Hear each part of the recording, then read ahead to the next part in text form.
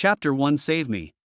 The first ray of sunlight in Fengcheng shines on the balcony of room 8888 of the CC Hotel. The curtains are not closed tightly, and the afterglow awakens Mu Yunfan's eyes. Mu Yunfan slowly opens his eyes and gets up, but feels aches and pains in his back and a feeling of being overdrawn. I feel so bad. Mu Yunfan, who was awakened by the urge to urinate, is about to go to the toilet. When he got off the bed, he was shocked by what he saw. The woman's purple pajamas were thrown on the floor in a mess, and her pants, which had holes in them from 3 years of wear, were lying on the floor in plain sight. Looking back, he saw a beautiful young woman, innocent yet mature, sleeping on the other side of the bed. Holy cow! Mu Yunfan quickly got up, picked up his torn pants, and sprinted to the bathroom. After washing his face with cold water and clearing his head, he sat on the toilet and began to recall what had happened last night. Last night, Mu Yunfan's cousin Mu Zhe said he wanted to bring him to meet an important client. When they arrived, they found out that they weren't there to discuss any business at all, but to drink and eat with a few rich women who weighed 250 kilograms. Although he wanted to refuse, he couldn't do anything about Mu Zhe's behavior. At the dinner table, the rich women kept praising him for being not only good-looking, but also in great shape, with the body of a pure male model. Of course, he always felt that these people were praising him for being exactly as they said. But after a few drinks, he felt dizzy and had an inexplicable sense of restlessness. He had originally thought about lying on the table and closing his eyes to rest for a while, but he didn't expect Mu Zhe to show unprecedented concern. Little brother, you can't hold your liquor. I'll have someone take you to room 8886 to rest for a while. That's a room the company has reserved for business people. Okay. When he arrived in the room, he collapsed directly onto the bed. He didn't want to talk or move, but just felt his body growing increasingly hot. Without thinking too much about it, he fell straight asleep. Although he vaguely felt that something seemed unusual about his entire body, he couldn't fight off the sleepiness. Before long, in the haze, he felt hands moving around his clothes.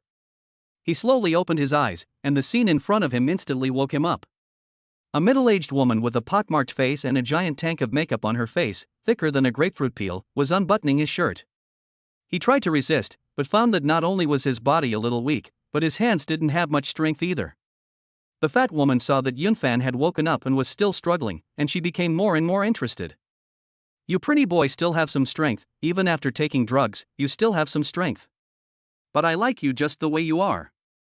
Ha ha ha ha ha ha ha ha. The fat woman was greasy, and she used her elephant legs to hold down his legs, and then took advantage of the situation to undo the buttons. His nose was prominent, his face handsome, and his naturally formed pecs were on full display. The fat woman salivated lewdly. This pretty boy is not bad at all. It's been a long time since I've enjoyed such a supreme piece of fresh meat. Today I'm going to torture you properly. She puffed Yunfan's pecs and prepared to pounce on him. No, I can't fail here. This is still my first time, and I can't let a woman like this ruin it. Yunfan clenched his fists and, with a forceful push with his legs, pushed the old woman off the bed. Then he planned to go straight out the door. Screw you, you little white face, you dare push me. The fat woman was instantly angry when she failed to get her way. Seeing Yunfan preparing to escape, she grabbed hold of his trousers. Sigh. Yunfan already felt lightheaded, and when he was pulled by the 200-odd kilograms of weight, he instantly fell to the ground. At this time, his pants were also ripped open. You little white face, you look so white and clean, but I never expected you to have so much strength. The fat woman became more and more excited instead. After saying that, she dragged Yunfan's 2 deadly fragrant muscle legs into the room. I must not be ruined by this kind of woman. A strong desire to survive suddenly made Yunfan come to his senses. He gathered his strength in his legs and used a leg technique that swept away the leaves, kicking the fat woman away. Ow wow. The fat woman held her belly full of fat and screamed. Now is the time. Yunfan took advantage of this opportunity to rush out the door and come to the corridor. But it seems that the leg technique had used up all his strength. Under the influence of the medicine, his body could only lean against the wall, and he looked at the room number 8888. Hurry and call the police for me. Yunfan slapped on the door and shouted heartbreakingly. The door opened after a short while. A woman with a cold temperament and wearing purple pajamas opened the door. Yunfan didn't see her exact appearance clearly before he collapsed. Hurry and call the police for me. Yunfan used his last bit of strength to say this before passing out. The woman looked cold and indifferent, staring at the man who had inexplicably appeared before her. Oomph, here comes another one. There have been so many good-looking men trying to get close to her, but this is the first time she's seen it done this way. The woman kicked Yunfan away with her jade foot, but when she saw his handsome face, her cold heart actually skipped a beat. So handsome, I've never seen anyone so handsome. But it didn't take long before her thoughts immediately calmed down, thinking that there was no need to care about such a big man. Just as the woman was about to close the door, she heard the fat woman shouting, "Young whiteface, you stop right there." The fat woman ran out in a hurry, one hand still rubbing her stomach that had just been kicked. Looking at Yunfan lying outside the woman's door, the fat woman was full of pride. Seeing this situation, the woman was also guessing what had just happened. Unexpectedly, such a handsome man is actually in that business. Chapter 2 Confronting. The fat woman came to the woman's door with a smirk on her face and said with a sneer, "Little girl, I advise you to pretend you didn't see anything. This is my man, right?" "Your man?" The woman snorted and just said coldly, her noble temperament involuntarily radiating out. "Although this man is in that business, since the other person doesn't want to, why force it?" At this moment, the fat woman's eyes were fixed on Yunfan lying on the ground, and she didn't care about anything else. Seeing that the woman was blocking the way, the fat woman originally wanted to swing her fist, but after taking a look at the room number 8888, which only the rich could afford, she was a bit hesitant. But her mouth wouldn't let her off. "You stinking woman, get out of my way, this idiot is mine, do you know who I am? Have you heard of the Wang family of Fengcheng?" The woman looked calm, not bothering to even look at her, but simply blocking her path. Seeing that the woman was unmoved, the fat woman continued to yell, "You stinking woman, you dare to compete with me for a man? Do you believe I will let you disappear from Maple City? Get out!" The woman looked at Yunfan lying on the ground, and then quickly raised her right hand. Pop! A firm slap hit the fat woman's face. A flawless palm print immediately appeared on the rough face.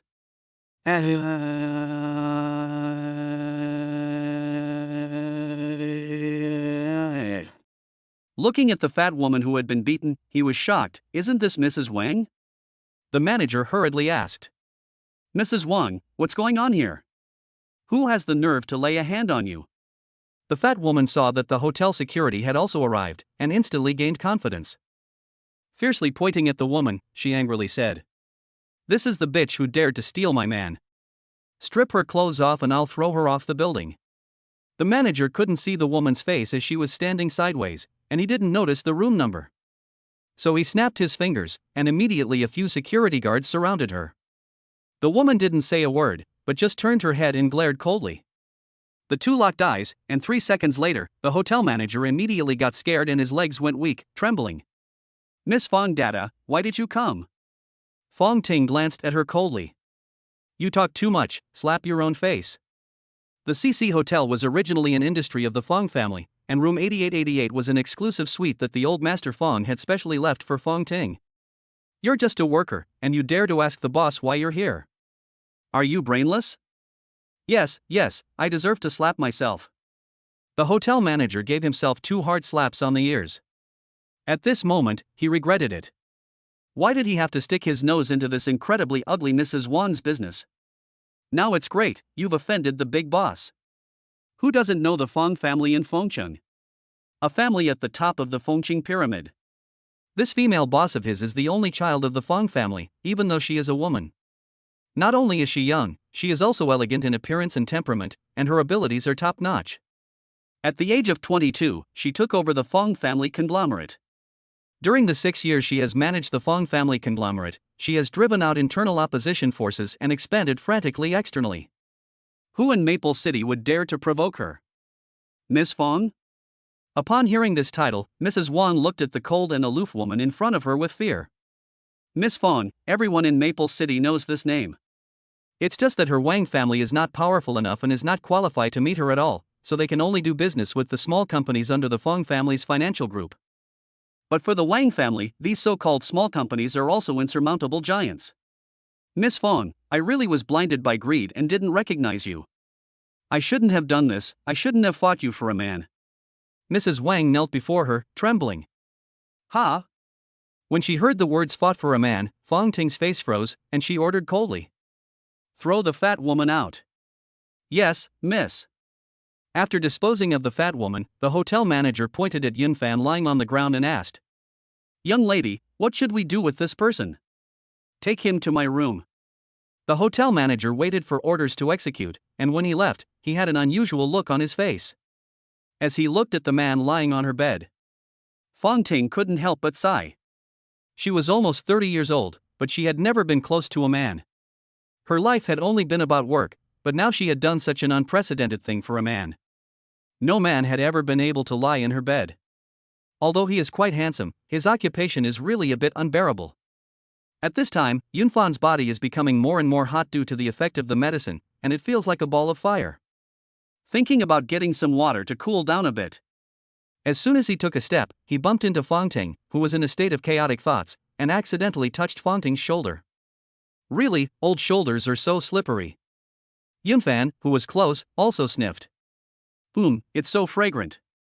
Confronting was taken aback and then blushed with shame. Does this man want to die? Not only did he pinch her, but he also sniffs close. Get out of here, Confronting snapped.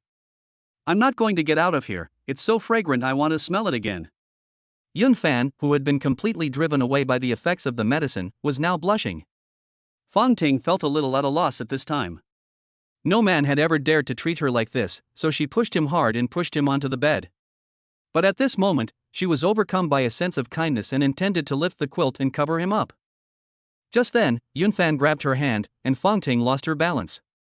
You stink, man, show some respect to me. Hey, I don't stink. Due to the effect of the medicine, Yunfan had completely lost his senses and had no idea what he was doing. His hands touched Confronting's waist, and she felt weak and vulnerable. Confronting was a little at a loss for what to do in this situation. Looking at the handsome face and model-like figure of the man in front of her, she also felt a little unable to resist. No, he's just that kind of person. Chapter 3 That night. Confronting struggled hard to break free from Yunfan's grip. But Yunfan squeezed her hand again, and she felt her body go limp and she fell straight back down.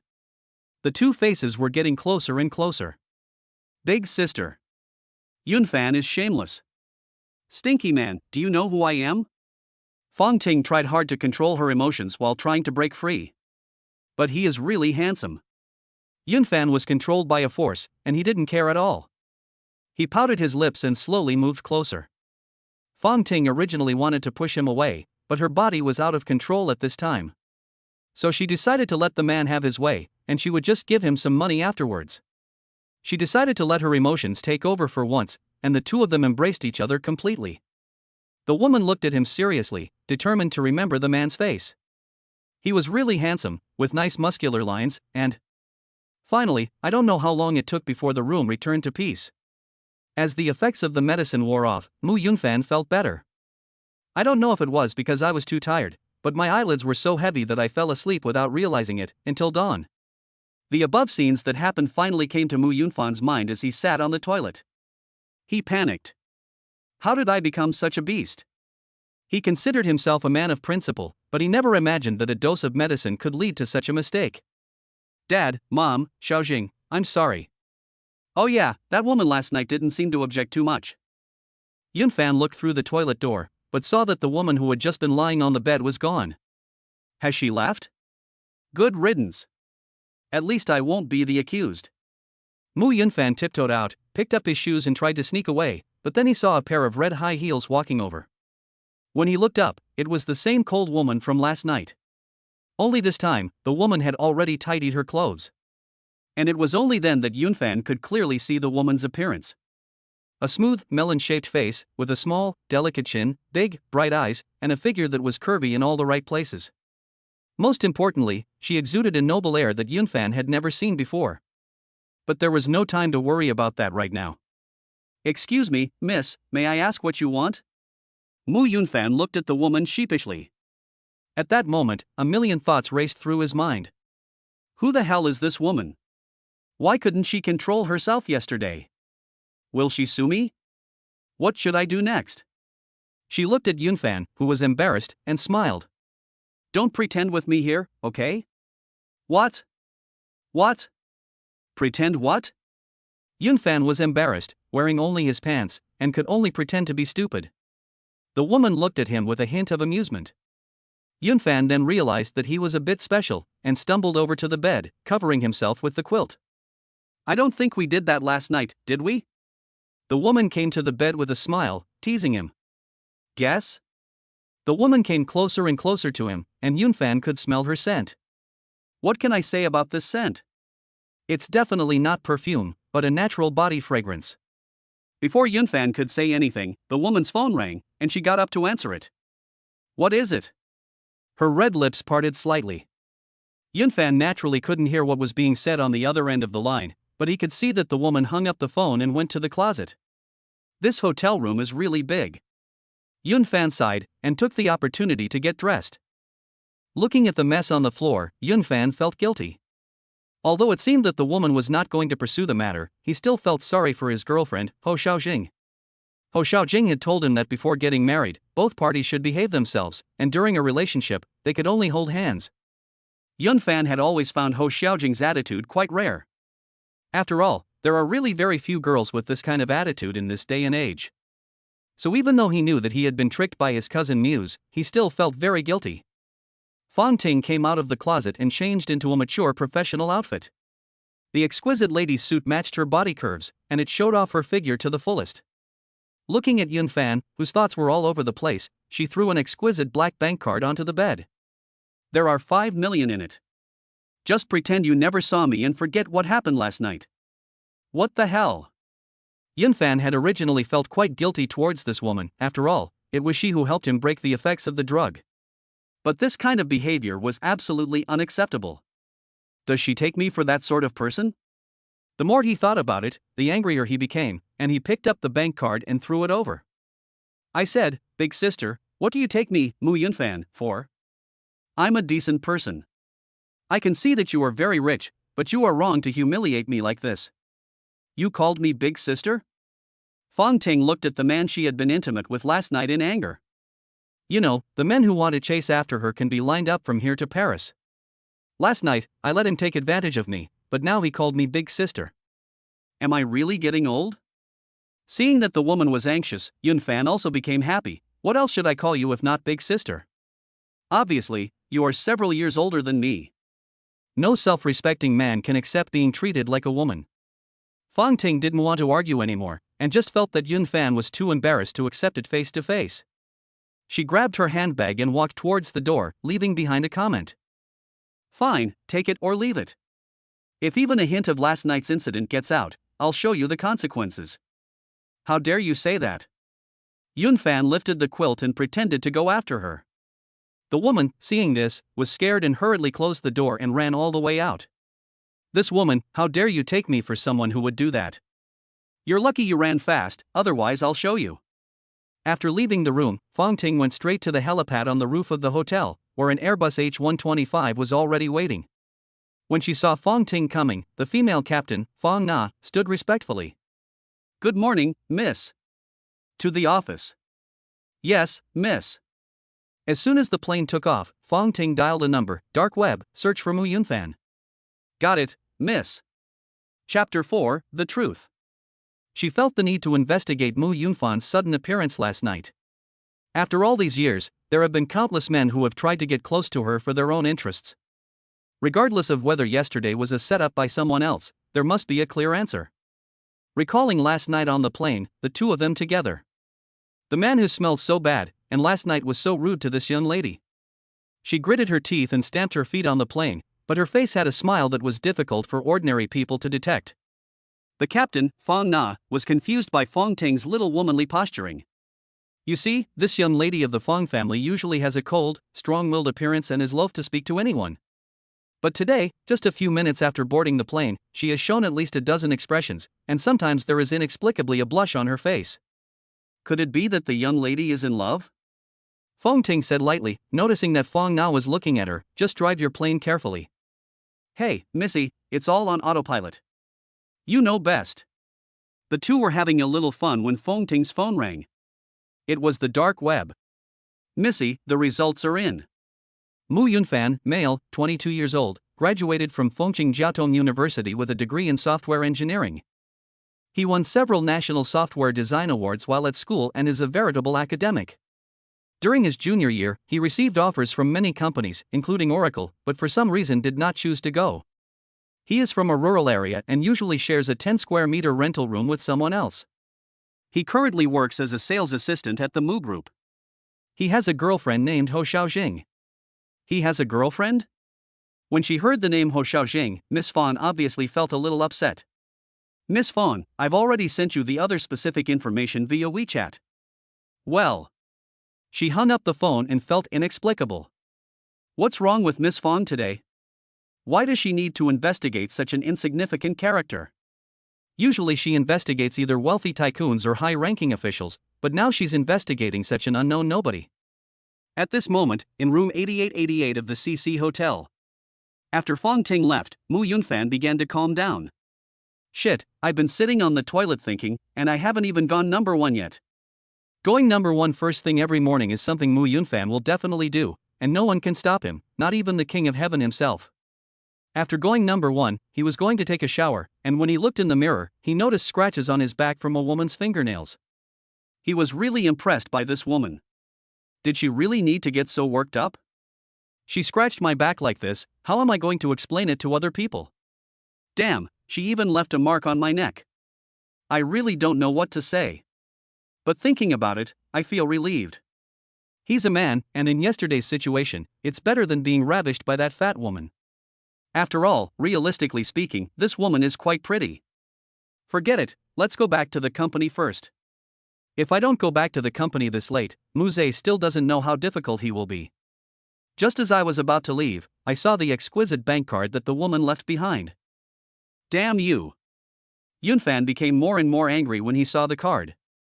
Thinking about the noble look on the woman's face just now, and the fact that she still treated him like that kind of person, Yunfan was furious. No way! Yunfan thought at this time, this card cannot be left here. If there is no 5 million yuan in this card at all, then when the time comes, he will not be able to explain clearly if he loses it. The worst thing is that he will be blackmailed instead. Go to the hotel reception must have her contact information. Hello, this card was left by guest number 8888. Can you tell me her contact information? The staff member smiled, pretended to do some work on the computer, and said, Sorry, we can't find the contact information for this guest. Inside, he despised her. Do you really want my lady's contact information? Do you have more than 300 yuan in this outfit? Forget it, I'll leave my contact information here. If this person comes to ask for the card, just give her this contact information. This is the only way to prevent blackmail. After leaving the hotel, Mu Yunfan took a taxi to the Mu Group. The Mu Group is a large Maple City company with real estate at its core, and it has more than 3,000 employees. When he arrived at the company, Mu Yunfan planned to go find Muse. This was agreed in the contract, and he had to report to Muse in person every day. When he arrived at Muse's office, he heard the secretary say that the person was in the small conference room making a phone call and had not come out for more than an hour. When he arrived in the small meeting room, he heard Muse talking on the phone with a silly grin on his face, and he had even turned on the speakerphone. My dear, what are you doing? Have you missed me? At that moment, a familiar voice came from the other end of the line. Brother Zay, of course I've missed you. I've booked room 1314 at the Hotel for today. Remember to come over, I've bought the clothes you like the most. You really know me, my dear. Muse laughed evilly. I hate it when I'm only like this in front of you. In front of that poor idiot, I'm like a saint. Mu Yunfan was furious. He never imagined that his cousin was having an affair with his girlfriend, Ho Xiaojing, and from the tone of his voice, it was obvious that the two had been together for a long time. The key was that the person he had always regarded as a good girl had such a dirty side. Brother Zay, when are you going to get rid of that poor deadbeat? I don't want it to go on like this, it's like we're stealing. Ho Xiaojing asked. Don't worry, it'll be quick. I drugged the guy yesterday, and I think he's still in Mrs. Wang's room and can't get out. Everyone knows that Mrs. Wang is notorious. Ho Xiaojing's smug voice came again over the phone, my method is still the best. I knew that as long as I drugged that poor bastard, he would never escape. Muse smirked, you are the clever one, my dear cousin. I, on the other hand, am just a pretty boy, born to be that. After this is settled, you can break up with him openly, and then you can come directly to my company and be my personal secretary. The two of us. Ho Xiaojing felt happy inside, but she still blushed and said, "Brother Zhe, you're so bad." As he listened to the two of them talking, Mu Yunfan's lungs nearly exploded. He knew that Mu Zhe was involved in yesterday's incident, and after all, there was a contract in the beginning, but he didn't expect that the idea actually came from Ho Xiaojing. He couldn't hold back anymore. With a bang, he kicked open the door to the meeting room. "You two are the worst, are you even human?" Mu Zhe was startled by the sudden noise and quickly hung up the phone. When he saw a red mark on Mu Yunfan's neck, he smirked lewdly. "Looks like you had a good time last night, I really envy you." Dong. Mu Yunfan directly pinned Mu Zhe down. "Are you a dog or a human? After all, we both have the same grandfather." "Humph, try it? Don't forget what you owe my family. If you dare to lay a hand on me, your paralyzed father will not even have the money to recover. And your mother will not even have the qualifications to sweep the floor in my family." Mu Yunfan was stunned and slowly released Mu Zhe. "Yes, the most important thing now is my father. Aren't you afraid that that bitch dares to do this to me, and next time if you meet someone richer, she will do the same to you? Piss off, who are you to compare with me? I can give Xiaojing an endless amount of money, can you?" Mu Yunfan snorted coldly, "Really two extremes, I hope you can last forever." After saying that, he turned and left. Watching Mu Yunfan leave, Mu Zhe's heart was filled with rage. Since childhood, he has always lived in the shadow of Mu Yunfan. Chapter 5, The Past. Leaving the meeting room, Mu Yunfan went directly back to his small rented room. His roommate had not yet returned. Lying on the bed, he recalled the conversation between Mu Zhe and Ho Xiaojing, and felt like the whole world had betrayed him. He wondered whether to call his parents, but didn't know where to start.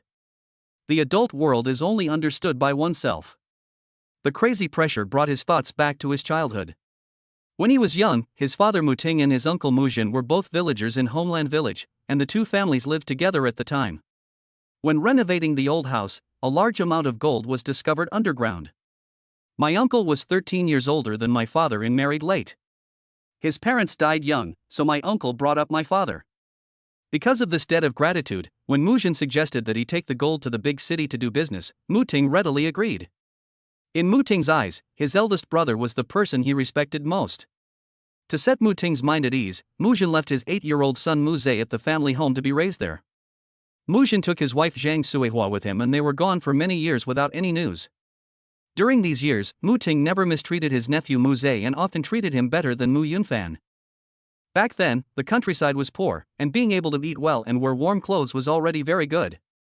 Whenever there was something delicious to eat, Mu Ting would give priority to Mu Zhe and only give the leftovers to Mu Yunfan. Of course, it was almost impossible to have any leftovers.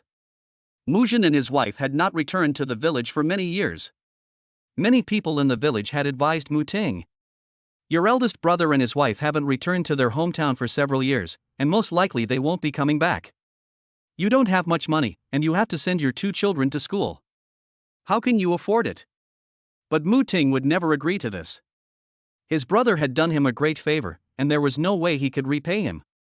"I would rather let Fan drop out of school than let Zhe not get an education." Mu Ting looked sadly at his son, full of remorse. That year, Mu Yunfan was 12 years old, just the right age to enter junior high school. Mu Yunfan, who did not go to school, still planned to teach himself. When he was busy, he would help his parents with farm work, and when he had free time, he would secretly go to school to attend classes. Mu Yunfan would take the textbooks that Mu Zhe brought home from school at the weekend and copy down every word with a pen, staying up all night doing so, in the hope of having his own set of textbooks. He was also studious, and even so managed to learn the knowledge of junior high school particularly well. When the village heard about this, every household contributed a little money so that Mu Yunfan could successfully enter the 3rd year of junior high school and sit the entrance exam. He lived up to expectations and was admitted to the best high school in the county with excellent grades. Mu Zhe, on the other hand, failed the exam. That year, Mu Jin, who had disappeared for 10 years, actually returned, driving a Bentley. He said he was going to take his son Mu Zhe to the best high school in Fengcheng. When he left, he only left 2,000 yuan for Mu Ting. "Hey, your uncle must be really busy. He'll come find us when he's done." Mu Yunfan didn't want to displease his father, so he just wanted to study hard. Even without his uncle, he felt that he could still provide a good life for his parents. After 3 years of hard work, he was admitted to the best university in Maple City Jiaotong University. On the day of his admission, his father accompanied him and also brought a pot of pressed tea oil from his hometown, saying that he wanted to send it to his uncle. Mu Ting didn't want to bother either, but after thinking about his son who would be studying in Maple City for the next 4 years, he also came with a thick face. When they arrived at Mu Jin's house, the father and son were dumbfounded by the magnificent mansion. Inside and out, it was over 600 square meters, an extremely luxurious 9-story villa. "Hello, uncle. This is Yunfan, isn't he a fine young man? I heard he's doing well in school too. I haven't seen you in a long time, I almost didn't recognize you." Mu Jin finished speaking and glanced at Mu Zhe, who was playing a game in the living room. He cursed under his breath. "That damned brat, all he does is chase after women and play games, what a waste of space." After pretending to be polite for a while, Mu Jin said with a concerned look on his face, "Brother, let Yunfan stay here in the future, we're all family, don't be polite." "Big brother, that's not necessary, I just brought Yunfan here to show him the way around, in the future if he has any problems at school, it would be enough to have an elder like you to help." Mu Ting also understood that the older brother in front of him was not the same as before. The father and son exchanged a few words at the door before Mu Jin sent them away, without even entering the house. What was even more unfortunate was that on the way back, the father and son were hit by a speeding sports car. Mu Yunfan was seriously injured, while Mu Ting was paralyzed. Since then, Mu Wei, the mother, has spent all her savings on the two of them, and has no choice but to ask Mu Jin for help. "Don't worry, sister-in-law, this is all family business. You should have come to me for help a long time ago. Big brother, I really have no other way out. If you can show mercy, I'm willing to work like a dog for you." Tian Wei was in tears. After settling this matter, Zhang Suihua was not happy. "Are you sick? Why did you save them? Aren't you afraid that your brother will ask you for money?" Mu Jin quickly smiled and said, "My dear, calm down first and listen to me carefully." After dismissing the family's servant, Mu Jin quickly whispered in Zhang Suihua's ear for a while. Zhang Suihua's eyes lit up, and she stopped pursuing the matter. "Is he really as handsome as you say? Why would I lie to you? I don't know how that kid grew up to be so handsome, and he has a great figure and good grades. You know, we're in real estate, so we have a lot of social engagements, and a lot of resources are in the hands of those rich women. As long as he can help us to serve those rich women well, our family will be able to get whatever we want in Maple City." "You're really mean, aren't you afraid of people stabbing you in the back?" Zhang Suihua laughed. "Who dares to stab me in the back, I'll stab his ancestors' graves first." After saying that, the two of them looked at each other and laughed. Mu Jin and his wife took Mu Zhe to the hospital to visit Mu Ting and his son. At this time, Mu Yunfan was already able to walk freely. This time, Mu Jin and his wife not only brought medical expenses, but also a contract. The contract stated that the money was lent to them by the couple, and that Mu Yunfan was required to work for the Mu Group after graduating from university to pay off the debt. As for the content of the work, it was not specifically stated. Now, the Mu Jin family is just using him as a tool. Chapter 6, Two More Pests. His thoughts woke him up. It was already evening, and his roommate Yifan had also returned. "You brat, you didn't come home last night, and I stayed in an empty house all night. Do you know that? By the way, you never stay out at night, so you're not with that girl Ho Xiaojing, are you?" As soon as he entered, Yifan had a whole bunch of questions. Yifan was his best friend in the world. They had been bunkmates in college, and after graduation they had rented a place together. Yifan, although he also has very little money, has a way with words that makes girls fall for him. He is also quite good looking, and has had more than 10 girlfriends in college. Seeing that Mu Yunfan is ignoring him, he mutters to himself, "I really don't know what you're thinking. You have such good grades, why don't you take the chance to go abroad? Look at me, now I can't even find a girlfriend, let alone a job." Mu Yunfan had just been thinking about the difficult situation at home, and before he knew it, he didn't want to pay any attention to Yifan's words. He lay on the bed and covered his eyes with his arms. Yifan, who had been fighting in the love arena for a long time, saw the clues. "Brother, you're not heartbroken, are you?" Mu Yunfan wanted to tell him about last night, but was afraid that his best friend would laugh at him for almost getting laid by a fat woman, so he couldn't bring himself to say it. Yifan saw this and understood roughly. He looked at Mu Yunfan with a face of comfort. Brother, I told you a long time ago that Ho Xiaojing is not a decent woman. How could there be a woman in her 20s who still guards her body like a piece of jade for her boyfriend? If she really liked you, she would have given it to you. Yifan got more and more excited as he spoke, and finally directly classified Ho Xiaojing as a scumbag. Fan Z, stop talking. I broke up with her. You're right, she really isn't a good catch. Yifan was shocked. Holy cow, you really broke up? You really valued her, didn't you?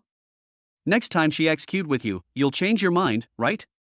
No way, we really broke up this time. This woman, got together with Muzha behind my back. On hearing this, Yifan was even more excited. Muzha? Your trashy cousin? They really are two of the worst. Hey, I guess that bitch only approached you to get to know your cousin, otherwise why wouldn't she even let you touch her? Let's go, I don't want to think about these unhappy things anymore. It's time to eat, I'll take you to a big restaurant for a good meal. As night fell, the Maple City Hotel was lit up, one of the most upscale hotels in Maple City. I said, Van Z, did you pick up some rich girl again and bring me to such a luxurious place? Since college, Yifan has often taken him to various high-end hotels to eat, and Yifan has always paid the bill. Mu Yunfan didn't want to come and often persuaded Yifan not to spend women's money all the time, but Yifan seemed to enjoy this life. Since he enjoys it, there is no need to spoil his mood, as long as he doesn't do anything immoral. After ordering a table of dishes, Mu Yunfan didn't have much of an appetite. Yifan pouted a big pig's trotter into his bowl. I said, buddy, what are you moping about? Eat this big pig's trotter. He accidentally glanced at the strawberry mark on Mu Yunfan's neck. Damn it, you brat, fess up, did you go to that kind of place last night? Mu Yunfan looked embarrassed. How could he have forgotten about the red mark? Get out of here, what are you talking about? Would I go to that kind of place? Besides, where would I get the money? After saying that, he sincerely nibbled on the big pig's trotter. Had ha. Seeing Mu Yunfan's dishonest attempt to change the subject, Yifan gave a lewd smile. The two of them ate and chatted about all kinds of interesting things from their university days.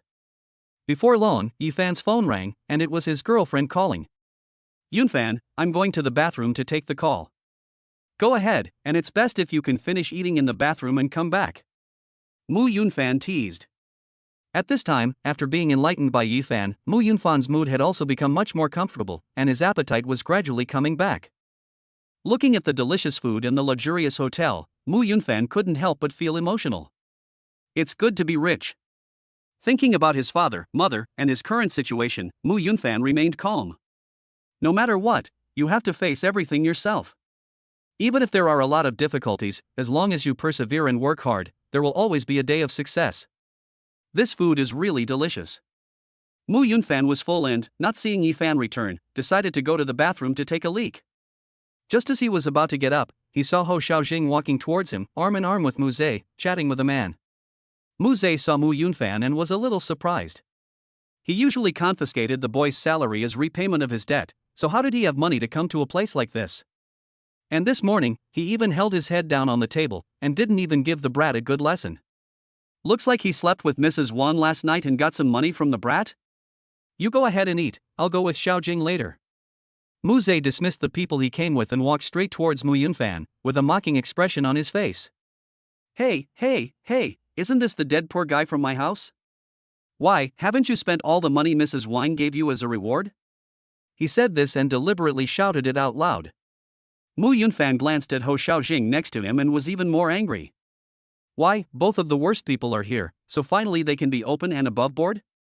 Mu Yunfan, who are you calling the worst? Ho Xiaojing was furious. Mu Yunfan's temper flared up again. Damn it, behind his back, the two of them fooled around, and now they dared to appear in front of him openly. How can this be tolerated? Pop.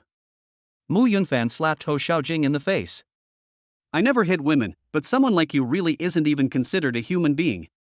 It's fine to fool around, but you also instructed Mu Zhe to drug him. This grudge must be avenged. Mu Zhe was completely taken aback and shouted angrily, You poor bastard, do you want to die? Ho Xiaojing also fanned the flames, saying, Brother Zhe, look, everyone is being bullied, so take his arm off. Mu Zhe protected Ho Xiaojing behind him and immediately tried to punch Mu Yunfan. Think carefully, I won't let you off today. Mu Yunfan's eyes widened. Mu Zhe was scared by this look and immediately didn't dare to act. Although he was 2 years older than Mu Yunfan had done farm work since he was a child and his physical fitness was much better than him. Comparing the two men's triceps, his was like a small bamboo stick. Moreover, he didn't bring a bodyguard with him today. If Mu Yunfan really beat him up regardless of the consequences, he would lose face. After hesitating for a while, he looked at the table where Mu Zhe had eaten and suddenly smiled. "You brat, you didn't come here to eat for free, did you? You ordered so much, don't tell me you have the money to pay the bill?" Just now, Ho Xiaojing had been slapped, which had attracted quite a crowd to watch, and now that he had said that, the hotel waiter also came over. "Hello sir, have you finished eating? May I take your order?" Mu Yunfan's heart sank.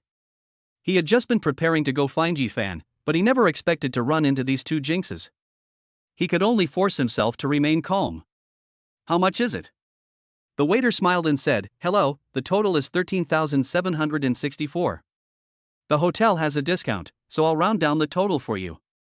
You only need to pay 13,000 yuan. Damn it, that's so expensive. Yifan sure knows how to order. But when you think about it, this is one of the most famous hotels in Maple City, and the price is reasonable." He took out his phone and looked at the balance, 2,783.62 yuan. Mu Yunfan shook his head in frustration. Mu Zhe crossed his arms and looked pleased with himself. "Humph, I knew you couldn't afford it, you poor bastard. Kneel down and apologize to Xiaojing 3 times, and then kneel down and apologize to me 3 times. Seeing as you're a Mu family member, I might be able to help you out." At this time, the people surrounding them all looked at Mu Yunfan with strange looks and made comments. "Stinky man, can't you use your card?" At that moment, a cold and aloof voice suddenly sounded. Chapter 7, Beauty Saves the Hero. After the voice sounded, a woman wearing a suit and a well-proportioned figure walked out. With her pretty face, charming figure, and noble temperament, even Mu Zhe was stunned. "Fong Ting." She frowned slightly, glanced at Mu Yunhan, who was feeling particularly awkward, and couldn't help but feel a little sorry for him. She had just heard the conversation between Mu Yunhan and the others, and felt that the man who had accompanied her last night was really unlucky. But this smelly man was really dying to save face and suffering for it. Didn't Carrie have 5 million? Why didn't he use it? She came up to Mu Yunhan and took his hand. Without saying a word, she just looked coldly at Mu Zhe and Mu Yunhan. Ho Xiaojing was furious. This was a demonstration to her. "Where did you get this woman from? Why, do you like the second-hand men that I discard so much?" She was going to curse even more harshly, but when she saw the noble temperament that the woman exuded, it was definitely impossible for her to be faking it. "Humph." Fong Ting glanced at her with disdain, then took Mu Yunfan's arm and planned to lead him away. Mu Yunfan was also stunned, and he smelled the familiar, enchanting fragrance again. "I said, big sister, why are you here?" Fong Ting frowned. This smelly man called her big sister in the morning, and now he's calling her again. "If you call me big sister again, I'll pull out your teeth." Seeing this, Mu Yunfan immediately closed his mouth tightly. No matter what, this woman is here to relieve his embarrassment today, so he should still show some respect. As he was about to leave, Mu Zhe and Ho Xiaojing immediately blocked his way. "Miss, I don't care who you are, just now this guy insulted my girlfriend, I must make him apologize." "Get lost." Fong Ting snorted, glaring fiercely at Mu Zhe. Mu Zhe was shocked by this aura, and his feet unconsciously shifted to the side. He didn't know why, but the aura exuding from this woman made him so fearful. Fong Ting took Mu Yunfan's arm and came to the front desk, coldly saying, "The bill for his table just now will be charged to my account." The staff were shocked, but they didn't dare to show it too much, respectfully responding, "Yes, miss." Who in the entire Fengcheng hotel didn't know her? Although they only knew that she was someone from the Fong group, every time she came to eat, she came in a helicopter. And every time she came, the hotel had to lay out a special red carpet for her, for fear of dust. Who would dare offend a woman with such connections? Outside the hotel, Mu Yunfan looked embarrassed, pretending to take his phone out of his pocket before putting it back in. "Beauty, thank you just now." She couldn't help but smile, before saying coldly, "Now your mouth doesn't stink so much." Hearing her called Beauty instead of big sister, Fong Ting's heart naturally blossomed. Although it is no secret that she is a beautiful woman, somehow she felt a flutter in her heart when he called her beautiful. Cough cough. "I will definitely return the money to you when I have the chance." Fong Ting's face was full of smiles, and 2 dimples appeared on her face. Mu Yunfan vowed that he had never seen such beautiful dimples in his life. "When are you going to return it? Can you return it today?" Fong Ting approached with interest, her eyes fixed on him. Yunfan was speechless, but inside he was a bundle of nerves. Fuck you, this woman can't be trying to. No, last night was an accident. If I really agree to let her pay back her debt with her body, what's the difference between that and prostitution? I can't let this woman look down on me. This morning I was still very virile. Don't even think about it, you stinky man, I don't want you. The woman became serious again. Fortunately, Yunfan's hanging heart also let go, and he planned to go back to the rental house. After a few steps, he remembered something else and came back to Confronting, still holding the black bank card in his hand. Here, I'll give you back the card. There's no way I'd take your card, I have my own dignity. Mu Yunfan understood at this moment that there might really be 5 million yuan in the card, otherwise the receptionist at the hotel would not have been so polite to the woman. Although he did need the money urgently, a lot of money was needed for his father's recovery and to get away from Mu Zhe and his family. However, a gentleman loves money, but takes it in the right way. Confronting was too lazy to take it, with her arms folded across her chest and her face turned to the side. If you don't want it, I'll just throw it in your face. Don't come to me if there are any problems. Looking at Mu Yunfan's serious expression, Confronting felt a little guilty. Perhaps she really would hurt the man's pride. But she was still as stubborn as ever. You stupid man, you don't want the money, are you stupid? I guess you can only find stupid girlfriends in the future. Pfft, even if I find a stupid one, I won't find a woman like you. Yunfan muttered. By the way, give me your VX number, and once I have the money, I'll transfer it to you right away. Confronting knew she couldn't argue with him, so she opened her VX and let Mu Yunfan scan the QR code to add him as a friend. Ho Xiaojing on the other side looked at the two people outside the hotel door with a grimace on her face. She wanted to call Mu Zhe a coward at this point. He was afraid to speak after being glared at by a woman who came out of nowhere. Mu Yunfan may be good looking, but he is a poor wretch, and she dumped him. Now he is being taken away by another woman right in front of her, which shows that he doesn't take her seriously. What is the point of following Mu Zhe? Isn't it because he is rich and powerful? Otherwise, who would look at him with his short and frustrated face? The more she thought about it, the angrier Ho Xiaojing became. She immediately pulled a hairpin off her head and quickly ran behind Confronting.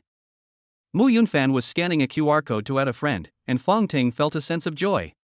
Because she saw that the comment the man in front of her had left for her was the most beautiful woman in Confronting. After adding the friend, Mu Yunfan looked up and was about to leave when he saw Ho Xiaojing raise her hairpin and stab it towards Confronting.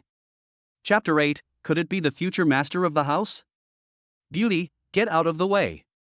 Mu Yunfan shouted, pushing Confronting away.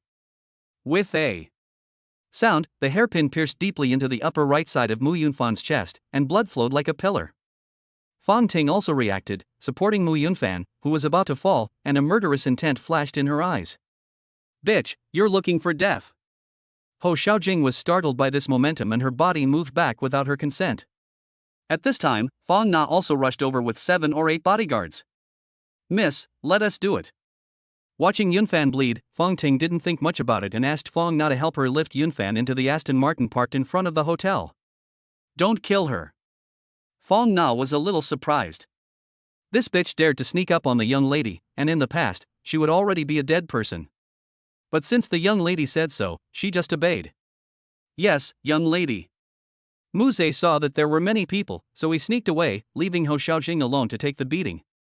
It was only after a while that the bodyguards stopped. Ho Xiaojing's face was swollen and bruised, and she wondered if Mu Zhe would still call her baby if he saw her now. On the minibus, Confronting's eyes were cold and fierce. It was hard to imagine such murderous intent emerging from the face of a woman of such stunning beauty. Dare to hurt my man, I will personally make you unable to survive or seek death. But at the moment, her heart was in turmoil. Hurry, go to Concord Hospital. Confronting's face was full of anxiety.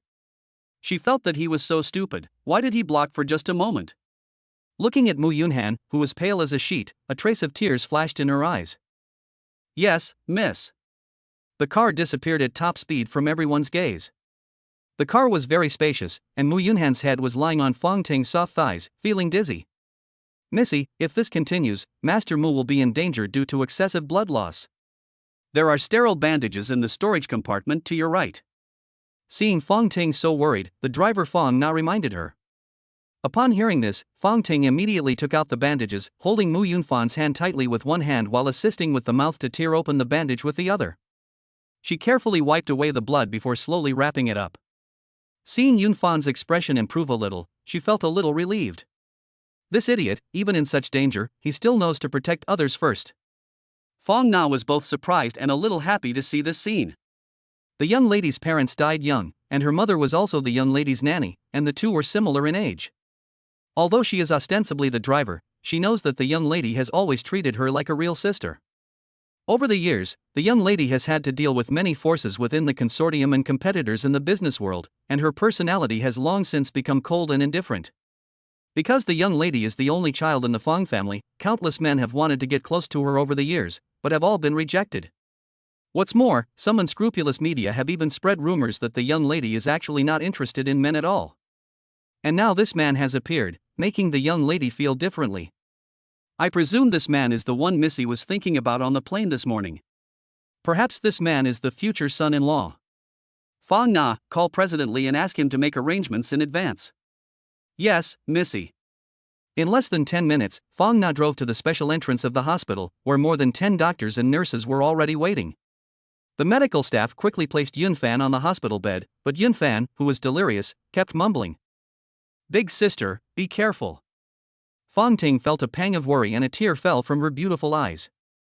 In the ward, President Lee personally presided over the surgery.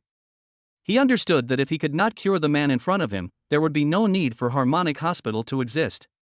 Harmonic Hospital is the most technologically advanced hospital in Maple City and a private hospital established entirely by the Fong family. Outside the operating room, Fong Ting paced back and forth. Don't worry, Miss Fong, President Lee will personally perform the surgery, so there's no problem. Fong Na reassured her. Fong Ting knew that, but for some reason, her heart just wouldn't calm down. With a creak, the door to the operating room opened, and President Lee emerged from it with a smile on his face. Fong Ting's anxious expression turned cold. Don't worry, Miss Fong, I've stopped the gentleman's bleeding. From the results, it can be seen that the hairpin did not injure the meridians. From the perspective, the person who committed the violence used a lot of strength. However, this young man's pectoral muscles are more developed than average, so the wound is not very deep. Don't worry, we not only have the most advanced medical treatments here, but also the most advanced medical beauty treatments. After he recovers from his injuries, give him a makeover and I guarantee there will be no trace of it. Hearing that there was no danger, Fong Ting's heart also eased a lot, and she gave him a cold look. You can keep your plastic surgery techniques to yourself. Then she asked, when will he wake up? He has been sent to the ward now, and if there are no accidents, he will wake up within 3 hours. But it is best to stay in the hospital for observation for a while. After all, the wound is still quite large, and if the medicine is not changed, the wound will become infected. I understand, lead the way. After Director Lee took Fong Ting to the special ward, he was called away by Fong Na. This old man, he has no sense at all. Can't he see what the young lady is thinking? Fong Ting stood by the bed, looking at the pale man. Even though he was wearing a hospital gown, he still looked handsome. Recalling the bits and pieces of last night when the two of them were together, and also the fact that the man had just suffered such serious injuries while trying to save her, a touching smile appeared on her cold face. Could it be that this man is really my destined one? Fong Ting's thoughts were flying all over the place, but then the phone rang. It was her grandfather calling. Oh no, I left work early today because I wanted to visit him, and now that this has happened, I've completely forgotten about him. Fong Ting respected and loved this old man very much. He was her only relative in the world. I'm sorry, Grandpa, but I have some important work here today, so I can't rush back to see you. I'll definitely go next time, Fong Ting said, still in a sweet, childish voice. Fong Ting says this with a cute, childish tone, as she is the only person she can find to pamper. The old man also treasures his granddaughter very much, but at this moment, he is also a little angry. Nizi, I told you to find a husband, so that you could have someone to help you out a little, right? You would also have more time to spend with your grandfather. Okay, Grandpa, you've said that many times already, I will definitely bring you a grandson next time. Fong Ting can only say whatever is pleasing to the ear to prevent Grandpa from getting angry. When did you ever bring anyone back when you said you would next time? If you don't find a husband, how can I rest assured? In case Grandpa is not around, you won't even have someone to rely on. Last week, the eldest son of the Jiang family returned from abroad, so you must go on a blind date this Sunday no matter what. Fang Ting is a bit annoyed, because every time she chats with Grandpa, she always has to worry about her marriage. The old man is helpless. In theory, his granddaughter is beautiful and has been with many outstanding young men, but none of them are good enough. He is really afraid that, as the rumors say, his granddaughter is actually a lesbian, and then the old Fang family will come to an end. If someone asks why you must get married and have children, do you have an imperial throne to inherit? Grandpa Fang can really say with confidence, our family does have an imperial throne to inherit. Okay, Grandpa, I promise to go on a blind date. I have urgent business here. We'll talk when I get home. Fang Ting quickly gave a perfunctory reply. As soon as she hung up the phone, Fang Ting fell asleep on the bed next to her. Chapter 9, The Young Lady Has Found True Love. Mu Yunfan, who had just finished in 4, felt much better. When he woke up from his sleep, he saw her standing next to his bed. He was shocked and took another look at his surroundings. Why did I come to a place like this with you again? He then immediately looked under the quilt to see if he was wearing any pants.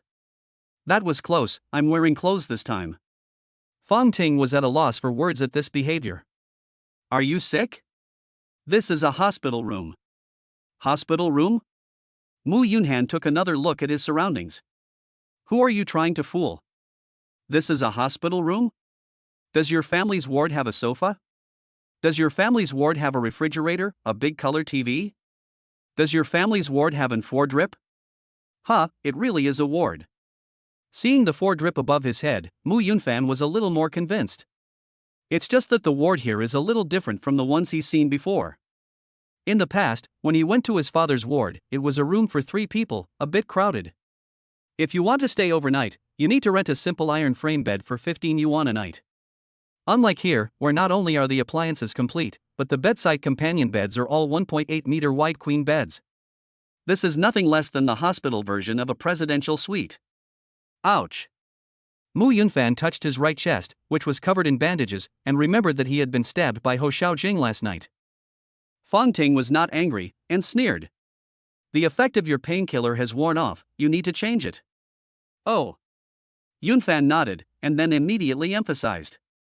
Let's get one thing straight, although it was my fault that Ho Xiaojing attacked you, I did save you, so you have to pay for the medical expenses. FCK.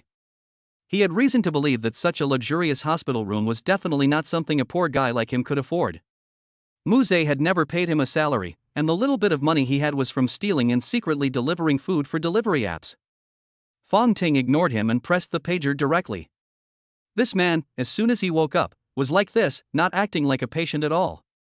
Shut your mouth, if you speak again, the wound will split open and don't blame me again. Mu Yunfan was startled by these words and quickly shut his mouth. Now your head doesn't feel dizzy, does it? Fang Ting suddenly asked softly. Fortunately, I think I lost too much blood yesterday, now my head doesn't feel dizzy, it's just my chest that hurts. But I don't think it's a big problem. I'll go after I change the medicine. Yunfan answered carefully. No, you need to stay in the hospital for observation. What if you get an infection? It's also more convenient for you to change the medicine here. Fang Ting was a little worried, so she spoke directly in an order-like tone. Forget it, I still have to go back. He didn't mean to save her the medical expenses, but the key was that yesterday, his mother Tianwei was still working as a maid in Mu Zhe's house. He had heard the woman give him a hard time when she took him away. If Mu Zhe took it out on his mother's head, that would be bad. In order to prove to this woman that there was nothing wrong, he deliberately squeezed the muscles in his chest. Nima, that really hurts. Fang Ting hurriedly stopped him. Stupid man, you're like this, and you're still showing off. Seeing that Mu Yunfan was determined to leave the hospital, Fang Ting had originally wanted to say, since you don't want to stay in the hospital, I'll take you back to my place to rest. But she couldn't bring herself to say it, and instead blurted out. You should drink more boiled water. How can drinking boiled water help your patient recover from such an injury? I'm really impressed by you, young lady. While the two were talking, Director Li personally led several doctors and nurses over. Young lady, I'm here to change the medicine for Master Mu. It'll be better after I change it. After saying that, he turned and left. The 2 young male nurses walked up to Yunfan with smiles on their faces. Master Mu, we're here to change your medicine, so please cooperate. Yunfan Mu had never met a male nurse before, let alone such a considerate one. Thank you. Okay. It was the first time the male nurse had seen such a polite VIP. You should know that everyone who comes to this hospital is rich, not to mention those who were staying in this top-level ward. In the past, he was often scolded, but seeing the young master being so polite, he happily started chatting. Young master, you are really blessed, this young lady stayed with you all night last night. The male nurse was very envious, although he didn't know who this young lady was. But to be personally received and operated by the director, how could she be an ordinary rich person? To be able to eat such delicious soft rice is the ultimate goal of many men. One night? Yunfan was taken aback. He didn't expect this woman to treat him so well. Could it be that she has a crush on me? After changing the medicine, no matter how the medical staff persuaded him, Mu Yunfan insisted on being discharged from the hospital. Confronting could not argue with him and had to compromise. Damn man, do you really not want to owe me? The two went out together, and Mu Yunfan felt a bit embarrassed. To say that he is very familiar with the young lady in front of him, it's been less than 2 days since they met. To say that they are not familiar, she took his virginity and saved his life twice. Well, thank you very much for your help these past 2 days, and I will pay you back when I save up enough money for dinner. Mu Yunfan broke the awkwardness. Confronting looked at Yunfan with deep affection, as if she didn't care at all. Why did you risk your life to save me? Don't you know that you would have put yourself in danger? I don't know either. It might have been a reflex. Besides, if it weren't for me, you wouldn't have been ambushed by that woman. Mu Yunfan was a little relieved. This young lady is obviously super rich. If she were to get into danger because of him, he could never pay her back with his life. He was a cheap life anyway, so it was no big deal to get hurt a little. Reflex? So if it were someone else, you would also save them? Confronting's beautiful eyes once again gazed at Yunfan. Of course, don't even mention a person, even if it's a dog, I would still save it. Mu Yunfan blurted out. His mind went blank for a moment before he realized he had said the wrong thing and quickly shut his mouth. Humph. Confronting glared at Mu Yunfan, displeased. This damned man, he actually compared her to a dog. The two left the hospital, and Confronting handed Mu Yunfan a set of keys. I've sent the address to your phone. This is one of my apartments. It's usually not occupied, so you can go there to recuperate for a while. But in her heart, she was thinking, you smelly man, how can you recuperate well in that 10 square meter rental room with such poor conditions? Mu Yunfan was taken aback and looked at Confronting teasingly. I said, young lady, you're not thinking of supporting me, are you? Upon hearing this, Confronting's face immediately turned red, and she looked at him viciously. Die, you stinking man, it's best if you die. After saying this, she immediately turned around and left. Fong Na, the driver hiding nearby, saw this and smiled like a kind mother. It seems that Missy has really found true love this time. Chapter 10, Shameless Family. After leaving the hospital, Yunfan thought about taking the bus to the Mu family to see them. After wandering around the neighborhood, she realized that there was no bus stop at all. It's strange that there would be a bus stop at a hospital like this, where only the rich come. Isn't this silly?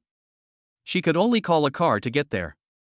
She opened her phone and found that there were more than 20 missed calls and more than 30 unread messages. They were all from her aunt, Zhang Suihua, and Mu Zhe. Yunfan clicked on the message with a heavy heart.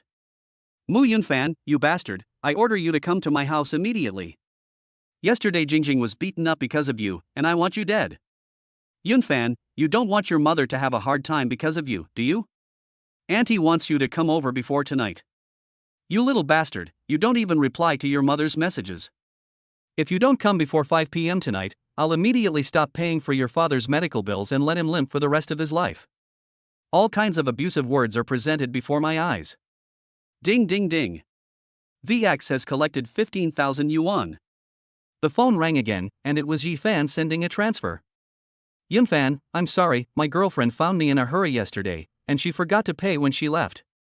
When I went back, I found that you had already left. I said I would treat you to dinner, so please accept this. I'm going to stay at my girlfriend's place for a few days, so I'm not going to go back to sleep. Don't miss me too much at night. Yifan felt a little embarrassed. He knew that Yunfan was being exploited by the Mu family and didn't have much money at all. In contrast, Yunfan felt a little cold at heart. His good friend Yifan could be so kind to him, but his own family, the Mu family, didn't treat him as a human being. His mother worked as a migrant worker in the Mu family, so he had to go over there. He immediately dialed Zhang Chuihua's phone number. "Auntie, this is Yunfan. Yunfan, are you okay? We heard you were injured yesterday, and your uncle and I were worried sick. Have you been discharged from the hospital yet? Have you felt better? We'll be home tonight, and your uncle and I have asked the servants to cook something delicious for you to help you recover." Yunfan was a little taken aback by this sudden show of concern. Usually, this aunt called him a bastard and a scum, and often picked on his mother Tianwei. What's gotten into her? No, there must be some kind of trap waiting. Mu Yunfan knew it in his heart, but even though he knew it was a trap, he had to jump in. "Okay, Auntie, I'll be right back." Mu family villa. "Mom, why are you being so polite to this bastard? He's just a dog in our family. I must avenge Jingjing for last night." Mu Zhe was furious, wondering if his mother had gone mad. Zhang Suihua stroked Mu Zhe's head and smiled sinisterly. "My dear son, what do you know? You're just jealous. Your cousin has the build of a natural-born stud. Tonight, a director in charge of land affairs is coming to my house.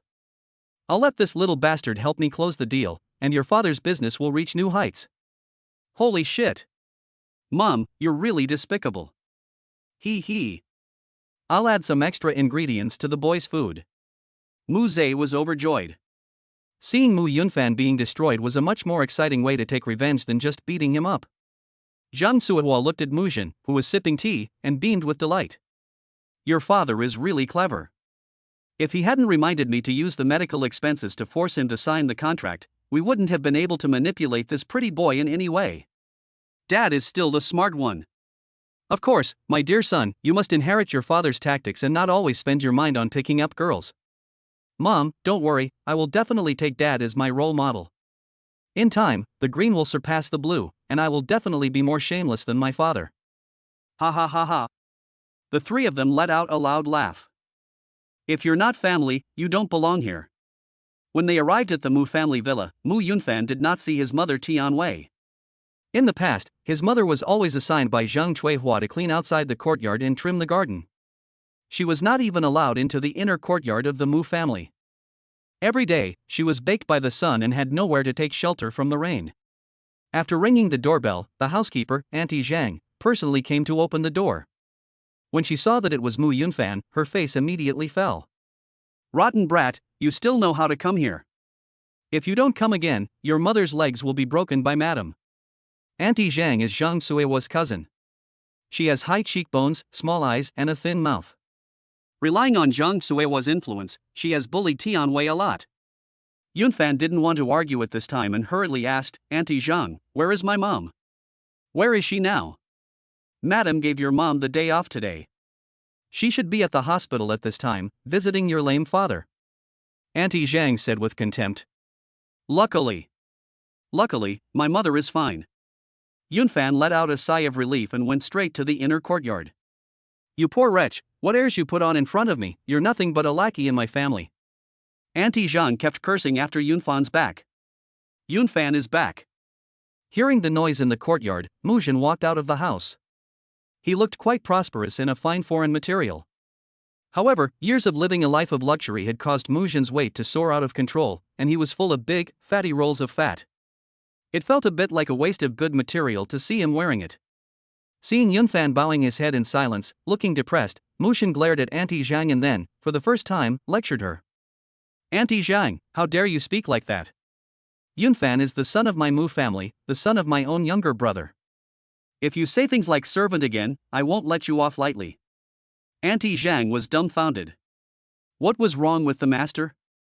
She was Zhang Suihua's cousin, and normally the master treated her politely. But today, he scolded her for such a trivial matter. However, she did not dare to ask any more questions, and could only respectfully walk up to Mu Yunfan, with a face full of flattery. Young master, I'm sorry, my mouth is too foul, please forgive the small person. Mu Yunfan naturally knew that Mu Jin had a different reason, so he simply responded. It's fine, Auntie Zhang. I'm grateful that you don't bully my mother, and I really don't dare to let you apologize. Mu Jin's face tightened, and he made a face to tell Auntie Zhang to go away. Yunfan, Zealer said that you were injured last night, are you okay? Mu Jin asked like an old father. I'm fine. Yunfan acted carefree. His heart was full of doubts. Has this old man gone crazy? How did he know that my father is your younger brother? I'm glad you're fine. I was worried that something had happened to you. How will I explain this to your father? After Mu Jin finished speaking, he waved his hand to indicate that Yunfan should go inside. Uncle, is there something you can't say outside? Yunfan was still a little on his guard. He always felt that the old man didn't have any good intentions. You'll know once you come inside with me.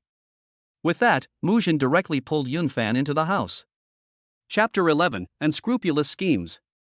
Once inside, Zhang Suihua was waiting with a smile on her face. Yunfan, come and sit down.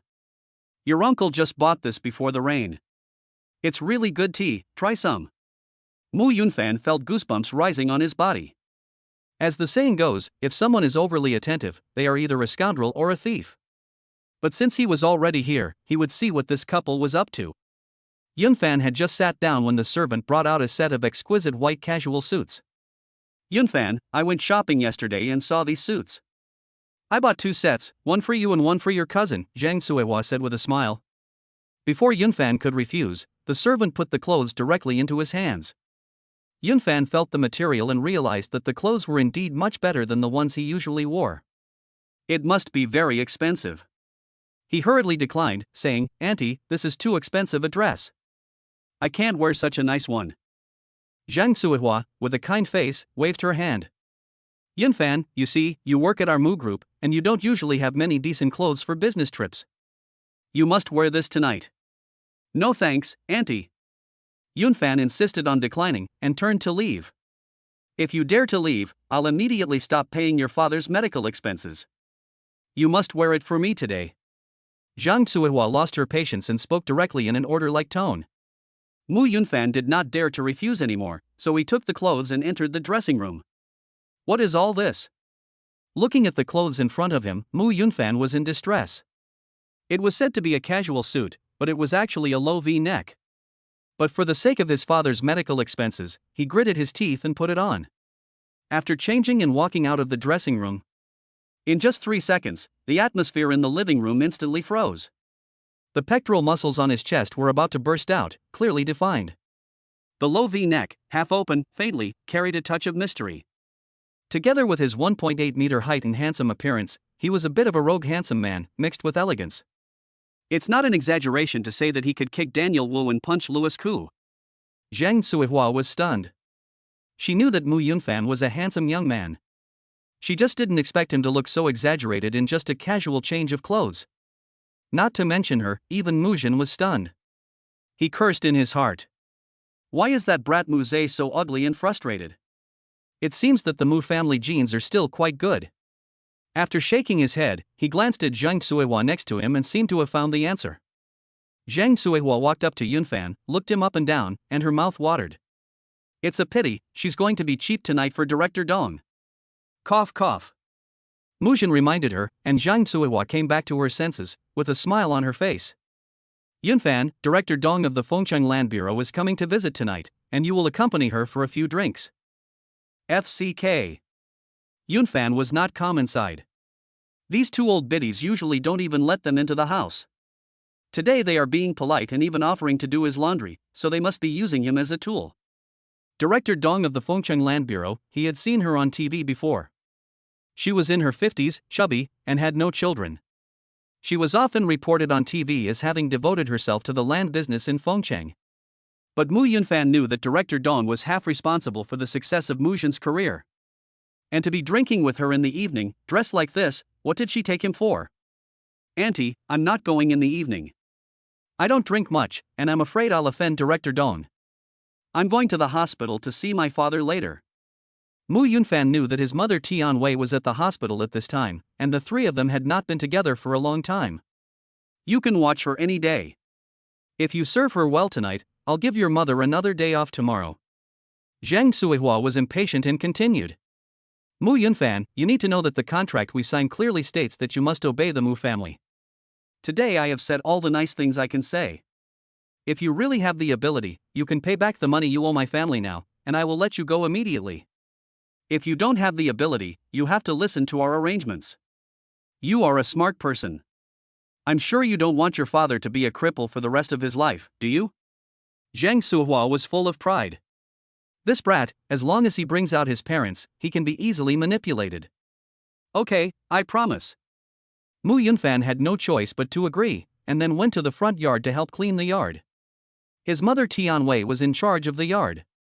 Today she took the day off, so she could relax a bit when she came back tomorrow. Unexpectedly, after not working for long, he saw Mu Zhe drive in a sports car. I wondered who it was, and it turned out to be you, you poor bastard. What, do you know that you have to serve Director Dong tonight and can't stop having fun, so you came here to work? Mu Zhe had a look of schadenfreude on his face. You deadbeat, what are you talking about? Yunfan pointed with the broom. Every time I think about being drugged, I get so angry. Mu Zhe snorted, saying, You're pretending to be innocent here, but everyone knows that you were favored by Mrs. Wang the night before last. How was it? The feeling of being an old A8 wasn't bad, was it? By the way, I heard from someone at Wang's group that Mrs. Wang still hasn't returned home yet. You're not addicted to it and hiding her, are you? Ha ha ha ha. Shit. Mu Yunfan smashed the broom directly onto his head. The convertible car had no windows, and a pile of rubbish stuck directly to Mu Zhe's head. This is really low, he obviously teamed up with that little bitch to drug him, and now he's mocking him? Bah, you dead bastard. Mu Zhe spat and got off the sports car. He originally wanted to hit him, but seeing Yunfan's aggressive appearance, and comparing his height and muscles, he immediately dared only to attack with words. You little bastard, do you believe you won't make it through the night? Humph, you probably don't know, but Director Dong has a special fetish. As he said this, Mu Zhe's smile gradually became lewd. Seeing this lewd smile, Yunfan couldn't help but shiver. During his year at Mu's group, he had also heard of this Director Dong. On the surface, she was a very proper woman, but she had a special hobby that ordinary people didn't know about. I heard that someone had invited her to dinner and had someone accompany her in drinking. Unexpectedly, a few days later, the person who accompanied her in drinking committed suicide by burning charcoal at home. No one knows what really happened that night. And it is said that this Director Dong is very capable in Fengcheng. Therefore, no one dares to mention it. Right, isn't this the kind of thing you like? Maybe this Director Dong is just right for you.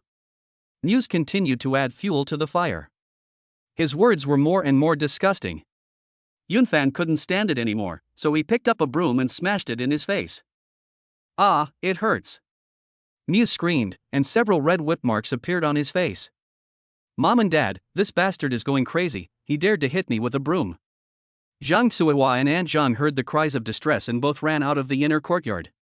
Chapter 12, A man should be able to hold his head high and let go with ease. Zhang Suihua looked at her beloved son with a face full of love, her eyes filled with anger, and she turned around and yelled. You damned bastard, don't you want to live? How dare you lay a hand on my precious son in my home? The contract only says that you will work for your family, and I can drink with Director Dong a few times, but if there are any other unreasonable demands, there is no way I will agree to them. Mu Yunfan's eyes were firm. You really don't know how lucky you are. Director Dong is a big shot in Maple City, and you're lucky to be able to serve such an important person. I'm not that lucky. I'm just an ordinary person. Your son is lucky. Let him go. Zhang Suihua was annoyed and glanced at Mu Zhe's appearance. For a moment, she didn't know how to respond. At this time, Mu Zhen heard the noise and came to the front yard. After looking at Mu Zhe, who had a few bruises on his face, he directly picked up a glass of water and threw it at Mu Yunfan. Ah, it's hot. Mu Yunfan didn't react in time, and he was already injured, so he was also scalded by the hot water. Mu Zhen didn't care and continued to yell. You little brat, you've really gone too far. Your father has to act like a loser in front of me, and you still dare to lay a hand on my son. If it weren't for the fact that you're still somewhat useful, I'd beat you to death. The hot water seeped through the gauze, and a little blood trickled faintly from the wound. Zhang Suihua immediately stopped Mu Zhen upon seeing this. Don't let him hurt him, because Director Dong is coming tonight. If it's broken, the permit for the land in the east of the city won't be issued. Director Dong had long heard that the Mu family had a nephew who looked like a male model, and had always wanted to come to the Mu family for dinner and take a look. Finally, there was an opportunity for the Mu family to apply for a permit for a piece of land in the east of the city, so they discussed it with Mu Jin, and if they could make her happy, the permit would be issued. Director Dong's reputation in the industry is well known, so Mu Jin knows what she is thinking. Since it is Mu Yunfan who will suffer, she does not hesitate to agree to this request. He is just a brat from the countryside, and there is still a contract with him, so there is nothing he can do to cause trouble. Director Dong has mentioned Mu Yunfan's name at tonight's dinner, so there really can't be any changes at this critical juncture. After the couple has discussed it, they give the order. Auntie Zhang, lock this brat in the room reserved for Director Dong in the backyard tonight and don't let him out. Yes, sir and madam. I definitely won't let this brat get away. Auntie Zhang had previously been asked to apologize to Mu Yunfan, but now, seeing this situation, she smiled sinisterly. Auntie Zhang instructed the two chauffeurs to tie Mu Yunfan to the side of Director Dong's bed. The room was large and decorated in a garish manner, and even the bedside lamp had been deliberately replaced with one of a muted hue. It was clear that Mu Jin and the others were very concerned about what had happened today. Mu Yunfan was tied up tightly at the moment, and the wound on his chest felt like it was splitting open, which made him feel extremely uncomfortable. Seeing that Auntie Zhang was sitting in front of him with a stool, after a moment of contemplation, he whispered, Auntie Zhang, can you untie me? My chest hurts. This brat was so arrogant just now, daring to hit the young master, but now he is so submissive. Auntie Zhang was afraid of being tricked and refused directly. Rotten brat, don't pretend to be pitiful and play tricks on me here. The master and mistress said that you cannot be allowed to run away. Seeing that the old woman was so vigilant, Yunfan smiled sincerely again. Auntie Zhang, I didn't want to play tricks. I just figured it out just now. I plan to agree to the request of my aunt and uncle and accompany Director Dong tonight. They are right. Director Dong is a big shot in Maple City. Many people want to curry favor with him, but they don't have that kind of luck. I'm from the countryside, I have no money and no influence. This is really a good opportunity to get my career started. Besides, I have a wound on my chest. There are still more than 2 hours before the dinner. If you keep tying my hands like this, how will I have the strength at night? Mu Yunfan tried to sound as humble as possible. Besides, if I serve Director Dong well, I can pay for my father's medical expenses. And as you know, Director Dong has no husband. If she takes a fancy to me, then I will become the master of the Dong household. If that day ever comes, I will definitely repay you for your kindness today.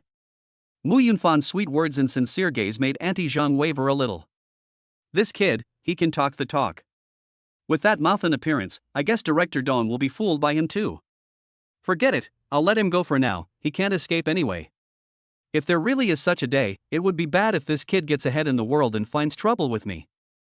Auntie Zhang smiled politely at this point. It would be better if you figured it out sooner rather than later, why suffer like this? You are a man anyway, so it doesn't matter if you lose a little in that area. Men, they need to be able to take it and let it go. I'll untie you now, and if there really is such a day in the future, don't forget Auntie Zhang's kindness. Mu Yunfan was too lazy to argue with this chameleon, and responded with a smile. Auntie Zhang, you're right. If I become successful, I will definitely respect you as an elder. Hearing this, Auntie Zhang's heart warmed. Her several husbands had divorced her because they couldn't stand her meanness, and she had no children. Hearing someone treat her as an elder, she felt warm in her heart. You brat, this is really a kind remark. Auntie Zhang, I will untie you now. In the Mu family's living room, a dozen servants were lined up in 2 rows, all wearing red clothes, and the floor was covered with a red carpet. Mu Jin, his wife, and Director Dong sat around the big table, chatting happily. Mu Jin was very tactful. He was a man, and Director Dong was a woman, so he asked Zhang Suihua to sit with Director Dong, while he sat across from her. Director Dong had changed her usual TV appearance. Her regular black glasses had been replaced with gold-rimmed red glasses. She had lipstick of an unknown shade on her lips, and she was wearing a flashy dress. It was obvious that she had come prepared, but the age spots on her face were still very obvious, as if no amount of powder could cover them up. Zhang Suihua smiled flattery. Director Dong, you are so beautiful, when compared to you, I look like a weed by the roadside. You are a blooming flower. Mu Jin also chimed in. Director Dong, with your qualifications, it is something that none of us can even dream of. Last time my niece Yunfan even said you were her dream man. Director Dong seemed to like this, and she smiled directly with a grin, thinking that she was also extraordinary in beauty. When she heard the word Yunfan, a ripple went through her heart, but she pretended to be calm. Yunfan? Isn't he the young talent in your family? Where is he? Come over for dinner together. Chapter 13, Seeking the Scriptures. Dong Shujing pretends to be serious, and Zhang Suihua smiles wickedly inside. Dong Shujing hasn't even reached the agreed time for dinner, but she's already here early. Who doesn't know what she's thinking?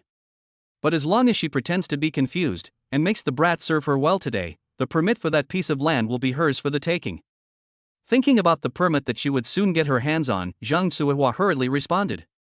Director Dong, I just sent someone to the backyard to get him. And he will definitely have a few drinks with you later, and we can exchange ideas in the evening. Zhang Suihua originally wanted to say directly that Mu Yunfan should serve you well, but after observing the situation, she immediately changed it to exchanging ideas. Director Dong, whose heart was like a mirror, covered up his excitement and said with a straight face, adjusting his glasses. We really need to exchange ideas. People like us can't keep up with the times, and we should learn from the younger generation. Director Dong paused for a moment, then continued. Some time ago, my unit had a physical examination, and many young people couldn't even do 30 push-ups. These young people need to exercise more, because they are the future of Fengcheng. Muzhin understood immediately and immediately responded with a smile. Director Dong, you don't know, my nephew is famous for being in good health. With those muscles, that physique, and that appearance, not to mention 30 push-ups, he could do 50 pull-ups without a problem. Director Dong was beaming when he heard this. That's good, this kind of young person really should learn from him. Seeing that the time was right, Zhang Suihua immediately poured a cup of tea and brought it to Director Dong's table, smiling and saying, Director Dong, what do you think of the land grant for the plot in the east of the city? Director Dong took the teacup and said solemnly, that plot of land, as you know, is coveted by many major companies in Fengcheng. And even if it were given to you, there are still many procedures to go through. Zhang Suihua's heart sank. This Director Dong was not going to budge until he got what he wanted. Immediately, she smiled again and said, Director Dong, if you don't mind, you can stay with Yunfan tonight and have a long chat. I have already asked the servants to prepare a room for you, and Yunfan will be here soon. Director Dong's eyes lit up, but he immediately gathered his emotions. Although many companies want that piece of land, I still think that only your Mu group has the deep pockets and is more capable. As for the procedures, let's keep it simple. We're all here for the development of Maple City's infrastructure. Oh, Mr. Dong, you're so kind. The Mu group will definitely not let you down. The couple thanked him, and Zhang Suihua leaned into his ear and whispered. Mr. Dong, I've arranged for your room to be in the backyard, where no one will go. Director Dong lifted his teacup, his hands trembling, and he couldn't wait to skip the meal. Muzhin and Zhang Chuihua also lifted their teacups, exchanged a lewd smile, and looked at each other. Master and mistress, it's bad, the backyard. Nanny Aizhen ran into the living room panting, breaking the peace. Damn girl, what are you screaming for? Can't you see Director Dong is here? I told you to go get Master Yunfan, where is he? Zhang Suihua glared at her fiercely, took Aizhen's hand and walked over to the side, hinting for her to keep her voice down. Madam, Master Yunfan, he ran away and even tied Auntie Zhang to the bed frame. What? Zhang Suihua immediately brought the two chauffeurs to the backyard. Looking at Auntie Zhang tied to the bed frame, Zhang Suihua was furious. Worthless, truly worthless, unable to even watch over one person, how long has it been since he ran away? Your servant begs your pardon, madam, but that brat has probably been tying me up for half an hour. Auntie Zhang looked aggrieved. She never thought that Mu Yunhan's mouth would suddenly become so sweet, and that he was actually trying to escape. Half an hour? Zhang Suihua panicked a little. Director Dong was still waiting outside. If she found out that Mu Yunhan had run away, she would never think about approving the permit. A plan came to mind, and after looking at the young driver standing to her left, who was not bad looking, a smile appeared on her face. On the other side, Mu Yunfan ran all the way after escaping from the backyard of the Mu family. He had previously gone to great lengths to say a bunch of nice things before Auntie Zhang untied him. While Auntie Zhang let her guard down, he overpowered her and tied her to the bed frame. Although this process caused the wound to split even more seriously, there was no time to worry about that right now. There were usually very few people in the backyard, so in order to put Director Dong's mind at ease, Zhang Suihua deliberately sent away the servants there and repeatedly ordered them not to go near the backyard, which gave Yunfan the opportunity to escape. There was only one iron gate in the backyard, but the wall was 3 meters high. Fortunately, there was abandoned furniture and other miscellaneous items, so Yunfan ran out from the inside, holding back the pain of the split wound. The only direction after he came out was Fengcheng People's Hospital, where his father was. Fortunately, his mother was there as well, so the three of them could just run for now. Yunfan didn't dare to stop for a moment, even though the wound was getting more and more serious, and the blood was slowly soaking the bandage. These clothes that Zhang Suihua gave him were really killing him. The tight suit pants made it impossible for him to take big steps. Mu Yunfan had originally thought that he could call a taxi with his phone, but he found that there had been no drivers taking orders. If you have to run a little further, it seems that there won't be any online car hailing near this villa area. The wound was getting bigger and bigger, and it was also getting more and more painful. His physical strength was also a bit unable to keep up. He ran for a long time, but still couldn't see a taxi. Yunfan was a bit frustrated and muttered, "It's getting dark soon, and if this goes on, I don't think Zhang Suihua will be able to control my parents before I can run to the people's hospital." He found a grassy area sheltered by trees and sat down to catch his breath. The intense exercise had caused the blood in his chest to flow down to the side of his pants. The heavy blood loss was making his body feel increasingly uncomfortable.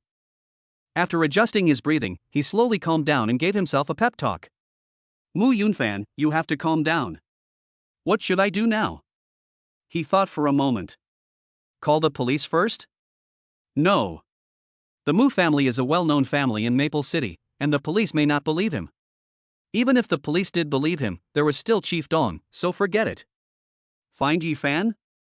No good there either.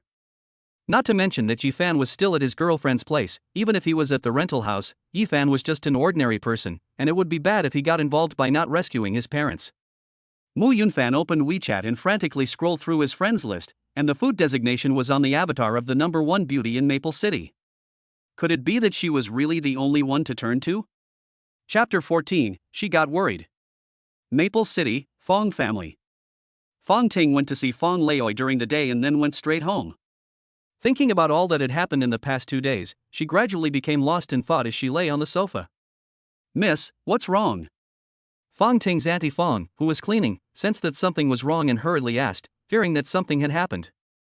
"Nothing, just thinking about something." Fong Ting blushed. Auntie Fong is Fong Na's mother and also Fong Ting's nanny when she was little. Fong Ting's parents passed away early, and her father was a man, so there were many inconveniences.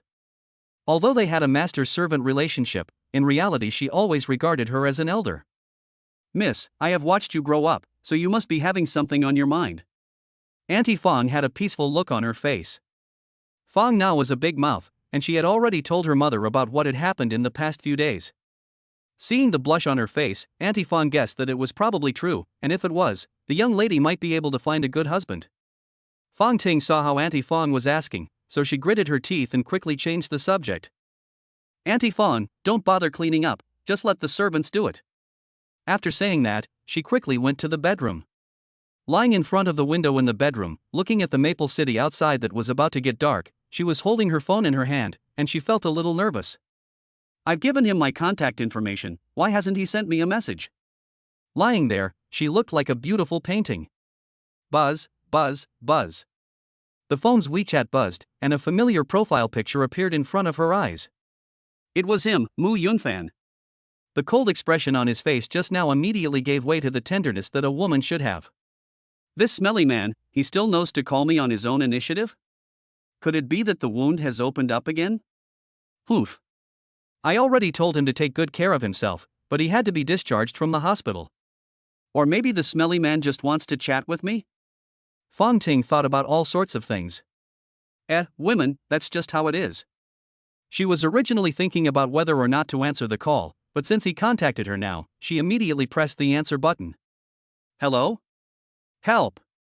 Hello? Smelly man, what did you say? Please help. Smelly man, what do you want?" There was no response, only Mu Yunfan's indistinct words. "Something's wrong." After a moment of thought, a determined look appeared in her beautiful eyes. After thinking about the specific file information she had seen about Yunfan before, and knowing that he was going to his uncle's house today, Fong Ting immediately got up and ran downstairs. "Fong Na, bring the helicopter here." "Got it, miss." She immediately dialed another number. Dark web, immediately check the location of Mu Yunfan and reply to me within 3 minutes. Also, within 5 minutes, take his parents from the People's Hospital and settle them in the Haxie Hospital, and have President Li personally receive them. Dark Net was stunned. Last time, the young lady asked her to check Mu Yunfan's file, and indeed there was information about his parents in it. Now not only does she want to check his location, but she also wants to settle his parents. Is she planning to meet the parents directly? But she dared not casually question the young lady's words, and could only reply, "Yes, young lady." Fong Ting came out of the bedroom and immediately ran out the door. Auntie Fong saw her face full of worry and confusion. It was just getting dark, and she was going out again? But thinking that Missy must be doing something important, she took out a lady's trench coat and handed it to her. "Missy, it will get cold when it gets dark, so take your jacket with you." "Thanks, Auntie Fong." The helicopter took off in less than a minute, and Fong Ting got on it directly in her slippers. Auntie Fong turned around and took out a pair of exquisite high heels from the house. "Young lady, your shoes." The helicopter had already flown into the sky. What's wrong with the young lady? 6 years ago, the young lady had just taken over the Mu family's wealth, and the internal veterans had joined forces with an external rival to attack, causing direct and indirect losses of over 300 billion to the Mu family's wealth. Even in this situation, the young lady faced it calmly, with a confident look on her face, as if she had the world under control. But now, what is the reason for her sudden anxiety? Aunt Fong looks worried, her hands clasped in prayer that her young lady will be safe. It wasn't long before the dark web responded to the phone call. "Young lady, the man's current location has been sent to you. His parents are on their way to Concord Hospital, and Director Li is waiting at the door." Fong Ting simply responded. Fong Na, who was standing nearby, had wanted to make a joke, but it seemed that the young lady was in a bit of a heavy mood, so she just filled in the blanks herself. On a dark night, the head of the most powerful family in Fengcheng rejected a declaration of love from a handsome young man from the countryside. In a fit of rage, he kidnapped the man's parents? Is this the plot of a cold-faced female CEO who falls in love with a young handsome man from the countryside? This is too exciting. Looking at the young lady next to her, who had a frown on her face, Fong Na was certain that her guess was correct. The more she thought about it, the more sense it made. Fong Na's big mouth couldn't help but blurt out, "Young lady, do you want me to bring a few more people to teach that brat a lesson?" "Ha?" Fong Ting was dumbfounded. "Don't worry, young lady, I won't let the brat die, I just want to make him suffer a little to let off some steam," Fong Na added seriously. Fong Ting was stunned, really not knowing what was in Fong Na's head. "Just fly your helicopter." Fong Ting looked at her blankly. "Hey, young lady, Dark Web has already sent the address, and this is all automatic." The helicopter flew recklessly over Maple City, not high in the sky, but wherever it went, it attracted envious glances from passers-by. The plane got closer and closer to the address sent by the Dark Web, and the view became clearer and clearer. Fong Ting's mood was extremely anxious at this time. She had an ominous feeling. She clenched her hands, and the sweat on the palms of her hands could clearly feel the temperature of her owner at this time. "Miss, the infrared alarm has gone off. There is a figure behind that tree." "Fong Na, I'll go down the ladder." "Turn the plane around and notify Dean Lee to send a doctor to the house." "Yes, miss." Her intuition told her that the figure behind the tree was Mu Yunfan, but her head remained very calm. After getting off the plane, stepping on the rugged ground, she realized that she hadn't changed her shoes. "It hurts." She had never stepped on such a bad ground before, but she kept walking forward. Seeing the familiar bandages, she recognized Mu Yunfan at a glance and, regardless of the pain in her feet, ran over to him. It was really him. His clothes and half his trousers were soaked in blood. "Hey, Mu Yunfan, wake up." Mu Yunfan had lost a lot of blood and was pale. After hearing the voice, he slowly opened his eyes and said, "Help me, please. Help my parents." After that, he fainted again. This stupid man, how could he get hurt like this? "I told you not to be so stubborn." Although she cursed him, she still picked up Mu Yunfan on her back. A big man with no feeling in his body was really heavy. But her determination was also very, very big. "Mu Yunfan, you can't just die like this. You still owe me the money for the meal." Slowly, step by step, the blood on his body flowed onto her back. "Missy, let me help you." Fong Na was also anxious. Only then did she realize how ridiculous the image she had just filled in her head was. It turned out that the man Missy cared about was hurt so badly. The two of them worked together to carry Mu Yunfan onto the helicopter. Fong Na, go home quickly. Okay, Missy. On the plane, Yunfan lay in Fong Ting's arms, looking at the man in front of him. Fong Ting was angry and in pain. He was fine when he left the hospital this morning, and now in just one day, this man has gone from being fine to being in pain. I told you not to listen to me, and now you see what's happened. Stupid, disobedient man, you'd better just die. If it weren't for that night, I wouldn't care if you died 100 times. Fiona, drive faster. Missy, we'll be home soon. Chapter 15, How Can Someone in a Coma Have a Nosebleed? Fong's residence. Director Li and a few doctors and nurses tidied up Mu Yunfan, and before long, the old master Fong arrived. His granddaughter had done all this for a man, so naturally he had heard about it and planned to come and take a look. Nana, where is Ting Ting? Old master, the eldest young lady is in the room upstairs. Seeing the old master arrive, Fong Na panicked. The eldest young lady was the old master's precious pearl and the only child in the Fong family. If he finds out that the eldest daughter has done this for a poor boy, who knows what will happen? What are you panicking for? I'll go find her. The old man went upstairs, not knowing what was going on. As soon as he opened the door, the scene in front of him made the old man immediately angry. Fong Ting was sitting by the bed, holding a bowl of medicine in her left hand and a straw in her right, mouth to mouth feeding the unknown boy in the bed. The old man was about to die of anger, feeling as if someone had stolen his cabbage. His precious granddaughter was notoriously cold and never liked talking to men, and now this man not only made her personally feed him medicine, but also lay in her bed. The old man was about to lose his temper when Fong Ting gave him a glare, telling him to calm down. Oh dear, this is outrageous, daring to give her grandfather a hard time for a pretty face.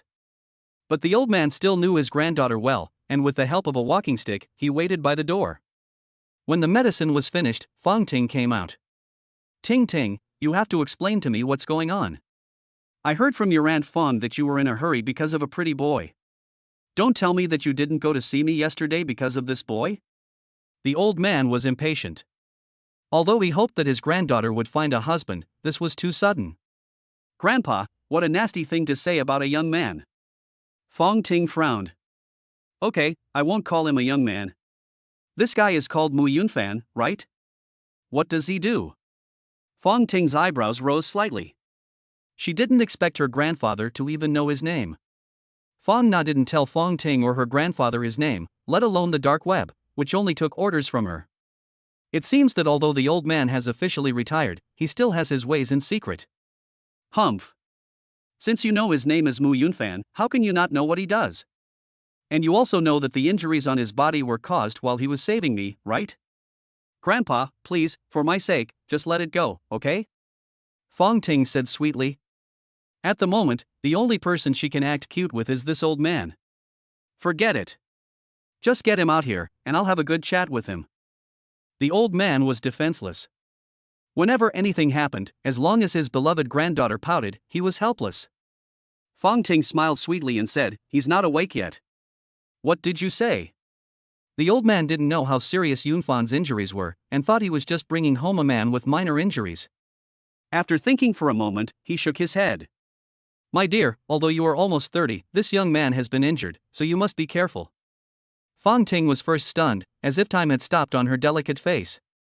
Then, her beautiful eyes were filled with shock. And her fair face flushed slightly from the sudden words. Only then did she react. You old fool, what are you talking about? I'll shave your beard off. No, there aren't many hairs left. After a little quarrel between the grandfather and grandson, the old man became serious. Niz, why don't you take him to the hospital? Why bring him home? Fong Ting's face fell, and she said leisurely. Because his parents are in the hospital right now, if he goes to the hospital like this, his parents should be very worried. After she finished speaking, a lost look appeared on her face. If her parents were still alive, she wouldn't have had to take over such a large conglomerate at the age of 22. Perhaps if her parents were still alive, she could also fall in love like an ordinary girl, or travel, and be very happy. Hey, girl, don't you have a grandfather? Grandpa loves you the most. The old man saw what was on her mind and put his right hand on Fong Ting's shoulder as a way to comfort her. At this moment, Mu Yunfan, who had just woken up, happened to see this scene. Oh no, are these the woman's parents? They seem quite fierce. Could it be that they've come to settle the score with me because of what happened that night? No, I'd better pretend to keep sleeping. At worst, I'll just play dead. After seeing the old man off, Fong Ting returned to the bedroom. Seeing Mu Yunfan still with his eyes closed, she decided to change her clothes and take a shower. She had just returned in a hurry and had only taken off her blood-stained jacket. The clothes she was wearing also had traces of blood. What is this woman trying to do? She can't be trying to do that, can she? On the bed, Mu Yunfan opened one eye slightly. Seeing the scene in front of him, his reason told him that if he made a sound at this time, he would definitely die without a burial place. Moreover, he was injured and couldn't run even if he wanted to. The sage said, "Don't look at what is indecent, just close your eyes." The sound of the bathroom door opening came, and Mu Yunfan let out a sigh of relief, and his eyes slowly opened. The light on the ceiling is a huge crystal chandelier. He didn't get a good look at it before, but now he realizes that when it's turned on, it looks like a blooming flower. It's really magnificent. The bedside table is clearly an old object, and he has no idea which dynasty it belongs to. The doors of the wardrobe are inlaid with all kinds of brightly colored gemstones, the gorgeousness of the rubies, the depth of the sapphires, and the quiet greenness of the emeralds, all interweaving and reflecting off each other, making people can't help but stare. It's true that rich people are different. Let's take a look at the right side. As Mu Yunfan's head just turned, his eyes fixed on the bathtub. Holy cow, is this woman perverted? The bathroom is still fitted with transparent glass.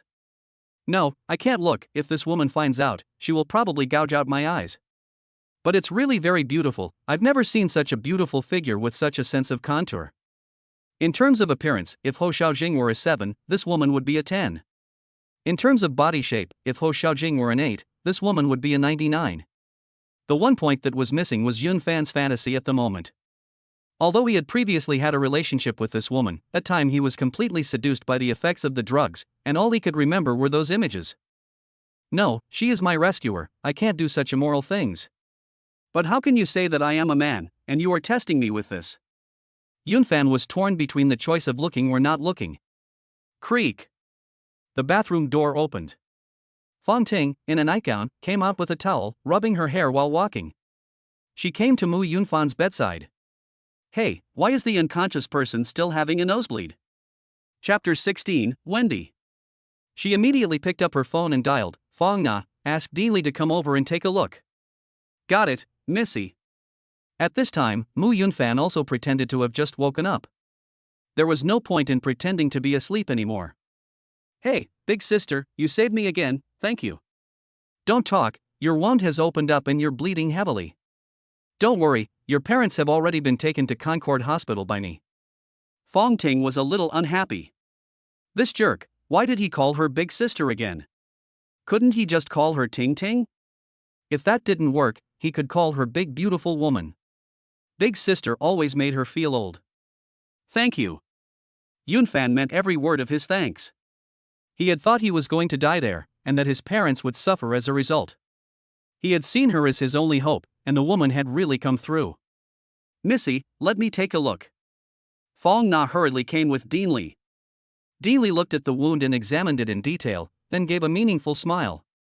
Missy, the young master is fine. He may have been shocked and his body couldn't withstand it for a while. He just needs to rest. The doctor is right, I just need to rest. Mu Yunhan nodded quickly. Shocked? What shock? Fong Ting didn't understand. How could someone who was asleep be shocked? Could it be that he had a nightmare? Forget it, I really don't know what's wrong with this man.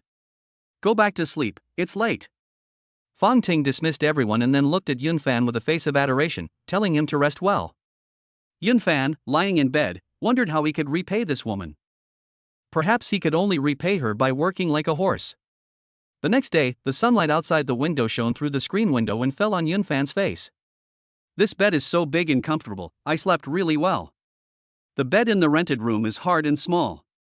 He got up and saw the slippers that had been prepared next to the bed, and looked around the luxurious bedroom. The bedroom looks luxurious, but it is pink in color. The older sister seems cold, but I didn't realize that she still has a girlish heart. Just as Mu Yunfan was looking around, the door slowly opened, and it was Aunt Fong bringing breakfast. Seeing that Yunfan could get up and walk around freely, she greeted him with a smile. "Master, you're awake, how is the chest wound?" Auntie Fong had a kind face, unlike Zhang Suewa's sister, who even looked mean. "Auntie, I'm already feeling much better, thank you for your concern." "I should be concerned, you were brought here by the young lady herself. You can call me Auntie Fong from now on, I'm the housekeeper of the Fong family." Yunfan was not pretentious, and could tell that this auntie was easy to get along with. "Okay, Auntie Fong, is big sister home now?" "I want to thank her in person." Auntie Fong was taken aback. Why did she call her big sister? Shouldn't she call her young mistress something like Little Heart or Little Treasure? Forget it, maybe it's a term unique to young people. Young mistress left for work early in the morning, and when she left the house, she told me to take good care of you.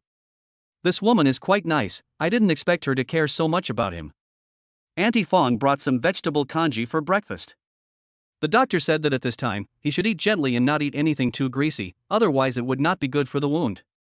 Yunfan hadn't eaten since noon the day before and was already famished, so he grabbed the bowl and started eating. Although it was vegetarian congee, it tasted really good, and in no time at all Yunfan finished the bowl. Seeing this in her eyes, Auntie Fong was delighted in her heart. This young man has a really good appetite. Judging from his build, the young lady will always have someone to lean on in the future. Although she had just met Yunfan, years of experience in reading people had taught her that the young man in front of her, with his manner of speaking and appearance, was definitely a man she could rely on. Unlike those rich young men she usually met, who put on airs even during a meal, a man should be more carefree. "Aunt Fong, can I have some more?" Mu Yunfan laughed awkwardly and scratched his head. "No problem, eat more to build up your strength." "Thank you, by the way, Aunt Fong, you don't have to call me young master, I'm just an ordinary person, just call me Yunfan." Aunt Fong looked at the young man in front of her and became more and more satisfied. "Yunfan, that's a really nice name. There will be a time when the long wind breaks the waves, and the sail is set straight to cross the sea." From the name, you can tell that the parents of this young man hope that he will become an ambitious person in the future. Since the boss has retired to the background, the eldest daughter has single-handedly taken on the entire business empire, and it is about time someone helped her share the load. The entire Fong family, the old ones have watched the eldest daughter grow up, and the young ones have grown up with the eldest daughter, all worrying about the eldest daughter's marriage. Now it seems that this wish is about to come true. Fong Group, Headquarters, Chairman's Office. Fong Ting arrived as usual at a little after 6, and began processing documents after having breakfast in the company. Anman entered with a large stack of documents. "Miss, Nia's eldest son is here to see you. He has an appointment at 10 this morning. Do you want to see him? Why is this person here again?" "Yes, the receptionist said he has already been here 7 times. "No, this lecture," Fong Ting said coldly. As the dark web just left, a tall woman with delicate features, wearing black silk and with a mature charm, walked in. "Oh, our young lady is back. I heard that yesterday she was looking for someone in Fengcheng in a helicopter because of a man." As soon as the woman entered, she sat on the sofa and looked at Fong Ting with a teasing expression. The woman's name was Wendy, and she was Fong Ting's college classmate and best friend. The Wen family is one of the top 10 families in Fengcheng. Unlike the Fong family, the Wen family has many descendants, and they compete with each other for the family fortune. Wendy was tired of the family's backstabbing, so she came to work for the Fong Group and is currently in charge of the group's overseas business. No one in the Fong Group knows more about business abroad than her. Fong Ting can trust her with the business more than anyone else. Over the years, she has helped Fong Ting a lot, and her overseas business is also booming. But although this woman is outstanding in the business world, she has never found her Prince Charming in the love world, and she is still a spinster. Fong Ting glanced at her sideways. This old woman really hasn't changed her gossipy nature. She's still dressed like that at work. She must want a man. Bah bah bah. What old woman? I'm still young. Besides, I have a new boyfriend, a puppy who just graduated from college. He really loves me to death. Speaking of which, Wendy looked like a lovesick girl. Fong Ting ignored her. She knew Wendy too well. This was her 7th or 8th boyfriend, anyway, too many to count on 2 fingers. Don't you believe it, this time I found true love, unlike before. Wendy said angrily. Ah yes, true love. Confronting said this and then shut down her computer and prepared to leave. Where are you going? You just started work. I have an emergency and need to go home first. By the way, pay attention to the supply chain department abroad recently. Confronting left, leaving Wendy alone in the messy office. Little woman, you're not going to lose your focus because of a man, are you? Chapter 17, the young lady is shopping, so get out of the way. After Mu Yunfan had finished breakfast, Auntie Fong sent a message to Confronting, as the young lady had instructed. Once she had left the company, Confronting felt an unusual sense of relief, one she had never felt before. Suddenly, she felt that in addition to her grandfather, she had another concern in her heart. After leaving the company, Confronting put on her sunglasses and, without waiting for the chauffeur Fong Na, drove the Mini to the Richmond commercial street by herself. Fong Na mustn't know that I'm going clothes shopping. That big mouth of hers will probably tell Grandpa again. His clothes are all worn out from yesterday, and I don't think he has anything nice to wear now. In no time at all, she arrived at the entrance to the men's clothing store. The salespeople at these kinds of rich commercial streets have extraordinary eyes. Confronting knew that she had a big customer as soon as she got out of the car, and immediately went up to serve her cheerfully. Miss, our store has just released a few limited edition clothing items designed for successful men. I can give you a quick introduction. Successful man? Confronting thought for a moment. This smelly man is no successful man. Although he is quite handsome, he has quite the loser vibe. Why am I so interested in this loser? No introduction is needed. Confronting said coldly. Seeing this, the teller thought she was dissatisfied with the service and hurriedly called the store manager. Unexpectedly, Confronting was only uninterested in the clothes of the so-called successful man. The store manager took a closer look at Confronting. In this shopping mall, she had seen many rich people, but this woman with such an icy temperament was the first she had seen. Although Confronting was wearing sunglasses and she couldn't see her face clearly, the motorcycle was enough to prove her strength. Seeing that Confronting had no intention of calling on her, the store manager was also very sensible and stayed behind to await her orders. She is still the store manager, after all, otherwise how could she become one? Rich people don't like to hear you blabber on and on, they just buy what they like and find it annoying when people talk too much. Confronting walked around the men's clothing store. Her slender figure and noble temperament made her look like a lady in a suit, even though she was wearing a women's suit. These, and those, wrap them up and put them in my car. This was Confronting's first time buying clothes for a man other than her father, and she really didn't know what to choose. Okay, miss, thank you for coming. Check please. 30 suits, 738,000 in total. She paid with her credit card and left the men's clothing store. Confronting planned to go straight home, but when she passed by a shop, she couldn't help going in. Ideal Woman Luxury Interior Clothing Store. No, Confronting, you are a decent woman, how can you buy this kind of clothes? It's okay to buy a few pieces, these are also worn by normal people. You never used to wear this kind of thing before. Forget it, the past is the past, the present is the present. Confronting was torn. She didn't know why, but her love of beauty had become so serious. Women are just so strange. With curiosity, she slowly approached the shop's entrance. Fortunately, the sunglasses gave her the courage to go in. Seeing the dazzling array of women's clothing in the shop, Confronting blushed. How can I wear this? Miss, you can try it on. We have a private fitting room in the store. The clerk smiled. Confronting now regretted coming in, but thinking that she was already here, she might as well buy a few things. She pointed to a sexy and playful white lingerie set and decided on it. Miss, this is the last set in the store, only available in D cups. You seem to be smaller. The salesperson looked her over carefully, his smile a little awkward. Confronting was currently wearing a suit that somewhat concealed her figure, so it was understandable that the salesperson didn't know what was good. This one. Confronting forced herself to remain calm. Miss, would you like to reconsider? We have many other styles here. This clerk seemed to be ungrateful. Really stupid, just sell whatever she wants, does she want to do business anymore? Confronting's face tightened, and she lifted her sunglasses with her jade hand, staring at the clerk. You talk a lot. The cashier was nervous. Even with her sunglasses on, she could still feel the piercing gaze behind them. This kind of rich person must not be offended. Okay, I'll wrap it up for you. When it came time to pay, Confronting pretended to look around casually and bought a few lace pajamas on the side. It was just that the acting of being casual was a bit clumsy. The cashier was puzzled. Isn't this a women's boutique? Why does a woman need to sneak around when buying clothes? This woman, just because she's rich, thinks she's so great. She's already arrogant enough, but she still has to buy clothes. What a vain person. It was already noon when she returned from buying clothes, and Auntie Fong had already finished cooking. Young miss, you're back? Auntie Fong knew that her young miss was a notorious workaholic. She usually ate breakfast at the office, let alone lunch. Is she back to see Mr. Mu? She was overjoyed, thinking that a happy event in the Fong family was drawing near. Confronting instructed Fong Yi to take out the clothes she bought for Mu Yunfan and wash them, while she secretly hid her own clothes in her room. She absolutely could not let Fong Yi and the others know, or they would laugh at her. After Confronting went downstairs, Fong Yi said, Miss, Mr. Mu is playing games in the e-sports room. Do you want me to go get him to come over for dinner? No need. I don't like eating with people I don't know well.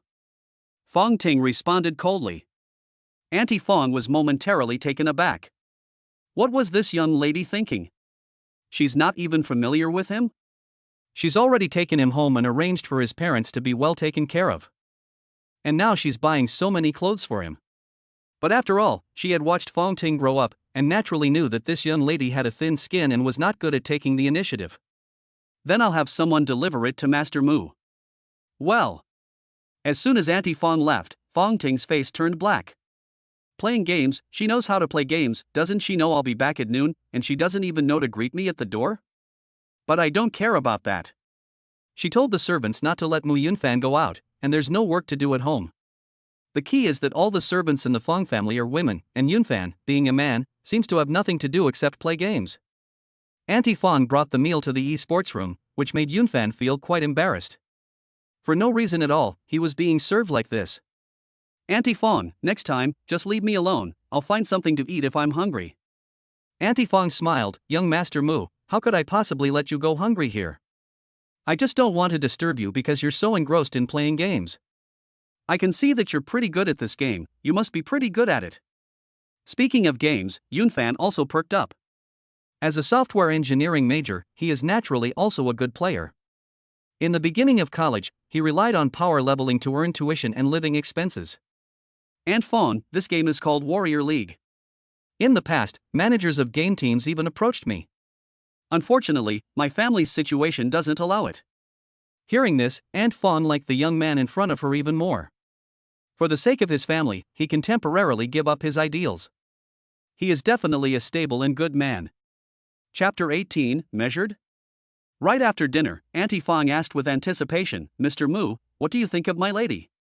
You mean Big Sister? Big Sister is beautiful and kind-hearted, a good person. Mu Yunfan praised without any reservation. Then, do you have any feelings for my lady? Ahem. Auntie Fong hadn't finished speaking when Confronting walked in. Auntie Fong, you still haven't dried your clothes. Okay, my lady, I'll go right away. Auntie Fong was annoyed. She had finally gotten to the point and didn't expect the eldest young lady to come in. Big Sister, when can I go to the hospital to see my parents? Yunfan was also very happy to see Confronting. This woman had saved him and his parents, so she was considered to have a second chance at life. And when it came to his parents, he didn't want to involve her too much. After all, the Mu group was very powerful. He was just an ordinary person, and it would be bad to involve her. It seemed that she could read Yunfan's thoughts, as she coldly said, Do you want yesterday's incident to happen again? This stupid man, he doesn't even know his own strength? Yes, young Master Mu, your injuries are not even healed yet, and if you go to see your parents now, they will be saddened. Auntie Fong's voice also sounded from outside the door. She had just been driven out by the young lady, and she was unwilling to do so. She hid outside the door and eavesdropped, to see what the young couple would talk about. Unexpectedly, she heard Mu Yunhan want to leave. If you leave, won't the eldest young lady be alone again? Mu Yunhan's heart tightened. Auntie Fong was indeed right. Seeing Yunhan hesitate, Auntie Fong added, My child, I am also a mother. Listen to me, wait until your injury is almost healed before you go. With the eldest young lady here, your parents will be safe. If it wasn't for Missy feeding you your medicine yesterday, you would probably still be in bed. I have to keep you here somehow. Big sister fed me medicine? Mu Yunhan looked at Fong Ting in surprise. He couldn't even remember taking any medicine last night while he was unconscious, so how could this big sister have fed it to him? Auntie Fong was about to continue her matchmaking, but Fong Ting preempted her and said, I would feed this person medicine? I'm not crazy. It's best if he dies. After saying this, she turned around and left. Women are hypocrites. Aunt Fong couldn't bear to watch any longer. This was what the old man had told her himself yesterday. She hurriedly explained to Yunfan. Young Master Mu, the young lady is cold on the outside but warm on the inside. After all, she is a girl, so it is normal for her to be shy. Please bear with her, but I promise you, the young lady is definitely a good girl. Mu Yunfan was taken aback. What was Aunt Fong's game? From morning until now, she has been so nice to him, and she keeps pushing her daughter on him. This woman must have some kind of secret that is keeping her from getting married. She's shy? I didn't see her being shy that night. Forget it, I'd better say yes to her. After all, I owe her, and it's not really good to just walk away. Aunt Fong was determined to keep him, not because she cared about the happiness of her daughter, but because she really liked this young man. After all, she only has one daughter, and the Fong family doesn't usually see men. It's hard to find a man who can liven up the house a bit. And how often has the eldest daughter been so interested in a man? The eldest daughter is almost 30, and it's about time she felt some urgency. The eldest daughter is embarrassed, and I, as her nanny, have to help her keep him. But this young man, Mu Yunhan, is indeed good-looking, handsome, pleasant, and approachable. The young lady's judgment is really not bad. This is the ability of a gold medal butler. If Mu Yunfan and Fong Ting hold a wedding, Aunt Fong will not dare to move her chopsticks until she gets to the table. In the afternoon, Auntie Fong came over with a few dry clothes. Young Master Mu, these are the clothes that Miss bought this morning. Try them on and see if they fit.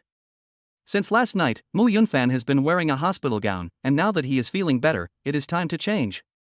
Auntie Fong, I told you that you can just call me Yunfan. It always sounds strange to me when you call me young master. Mu Yunfan is not being pretentious. He is just an ordinary person, and it really makes his head spin when people keep calling him young master. Okay, from now on I will call you Yunfan. You can change your clothes first. Auntie Fong cheerfully put the clothes in Yunfan's hands. This future son-in-law is really easy to get along with. Yunfan took the clothes in his hands and went into the bedroom. These clothes look very expensive at a glance, and he couldn't help but sigh again. Well, I'll be in debt again. After sorting through the clothes, he saw a pair of black underwear rolled up. Damn it, this older sister is really thoughtful. Yunfan was embarrassed. But the size really fit. How did she know I wear such a large size? It can't be because of that night. Could it be that the older sister even measured me with a ruler? It's too much, too much. The more Mu Yunfan thought about it, the more outrageous it felt in his heart. The Mu family. Since Mu Yunfan had escaped, Mu Xin had even sent someone to the People's Hospital to cause trouble for Mu Ting and his wife, but they had been unable to find them. Useless, all of them are useless. Did these three people just suddenly disappear from Fengcheng? Mu Xin was furious. Last night, when Director Dong learned that Mu Yunfan had escaped, he was obviously unhappy. She had been preparing to strike for a long time, and this aroused her desire. She was informed that the food that was about to enter her mouth had escaped, so she could not swallow her anger. She was about to lose her temper, but Zhang Suhua pulled her aside and whispered something, and her expression eased a lot. In the back courtyard of the Mu family, a slightly handsome man with a developed body was tied to the bed. Although he was not on the same level as Yunfan in terms of appearance, he was also better looking than most people. Moreover, his figure was considered to be well proportioned, and Director Dong was satisfied when he saw it. Under the influence of the drug, a blooming flower was destroyed by Director Dong. It wasn't until 10 o'clock the next morning that Director Dong left contentedly. When seeing Director Dong off, Zhang Suihua deliberately mentioned the matter of the permit for the land in the east of the city, but was slapped in the face. As I said before, this needs to go through the process of review. As long as you personally ask Yunfan to deliver the information to my office, this process will be over. Although she was quite satisfied last night, it is the unobtainable that is most difficult to bear. Moreover, Mu Yunfan was obviously much better than the one from last night, so how could she be willing? Not being able to obtain the permit made Mu Jin furious. Zer, notify me of the triads that Mu's group has dealings with, and be sure to find this family of 3 for me. Even if I have to dig up the ground, I will spare no effort. Chapter 19, Urging a Marriage. In the office, Fong Ting was leaning back in her purple boss chair, holding the phone in her hand and looking thoughtful. Buzz. The phone rang. It was the dark web calling. Miss, all the information has been sent to you, please check. HM. Opening the message sent from the dark web, she noticed a series of names, and Fong Ting's beautiful eyes could not hide a hint of murderous intent. Mu Jin, Zhang Suohua, Mu Zhe, Ho Xiaojing, and a director Dong. No wonder the man was in such a bad state yesterday. The coldness of your loved ones, the betrayal of your girlfriend, and the coercion of power are indeed not something you can handle. It seems I misunderstood. You were drugged that night. Fong Ting stared at these names with a cold face. Humph, how dare you touch my man? Fong Na knocked on the door and, upon seeing Fong Ting with a fierce expression on her face, immediately said, Miss, is there anything I can do? Do you need anything? No. Fong Na understood that if she said no this time, then if she needed anything next time, it would surely stir up an even bigger storm. Having followed her mistress for so many years, she had long since understood. Young lady, my mother says she's already cooked dinner. Are you coming home to eat today? Fong Na laughed to herself. That man is at home, so she'll have to go back, at least for lunch. Fong Ting got up, picked up her bag, and patted Fong Na on the shoulder. No need, I'll go to Grandpa's. You go home tonight. Fong Na was surprised to see her young lady's unconventional move as she watched her leave. Grandpa Fong lives in an old mansion in an alley. The interior is not luxuriously decorated, but there is a historical charm to it. Fong Ting grew up in the mansion and feels a strong sense of familiarity when she comes here. Grandpa, is there something you need me for? Fong Ting puts down her bag and half squats in front of the old man, smiling coquettishly. The old man, sitting in an old chair, lifts his teacup with a serious expression and takes a slow sip. My dear, I asked you here today because I have something important to tell you, and I need your promise first. Fong Ting had rarely seen her grandfather look like this. After thinking about her grandfather, who was now in his 80s, her heart tightened, and tears flowed unceasingly down her rosy cheeks. Grandpa, you're not going to die, are you?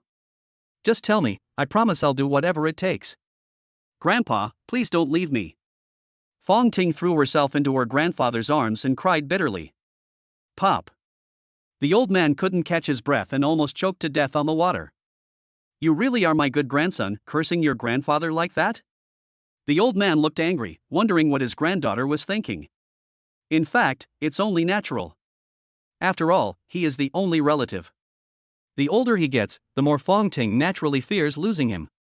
Fong Ting also came to her senses. This old man is in good health, so why is he making such a face? Wiping away her tears, she said in a sweet voice, Why are you making that face if you're fine? Just tell me what's wrong. The old man looked at Fong Ting fondly and laughed. My dear, you know that I'm getting old. Have I not worried about your marriage over the years? I've always given in to you, so just give in to me for once. Fong Ting looked at the old man with a puzzled expression, thinking to herself that she really shouldn't have come today, as the old man must be up to no good. Grandpa, just say it, this dragging on is not like your style. Fong Ting muttered. She wanted to go back early to check out that person. The old man straightened up, cleared his throat. Then said, I'll get to the point. I've mainly come today to talk about your marriage. Don't be impatient, just listen to me. You like the boy in the family, don't you? If you don't have a problem with it, just marry the boy. Get it done within a week. I have great faith in your judgment. The old man had already called Auntie Fong to ask about Mu Yunfan. The main thing was that he had already investigated Mu Yunfan's background. In short, there was nothing tarnished about Mu Yunfan's background. This was enough to prove that he was not sent by another consortium to try to take over the Fong Group. The Fong Group has reached its current position without the need for marriage alliances. In Maple City, no force is beneath the Fong Group. It is better to find an ordinary person with a clear background than to find a complicated big family. Anyway, with the abilities of her granddaughter, she can maintain the Fong Group well enough. Of course, the most important point is that her granddaughter is not interested in those young masters at all, and seems to like that brat from yesterday. Fong Ting was slightly taken aback. She never expected her grandfather to make such a request and immediately turned around to retort. "Grandpa, what are you talking about?" Her face was as rosy as a lotus flower moistened by spring rain, pretty and shy. Naturally, the old man noticed, tapped his walking stick, and looked serious. "You just said that you would promise me no matter what the cost." This granddaughter, still pretending to be shy, "It seems that if I don't push you, you'll be a bachelor for the rest of your life." "Grandpa, I can promise you, but..." Fong Ting's two pink hands were clasped together, at a loss. The old man was speechless. This granddaughter is still pretending to be coy. "Do you really think that my information is false? I have long known that you too." "I don't care, if you don't promise me, I'll slit my throat as soon as you leave." The old man stood up straight and pretended to be angry. "Okay, fine, I'll say it first, I'm only doing this for you, Grandpa." Fong Ting pouted, her eyes sparkling. "Okay, it's for me, for this old man, that's fine, right?" The old man was satisfied and sat down with a sigh of relief. "This granddaughter, she's still playing this game in front of me. I understand your little scheme very well. By the way, since you've promised me, the matter of a grandson should be on the agenda too." "Grandpa, what are you talking about?" Facing the old man's impudence, Fong Ting glared at him angrily. All right, Grandpa won't tease you anymore." "Humph. You're an old man who doesn't respect your old age." The happy time between the grandfather and granddaughter seemed exceptionally harmonious in the old mansion. After leaving the old mansion, Fong Ting was alone in the car and didn't know what to say when she got back. She had wanted to spend more time with the old man, but he had unexpectedly kicked her out, saying that single people didn't deserve to live there. Fong Ting naturally understood the old man's intentions. No one in the world knew her better than this grandfather. Recalling the image of the man she saw injured yesterday, she knew that she might have fallen in love with him. That man had given her feelings she had never experienced before. Boom! Fong Ting started the scooter. Home. Chapter 20, Is This How You Propose to Me? It was already past 10 o'clock when she arrived home. Most of the servants in the Fong household had already gone to bed, except for Auntie Fong, who had been waiting. Although she was only a housekeeper, she had always done so for many years, and she would only stop her busy day when the eldest Miss Fong had returned home safely. "Miss Fong, you're back. Young Master Mu is already asleep." "Well, Auntie Fong, you should go to bed too." Fong Ting took off her jacket and went upstairs. She glanced through the crack in the door at the sleeping man and thought about what the old man had said today. "Fong Ting, you have to work hard." "Fong Ting, if you can't handle your career, how can you handle a little man?" Tick-tock. The hands of the clock in the living room stopped at 11 o'clock, and the woman walked out of the bathroom. After looking at the women's clothes she had bought while shopping in the morning, the woman gritted her teeth and decided to wear them just this once. She went to Mu Yunfan's room, patted his hand, and said, "Stupid man, wake up." Mu Yunfan rubbed his drowsy eyes, wondering who would be looking for him at this hour of the night. "Big sister, why are you here?" Yunfan felt strange. This young lady came looking for him so late at night, not knowing that I am still an injured person. But when he actually sat up in bed, Yunfan's drowsy feeling completely disappeared. A woman wearing a low-cut V-neck and black lace pajamas stood in front of him. The material of the pajamas didn't need to be touched to see that they were high-end goods, but the length of the pajamas didn't look very good, just barely not past the thighs. Perhaps it was because the woman had long legs, but the clothes were still about 10 centimeters from her knees after she had put them on. The style of the pajamas was vertical, which set off the already upright and tall woman's waist even more beautifully. And in front, there was a hint of a faint beauty. "You'd better get up first. I have something to discuss with you." Fong Ting hesitated a bit. She deliberately dressed like this today in order to fulfill what her grandfather said today. She was about to turn 30, and saying she didn't want to get married was definitely a lie. Over the years, she had supported the Fong group, and she was very tired, really tired. During that time, there were many men who wanted to get close to her, but she rejected them all. On the one hand, she really didn't feel anything for those people, and on the other hand, she understood that those people were only attracted to the strength of the Fong group. A wealthy family? I am the biggest wealthy family myself. I think Grandpa also wanted her to do this for this reason. The most important thing is that from the night she met this man, she seemed to have felt differently about him. Mu Yunfan's spirits came back when she looked at him, but her reason told her to calm down, to be calm. Big sister, what is it that you want with me at this late hour? Mu Yunfan pretended to be calm, but her eyes seemed to be failing her, as her peripheral vision kept darting back and forth. Fong Ting didn't get angry when she saw this. She knew that she had to stay calm today, and she couldn't let this man see that she was actually very nervous. Besides, she had originally come here today to use the beauty method. So she looked at Yunfan with a composed air and said, "Will you marry me?" Tick-tock. The air in the room was still, and all you could hear was the sound of the pendulum. Mu Yunfan's heart was about to explode. What's this young lady up to? Has she gone crazy? Has she been under some kind of stress? I'm just a poor nobody, why would she want to marry me? In just a few seconds, a million thoughts flashed through Mu Yunfan's mind. Say yes or no? Just one sentence. Fong Ting said coldly. Mu Yunfan exploded again. What? Is this a proposal? With such a cold attitude, this is how you propose to me? No, I have to stay calm. This is obviously a beauty trap. I am an outstanding innocent man of the 21st century, and I cannot be intimidated by the situation in front of me. Big sister, have you taken the wrong medicine? Mu Yunfan asked tentatively. Humph. Fong Ting's heart sank. You stupid man, you've taken the wrong medicine. You're the one who's taken the wrong medicine. I'm perfectly sane, and I'm like this, can't you see what I'm thinking? In fact, Yunfan can't be blamed. A man without a car, a house, or money, and being so charmed for no reason, would mostly think that the other person is up to no good. Fong Ting thought for a moment and said slowly, "You should still be in danger. Let's make a deal. If you agree to be my husband for 1 year, I will guarantee that you and your parents will not be harmed by the Mu family again. You can also return to your freedom and will no longer be trapped by the Mu family on the grounds of the contract." This smelly man doesn't seem to be very perceptive, so I can only try to keep him stable for now. 1 year is enough time to casually win you over. My charm is everywhere. She has a keen business mind and can think of everything in commercial terms. Fong Ting's simple words made Mu Yunfan feel extremely solemn. Yes, he had indeed been blackmailed by the Fong family, and many opportunities that originally belonged to him had been lost due to this blackmail. But he never expected that this young lady's methods were actually so powerful. She had investigated his situation in great detail, and it was obvious that she had come prepared. The Mu family group is in Fengcheng, and for him, it is an insurmountable mountain.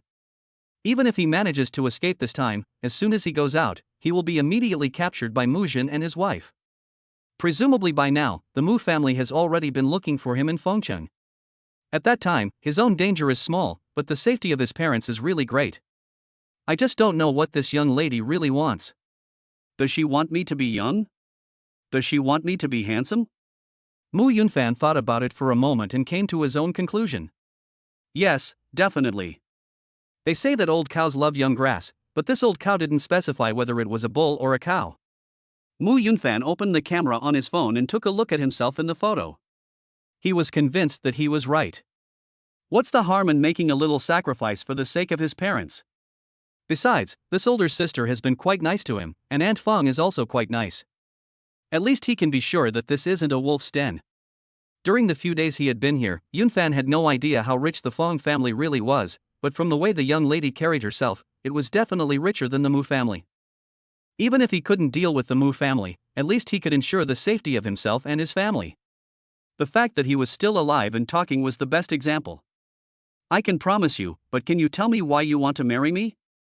Yunfan was a little suspicious. He didn't understand why the woman in front of him had proposed a 1-year deadline. If she is only attracted to his handsome appearance, then what is the reason for making such a request? Pay attention, the young lady is about to start displaying her peak acting skills. Ooh. Upon hearing Yunfan's question, Fong Ting immediately looked at him with tearful eyes. My grandfather, he is dying. The doctor said he has less than a year to live, and before he dies, he hopes to see me get married. That is why I hope you can make this deal with me. Sobbing. Fong Ting sobbed, her shoulders trembling slightly. I feel sorry for her. Eh? Mu Yunfan softened, not expecting this woman to have such a tragic side. Grandpa? Is he the little old man from yesterday? He seemed to be in pretty good health at the time. Mu Yunfan sighed again. The heavens have unpredictable winds and clouds. Forget it, this woman is also full of filial piety, so let's return the favor. I just didn't expect this woman, who is usually so cold, to be such a filial and considerate girl. Mu Yunfan gently put his hand on her shoulder to comfort her, but he saw the scene of her bowing her head to wipe away her tears. Pop. Yunfan's nose blood came out again. Are you okay? I'll call a doctor for you. Confronting took a wet paper towel and wiped it for Yunfan. She had been so engrossed in her acting that she had forgotten what she had been wearing when she came in. No need, big sister, I just had a bit of a shock and couldn't hold back for a moment. Yunfan quickly hid under the quilt. Had a bit of a shock? Couldn't hold back for a moment? Confronting was puzzled. Why did this sentence sound so familiar? She looked down at her outfit, thought about it some more, and her face immediately turned red. Go to hell. Achoo. In the old house, Mr. Fong kept sneezing. Why did I sneeze so much after Ting Ting left? It can't be that my precious granddaughter missed me, can it? Hee, it must be. The old man fell asleep contentedly. Chapter 21, Getting Married. Early the next morning, Confronting came in with the contract. Yunfan had rested for a night and his health had improved a lot. Harmony Hospital is amazing. After just 2 days of rest, I don't feel as much pain in my chest. Let me tell you first, this marriage between us is a pretend marriage, not a real marriage. Mu Yunfan was cautious. He didn't dare offend the young lady in front of him in the slightest. Once the contract was signed, the woman would be his boss. He cooperated with the woman to deceive the old man, while the woman helped his family get out of the control of the Mu family. Confronting, a complete change from yesterday's affectionate mood, coldly threw the contract in her handover. Knowing that it was signed, Yunfan was a little uncomfortable. How could this woman change her attitude so quickly? Women, really strange. Yunfan picked up the contract and saw some of the clauses listed, frowning slightly. 1. In order to hide from the public eye, the two must sleep in the same room. 2. Need to follow the young lady to work at the company, definitely a proper position. 3. Must obtain a marriage certificate because grandpa has the ability to verify whether the two are really married. 4. At home, you can only call your wife or Ting Ting, and at the company, you can only call Fong Zong or young lady, and you must not call her big sister again. In total, there are 15 points. Wait, I also need to add one. Looking at the contract personally drafted by this Missy, Mu Yunfan felt that he could not just listen to her, that would be a waste. Say. Confronting's beautiful eyes narrowed, and she cursed in her heart, you smelly man is still picking on it, aren't you all the disadvantage of my young lady? This one is very simple. During the year of your fake marriage, I have to eat and live for free, and afterwards you cannot ask me for money. After all, it's not wrong to be more cautious when you're away from home. Although this woman took the initiative to find herself to act, it always feels a bit strange. My intuition tells me that this cold and aloof young lady's mind is definitely not that simple. Okay, I'll do it your way. Having received the woman's affirmative reply, Yunfan laughed. Although it feels a bit like an unequal treaty, overall he is relatively satisfied. What he likes most is the second point, because it completely solves his employment problem. If the contract goes well, not only will he be able to get away from the Mu family, he will also have a stable job. Just thinking about it makes him happy. He is just afraid that if the contract expires, this young lady will fire herself. Never mind, no matter what, one step at a time. The most important thing right now is that he can get away from the Mu family. Innocent Yunfan, holding the contract, is ecstatic. Confronting looks at this scene with a cold expression, and she sneers in her heart. Little man, this is all you've got. From now on, you're mine. Oh yes, big sister Ting Ting, the process of getting a marriage license must be quite troublesome. Let's go to the Civil Affairs Bureau now, otherwise we'll have to wait in line for a long time. Yunfan slowly calmed down after the euphoria. Since the contract was signed, they had to hurry up and get the license, because if the woman changed her mind, it would be trouble. Getting a license is not a very difficult thing. Confronting gave a contemptuous smile and then snapped her fingers, and a large group of people carrying various items immediately came in. Is this the kind of operation you have in this shithole? Is this moving the Civil Affairs Bureau into your home? Mu Yunfan felt his worldview crumble a little. In the past, at the Mu family, he had also seen Mujin chatting and interacting with officials. At that time, Mujin was bowing and scraping, and his attitude was extremely sincere. There was absolutely no way that he could use such tactics to get the office to come directly to his home. Yunfan thought about it and felt that everything was planned by this young lady, and he felt like he had been tricked. The whole tedious process of makeup, photoshoot, oath-taking and certificate collection was all done at home. Looking at the little red book in his hands, Yunfan fell into deep thought. From now on, I'm no longer single, and if I get divorced in a year, it'll be my second marriage. He was really handsome when he was thinking, and Fong Ting, who was standing next to him, was mesmerized. This smelly man looks quite manly when he gets serious, unlike usual, when he's just a nerd.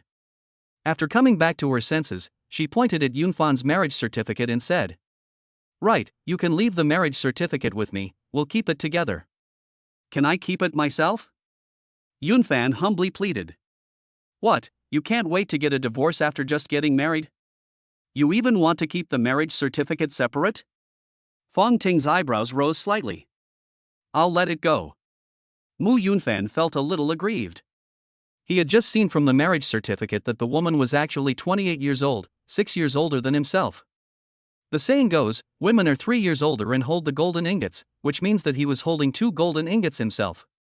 Although the woman was beautiful and had a good figure, this marriage was merely a transaction between the two parties, and Mu Yunfan was not stupid enough to fall for a swan. "I just feel safer when I have the marriage certificate in my possession. By the way, I want to meet my parents." Yunfan's face was full of anticipation. He was already much better now, and he just wanted to see his parents safe and sound. "Don't worry, Mom and Dad will be here soon. I've already asked Fong Na to pick them up." Fong Ting paused for a moment, her heart filled with mixed emotions.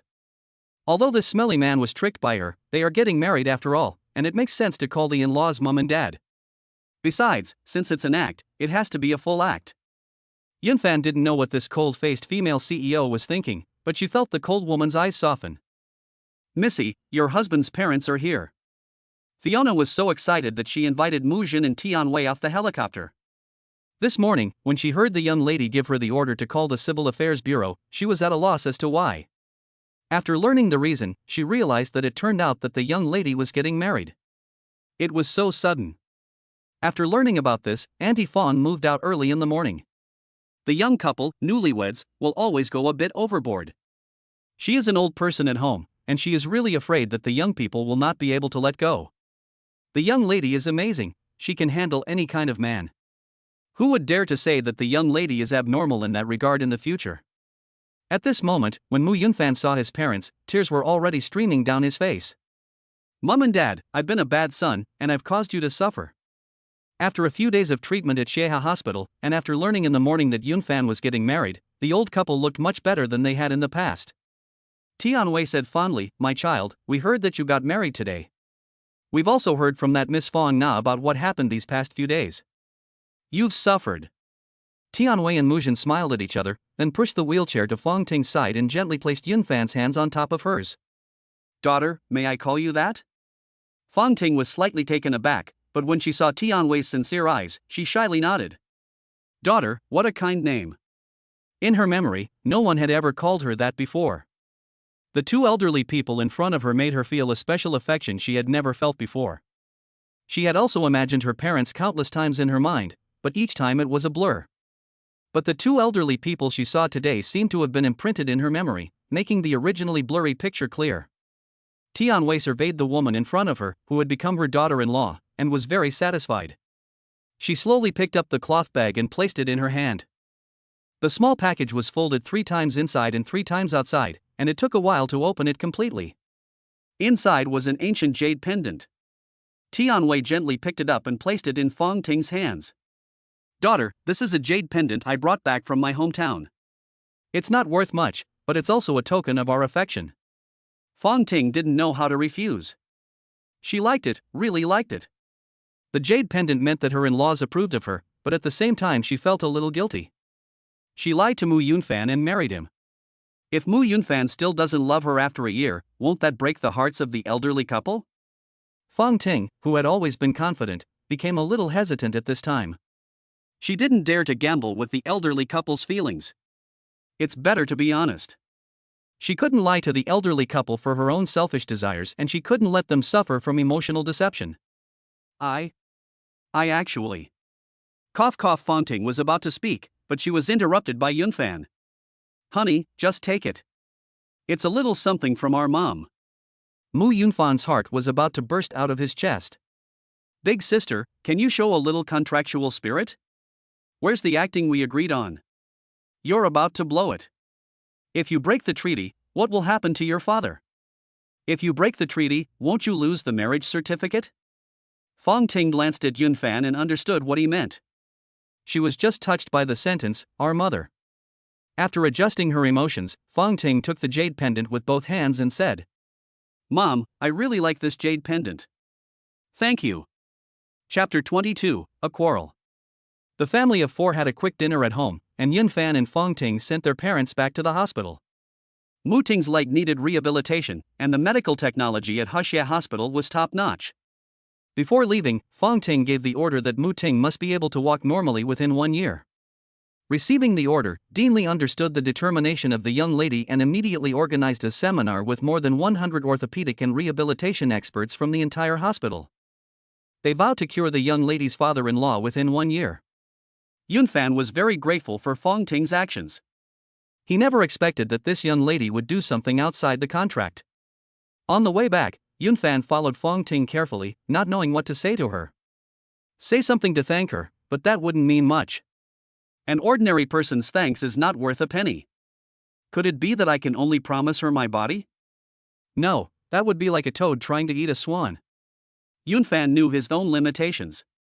Forget it, just work hard, make the most of your strengths, and contribute your part to the Fong group. Fong Ting, who was walking in front of him, suddenly remembered something, paused, and turned around. Bang! The two of them crashed into each other, almost kissing. Fong Ting touched her red lips and angrily said, Stupid man, why are you following so closely? Yunfan backed away repeatedly, muttering, I haven't even mentioned that you like to break suddenly. Forget the breaking, but also going the opposite way. Forget it, I won't argue with you. Fong Ting snorted, and promptly took out 2 red notebooks from her bag and handed them to Yunfan. This is from Grandpa. He said he won't come when we get our marriage certificate, but he'll come to the wedding. These are his gifts to you. In the eyes of the older generation, getting a marriage certificate is not considered getting married. Only having a wedding and telling all your friends and family is considered getting married. Grandpa is still depressed. He only told her last night that they had to get the certificate within 7 days, and he didn't expect his granddaughter to get it done in just 1 day. Is this a lie to the old man? To make sure it's true, he wants to do a surprise checkup later, but he still has to do something, so he asked someone to bring a gift. What is this? Yunfan curiously took it and looked at it before looking shocked. He hurriedly handed it back. I can't take this, it's too valuable. If it was an ordinary gift, Yunfan naturally wouldn't be pretentious, but these are 2 large villas of over 1,000 square meters. Such an expensive gift, and he and Fong Ting were acting for the old man. A year later, the two were destined to divorce, but by then the house would be in their names. What was the point of this? Most importantly, Yunfan felt that the young lady had given him enough. She had allowed the Mu family to stop causing him trouble, given him his freedom, offered him a job, and now even promised to cure his father's leg. These were already debts that were hard to repay. Fong Ting thrust the 2 property ownership certificates into Yunfan's hands, her tone flat. Take them, they're not expensive. This was Grandpa's decision. If you don't take them, he'll get suspicious. Yunfan let out a deep sigh. Since she had spoken, he took them. Just so you know, I'll just keep the property ownership certificates. Although they're registered in my name, I'll return them to you after the divorce. Fong Ting's pretty face sank slightly, and she came over with a languorous expression, bending her body and slowly leaning closer to Yunfan's ear. Do you really want a divorce that badly? Yunfan saw the perfect S-shaped curve in her eyes, and he smelled the faint body odor of a woman, which was intoxicating. She was tender and gentle, and her face got closer and closer, no longer the coldness of the past. Yunfan was enchanted by the fragrance and unable to extricate himself. The flame in his heart began to burn, and he closed his eyes tightly, puckering his lips. The two leaned closer and closer, just 0.001 centimeters apart. Buzz. Fong Ting's phone rang. She stared fixedly at the number displayed on the screen. If looks could kill, this would have been it. It really wasn't pleasant. She had finally gotten the better of the man, but at this very moment the phone rang. Fortunately, the person on the other end of the phone could not feel it. The woman walked over to the side without any expression on her face to answer the phone. What is it? Yunfan also came back to his senses at this time, awkwardly sprinting all the way to the living room, his heart in a mess for a while. What is this young lady doing? Didn't she say she was going to pretend to get married? How could she still be able to seduce someone with such a trick? This woman really is naturally seductive, even a strange person like me with great concentration almost fell for it. Amit Ba. For the rest of the afternoon, Mu Yunfan stayed in the e-sports room playing games, the only way to soothe his wounded heart. But he didn't expect Fong Ting to show up. The young lady had specially changed into a long red dress, clearly prepared to make her move. Stop it and come here.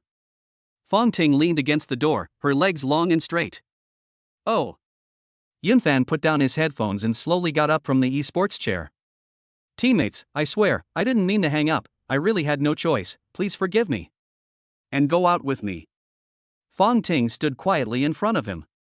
All afternoon, she had been looking at company information, but she just couldn't settle her mind. If it weren't for that phone call. Although the man in front of her was temporarily tricked, she should commemorate it in some way. In Martin's car, Yunfan couldn't help but ask. Miss, where are we going? The contract stipulates that you can only call your wife or Ting Ting at home. Outside the home, she is the boss. Since you are working for her, you must naturally distinguish between the big and the small. Fong Ting's face was smiling, no longer so cold. I'll take you to the CC Hotel for dinner. The CC Hotel? Dinner? Yunfan was dumbfounded. What was this Miss Fong doing? Was it a hint? Yes, it must be.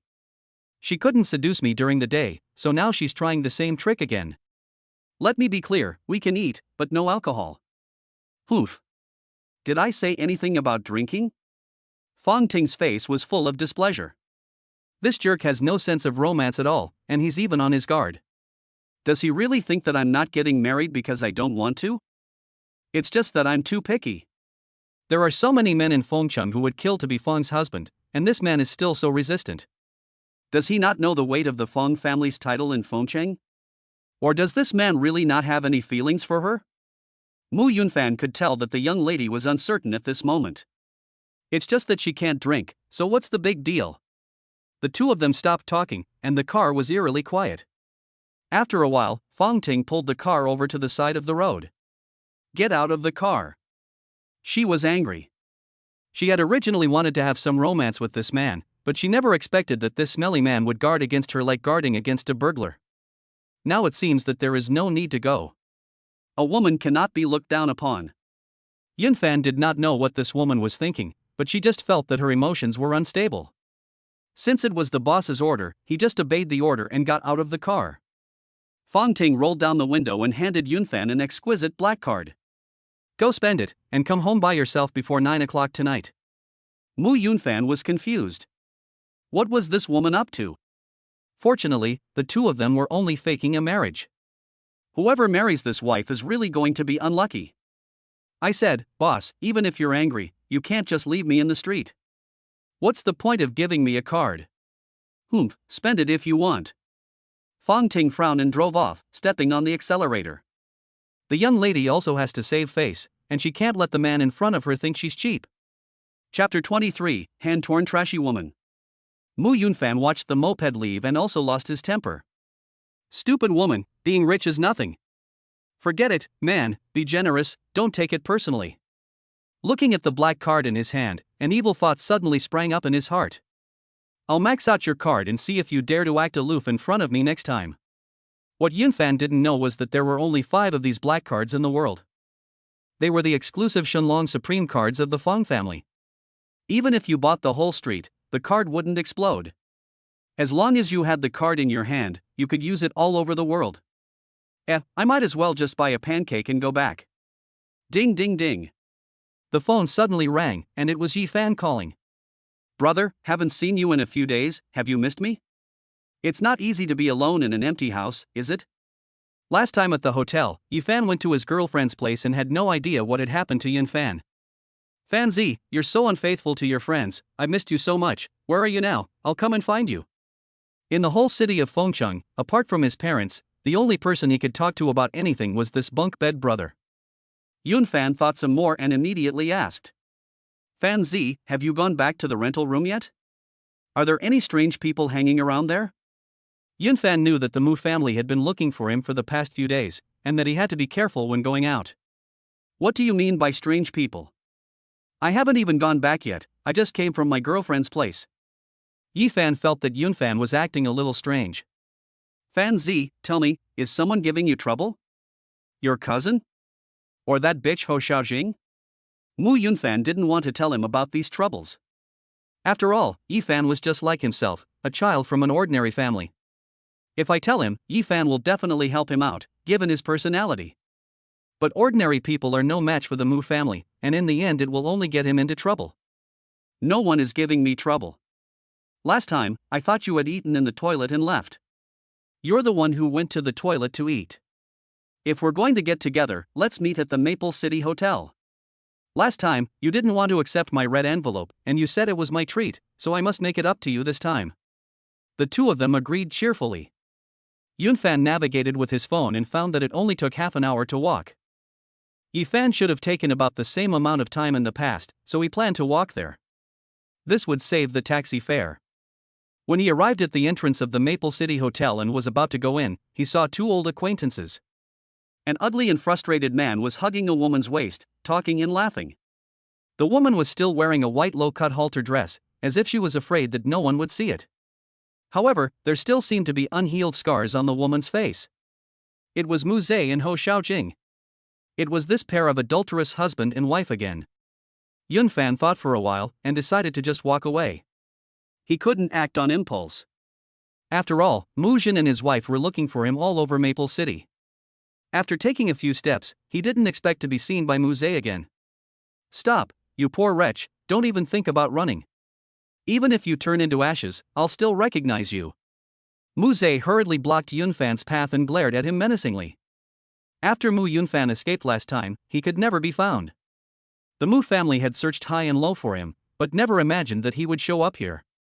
He must have been hiding for a few days, without even enough food to eat, and so he came to this fancy hotel to steal leftovers. I just don't know where this kid stole all his clothes. Ho Xiaojing also ran over. Last time she was beaten up, and the injuries on her face have not healed completely. Now that she sees Mu Yunfan, she has to take revenge somehow. Brother Zhe, help me take revenge and help me break off one of his arms. Ho Xiaojing said viciously. She looked like a resentful woman.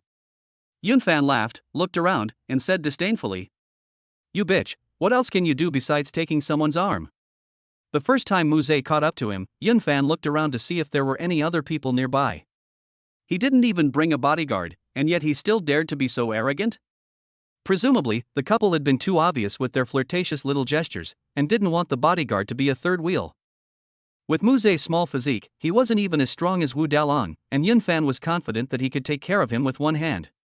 As for Ho Xiaojing, there was no need to mention her, she was negligible. Mu Zhe was dumbfounded. How dare this kid be so arrogant all of a sudden? But having money is his backing. He immediately laughed. You poor bastard, you're quite stubborn, don't you have anywhere else to go, so you come here to steal leftovers? It's not easy to run away, as long as you kneel in front of me in Xiaojing, I can let my father consider letting you go. Let you go my ass. Yunfan directly pulled him away. How dare he be so arrogant without a bodyguard? Look at your ugly face, you're just like your mother, standing here only spoils the view. No wonder, the more frustrated you are, the more you like to come to places like this to cover up your inferiority complex. You ask the bitch next to you, does she love your money or your person? What are you talking about? Ho Xiaojing immediately retorted. She took a deep breath, but she still couldn't help feeling a little guilty. So she went straight up to Mu Zhe and put her arm around his shoulder, speaking in a coy tone.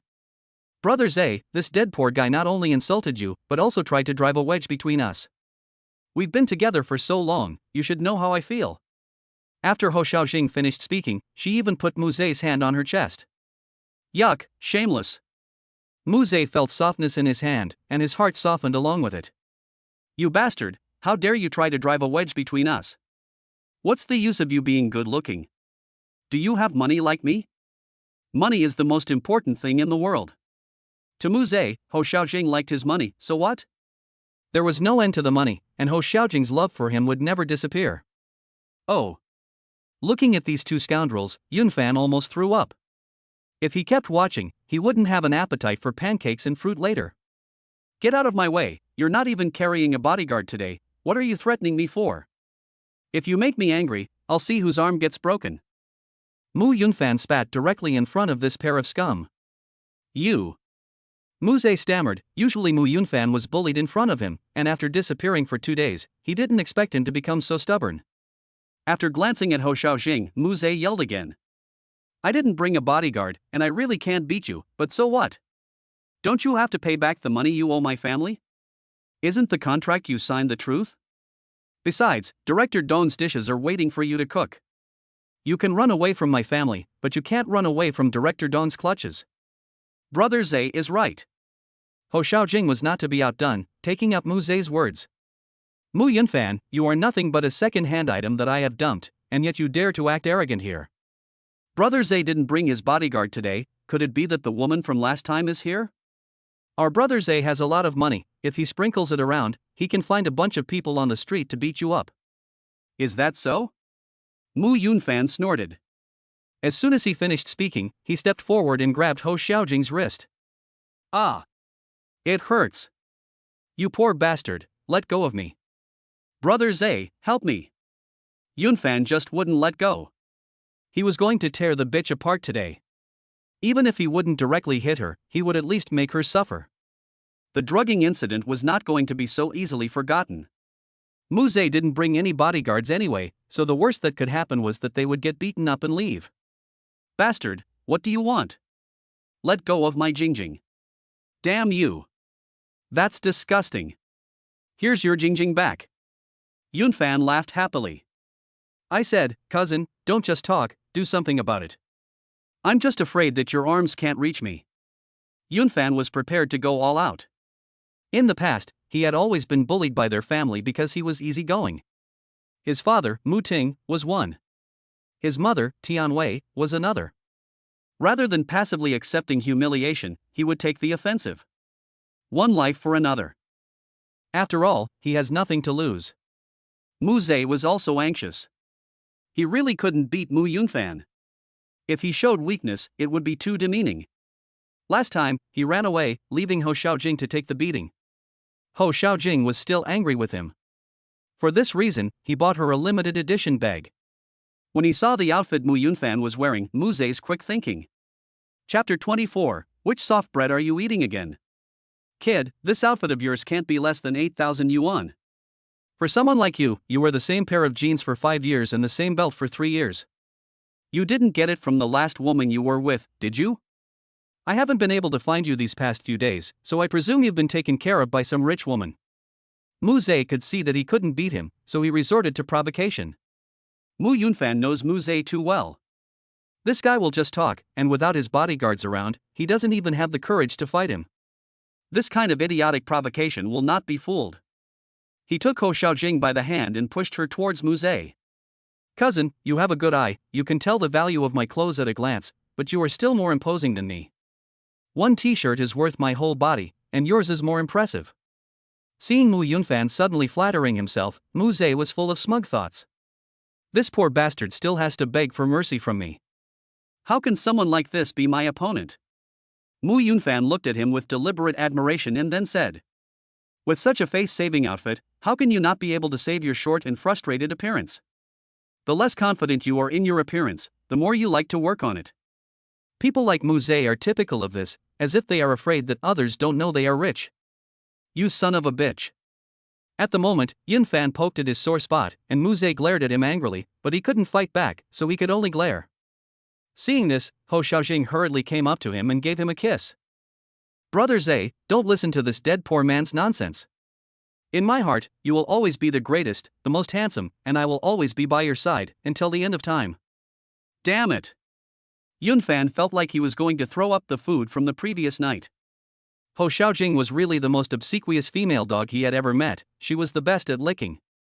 It was an overstatement to say she was a green tea, at least green tea is licked by people. Mu Ze's mood also improved a lot after being licked like this. This is the power of money. He then pointed at Yunfan and said, You brat, don't be too arrogant. My bodyguard will be here soon. If you're so capable, hit me. If you hit me once, I'll hit you 10 times when I catch you later. Picking the tendons? I'm the best at this. Yunfan was about to get physical when a strong voice came from behind him. It was Yi Fan. Yi Fan and Yunfan were college classmates and best friends, so of course Ho Xiaojing recognized him. At first, when she heard this domineering voice, she thought it was someone important, but when Yi Fan walked up to Yunfan, she saw his face and said with disgust, "Put. I thought it was someone important, but it turns out to be another poor guy. Brother Zay, don't be afraid, this person is with Mu Yunfan, the dead poor guy. The two of them can only afford one pair of pants. We'll just take care of the two of them together later." Mu Yunfan understood Yi Fan's temper. Yi Fan is a man who values loyalty, and when he saw it, he naturally stood up for himself. It's just that everyone is the child of an ordinary family. He is already at odds with the Mu family, and there is no need to involve Yi Fan, so he plans to leave together. But Yi Fan refused, and sneered at Mu Zay. You are Yun Fan's trashy cousin, right? Why, who do you want to pick on? Mu Zay looked at Yun Fan and Yi Fan with a sneer. Why, are you two good brothers planning to die together? You want me to die? Yi Fan pulled Yun Fan behind him and crossed his arms. Ha, kid, you don't know the strength of the Mu family, right? Just one phone call from me to the manager of the Maple City Hotel in front of us, and he'll come over here to bow and scrape for me. Ha ha ha ha. Yi Fan laughed loudly. Come on, you call me now, I'll stand here and let you call, and see if the manager of this hotel can bow and scrape for you. You brat. Mu Zay looked at Yi Fan hesitantly. Although his family, the Mu family, was indeed very powerful, the Maple City Hotel was quite famous in Maple City. He only knew that the hotel belonged to a giant consortium in Maple City, but he really didn't know who the specific owner was. The key was that the confident look on this person's face in front of him didn't seem like an act. Brother Zay, just call him and see. This brat is acting like a big shot here. He's just like Mu Yunfan, a veritable pauper. Seeing Mu Zay hesitate, Ho Xiaojing hurriedly instigated. Mu Zay also thought about it. Ho Xiaojing would never lie to him, and since he was a longtime friend of Mu Yunfan, he definitely could not be someone he should fear. Even if he didn't know the owner behind the hotel, he could still command a manager without any problems. He usually didn't spare the benefits for those familiar managers. In front of his baby Jingjing, he could not lose face. He immediately picked up the phone. Manager Lu, I'm at the hotel entrance, come over for a bit, and bring a few people with you, someone here wants to cause me trouble. Okay, don't worry, young Master Zay, I'll be right over. Seeing his phone call answered, Mu Zay became confident again. Hey, you two losers, watch this, I'll have someone pick your tendons later. Yun Fan also started to worry at this time. He really didn't want Yi Fan to get involved in this mess. Fan Z, let's just leave quickly. Yi Fan smiled confidently, took Yun Fan's arm, walked over to the side, leaned over and whispered in his ear. Yun Fan, I will help you take revenge today, if you are a good brother, just listen to me. Young Master Zay, who is bothering you? After a while, a manager wearing a suit and tie came out of the hotel with 7 or 8 tough guys in black clothes and sunglasses. Mu Zay sneered and pointed at the two people whispering. Those two dead poor guys, help me pick their tendons, you will get your reward. Manager Lu nodded, he has dealt with this kind of thing many times, so he told a few people to surround Yun Fan and Yi Fan. Heh, I can tell, Manager Lu, you don't want to work here anymore. Yi Fan slowly turned around and coldly stared at everyone present. You are the young master? What? What's going on? Manager Lu looked at Yi Fan in horror. When he shouted master, more than 10 pairs of eyes in the room stared at him in shock. Mu Yunfan was even more incredulous. Yi Fan and he had always been good friends, and Ho Xiaojing had said that it was not an exaggeration to say that the two of them were in the same boat. How could he become a master in just a few days? How did this kid manage to do it? Fan Z, to be honest, which soft meal are you eating again? Yun Fan was puzzled. Although there were many rich girls among the girlfriends Yi Fan talked about in college, it was not as exaggerated as this. Which rich woman is this? Does she even own the Fengcheng Hotel? This buddy can really hide it, and even he doesn't know. Yun Fan, I'll tell you in detail later, just clean up these two properly today. Chapter 25, You're lucky. Ho Xiaojing on the side froze for a moment, she just couldn't believe it. She had known Yifan before, during the time she was in a relationship with Mu Yunfan. Although she also thought Yifan was quite handsome, she also knew that Yifan, like Mu Yunfan, was a poor man. How is it that after a short while, this poor man has turned over, and it seems that he has also hooked up with a super rich woman? At this point, she even wanted to be Yifan's mistress. Although she couldn't do it openly, she had money, which was obviously more powerful than the Mu family. The most important thing was that Yifan was much more handsome than Mu Zhe, and it was comfortable to look at him. Being with Mu Zhe meant saying things that went against her heart every day, and even though he was so ugly, she had to say that she loved him very much. Yifan stared at Ho Xiaojing. You bitch, I don't mind you liking money. If you break up with Yunfan because you don't like his lack of money, I'll think it's only natural. But you colluded with his scum of a cousin to harm Yunfan, and as Yunfan's brother, I won't let you go. He immediately ordered. Manager Liu, pick the scum's hand muscles for me, and this woman, give her a few slaps, don't stop until her face is swollen. It's the young master. Mu Zhe was shocked by this sudden turn of events and subconsciously backed away. At this point he wanted to greet Ho Xiaojing all over again. Didn't they say this man was also poor? How is he the young master of Fengcheng Hotel? He clearly understood that his status as the young master of the Mu family was like an ant shaking a tree compared to the young master in front of him. For now, he can only protect himself first. If his tendons are picked, he will truly become a cripple. As for Ho Xiaojing's safety, he can't care about that so much. First, he has to take care of himself. You are the young master of this hotel, right? So what if I am? How can you say that? I am also a VLP of this hotel, and I am here today to spend money. Mu Yunfan is my cousin, he is from my family, Mu. I just had a quarrel with him. We're family, so what's so strange about arguing? You can't pick a fight with me over something so ridiculous. Maple City Hotel is in the business of turning customers away, so how can you treat your guests like this? Do you believe I will sue you? Mu Zhe was completely oblivious to his face at this point, and he directly said with a thick face. At this time, do you still care about face? Face is worth very little. Brother Zhe. Ho Xiaojing's brows were furrowed, and her eyes revealed obvious displeasure. She and Mu Zhe got together because she wanted him to satisfy her high and mighty vanity with his wealth and power. She never imagined that he could be so brazen in order to beg for forgiveness. Yunfan didn't want to make things difficult for Yifan. Even though he was the master of the house, what Mu Zhe said was somewhat reasonable, and they couldn't bully their customers. Fan Zi, forget it, let them go. Yifan, however, didn't care.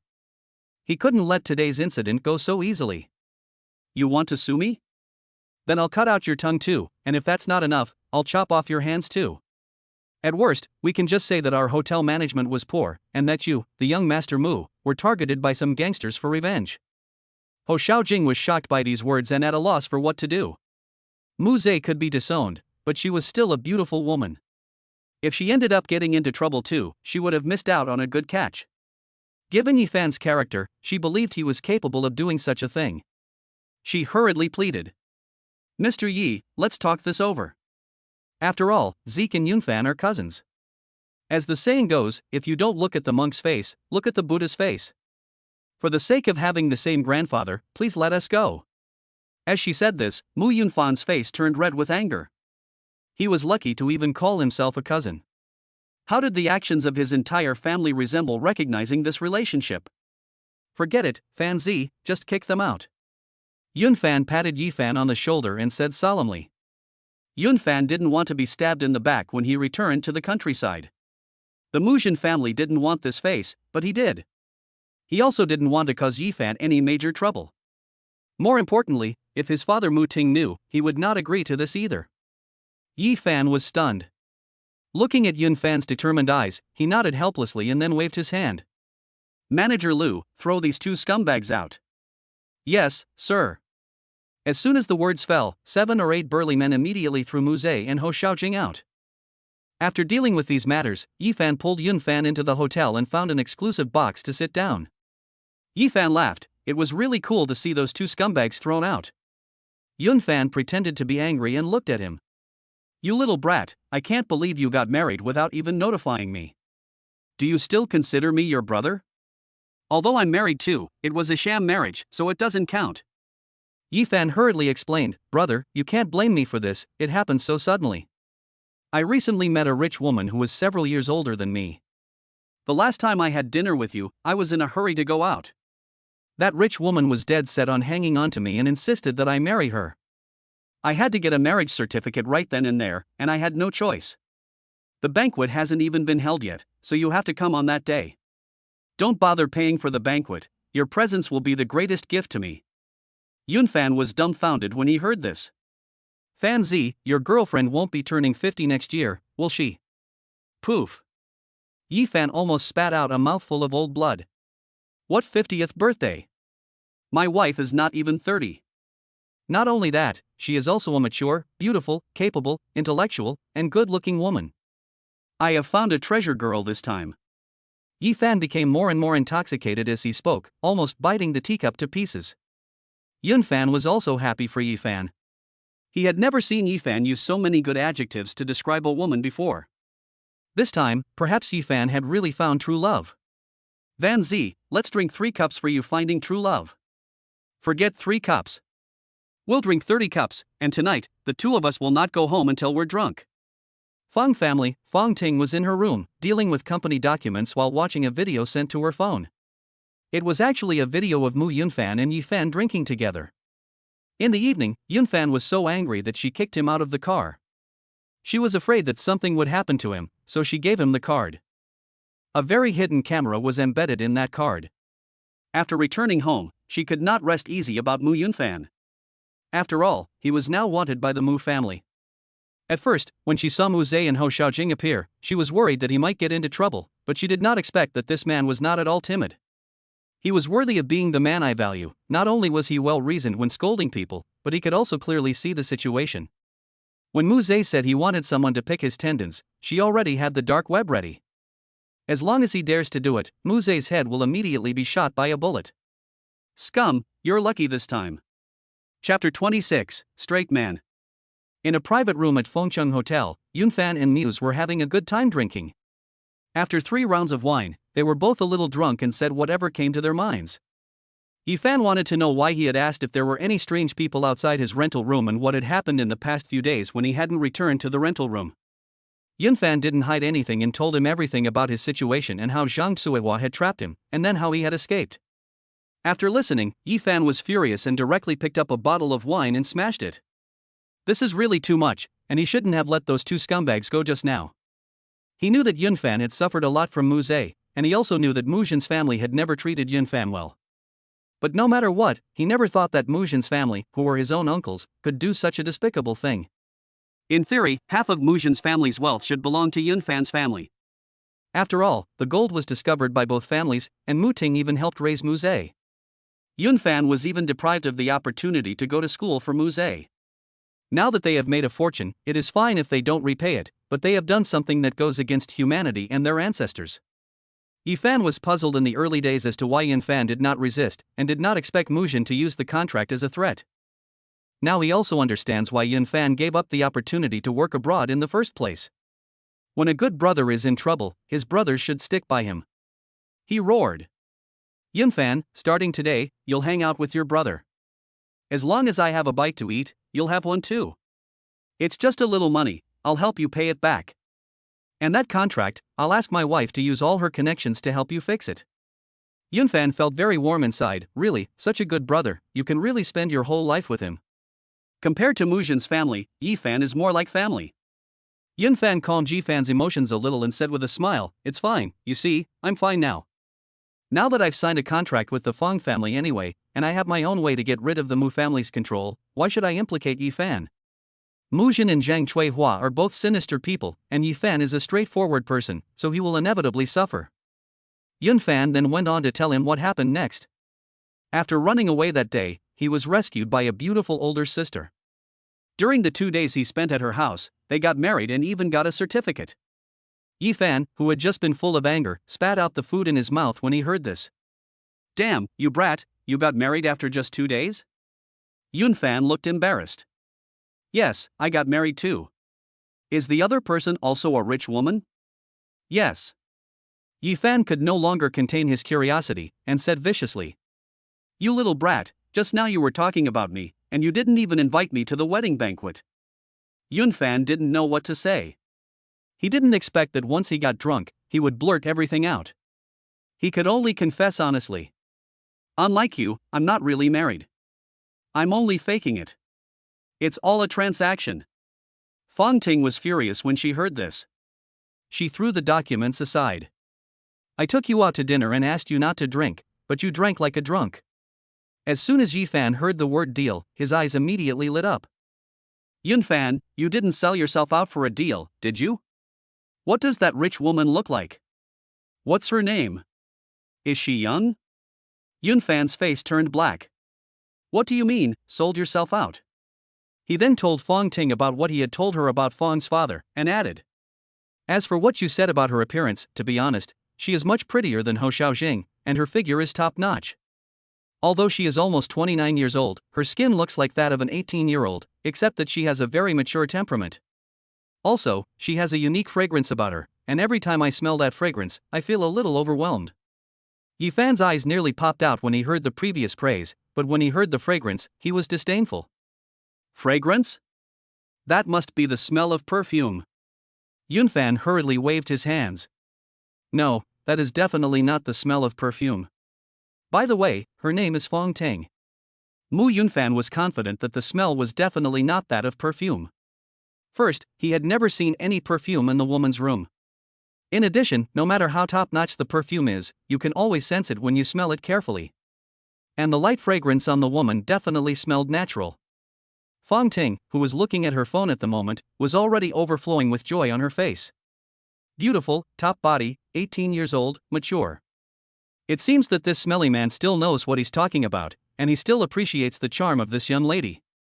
When she heard Yunfan say that he couldn't hold back, a blush immediately appeared on her face. Stupid man, how could you say such a frivolous thing? Confronting was now distracted, and no matter how flattering any man was, she could ignore him. But when it comes from the man in front of her, it feels different. Yifan didn't want to argue anymore. When he heard Confronting's name, he just felt that it was a bit familiar. He looked at his good friend again, his eyes almost sparking. Hey, after all this flattery, have you never thought about getting serious with this rich woman? Yunfan was stunned, and then he smiled bitterly. She's so rich, how dare I have any extravagant hopes? I already owe her a lot, I dare not have any other thoughts. Besides, she is my boss now, so how dare I? Mu Yunfan knows his own limitations. He can't be as carefree as Yifan. For Confronting, he currently only has respect, and dares not have any improper thoughts. Forget it, I won't pressure you. Anyway, my buddy and I have already found a way to make a living, so I'll just take care of you when the time comes. It's just a pity that you don't understand the benefits of being a top-level softbread. Right, now that we've had a drink and eaten, I'll take you for a foot bath later, as a way for you and I to relax. If that's okay with you, I'll do as you say. I'm happy for you today. Yunfan readily agreed, having not seen him for a few days. At this point, Confronting was about to snap the pen in her hand.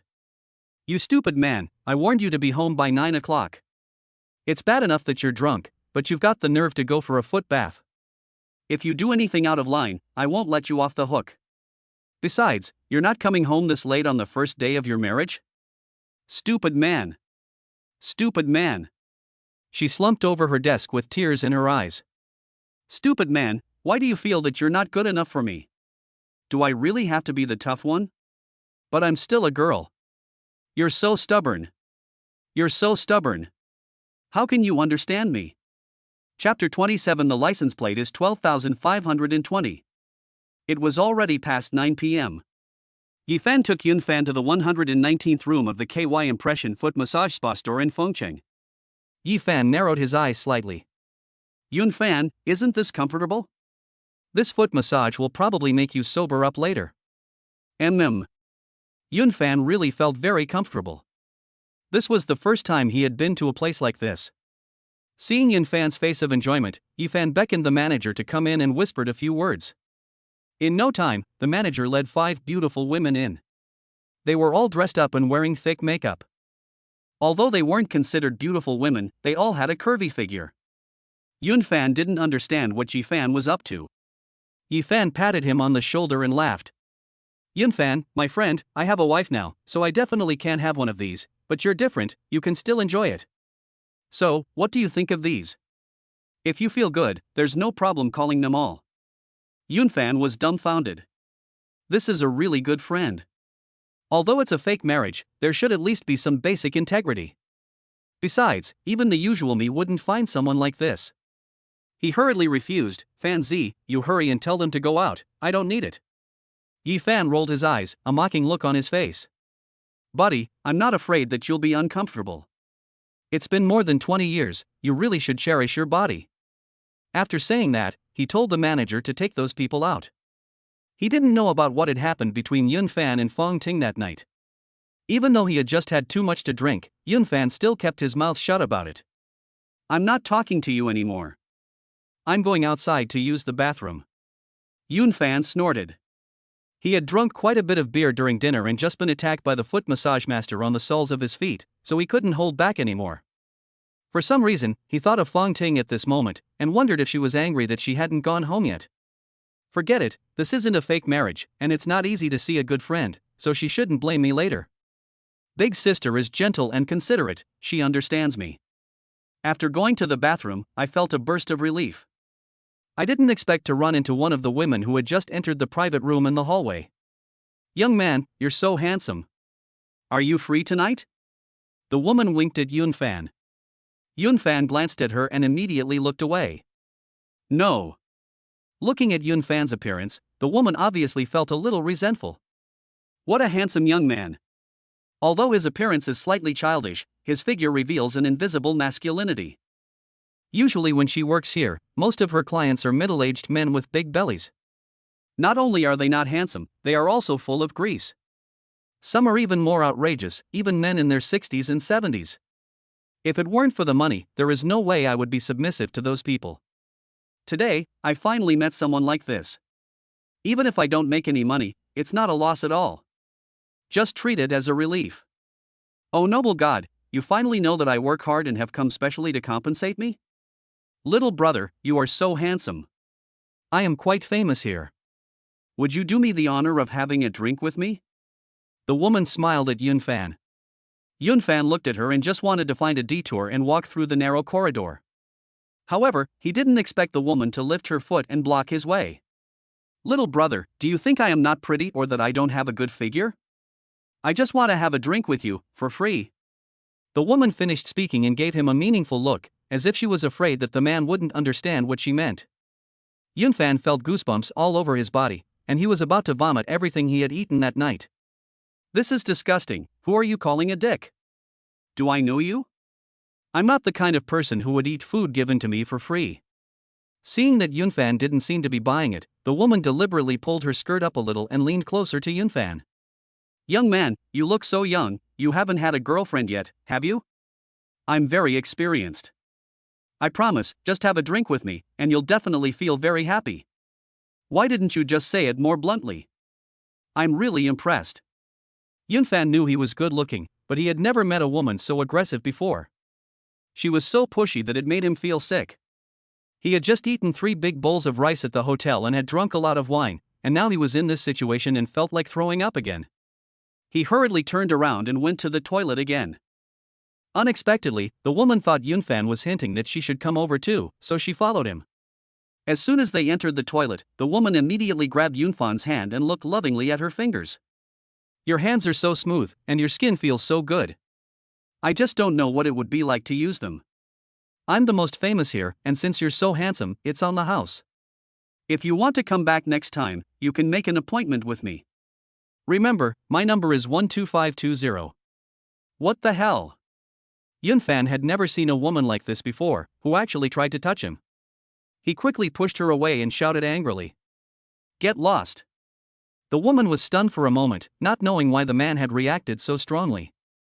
Didn't he just hint that they should go together? Why is he backing out now? No, this innocent young man must like it when things are a bit passive. She should act reserved, not be as proactive as she usually is, and act like a lady. It's just an act of being a lady, it's not a big deal. There are so many guests here, there are always a few with special performance needs. Seeing as this young man is so handsome, just satisfy him once. But next time, you'll have to pay. After all, playing the lady is tiring. After thinking about it, the woman was certain, her lips parted slightly, her eyes squinting as if she had sand in them. "My lord, do you need me to keep you company?" She finished and then took Yunfan's hand of her own accord. "Oh." Yunfan threw up, this time for real, and hurriedly shook her hand off. "This woman is really disgusting. This is not a proper imitation of Dongshi." After vomiting, he directly pushed the woman away and ran towards the entrance of the club. He had to go back, otherwise he would die of nausea here. "Damn Yifan, what did you bring me to this kind of place for?" After leaving the entrance of the club, Yunfan felt that the air was exceptionally fresh. He didn't want to come to this kind of place again. His mood calmed down a little, and he thought again about Fong Ting, and even felt a trace of guilt, and fell into deep thought. Although they were only husband and wife in name, they were also husband and wife-in-law. The woman just ate 2 pieces of tofu, so was he considered to be cuckolding the young lady? It shouldn't count, right? There was a contract in place, and besides, it was just a handjob. DD. Just as Yunfan was thinking all kinds of nonsense, a motorcycle drove up. Chapter 28, Getting a Beating.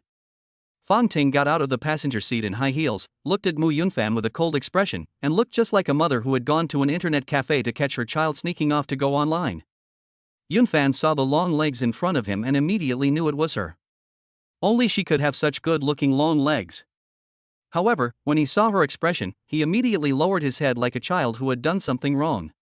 Yunfan didn't know that Fong Ting had seen every move he made.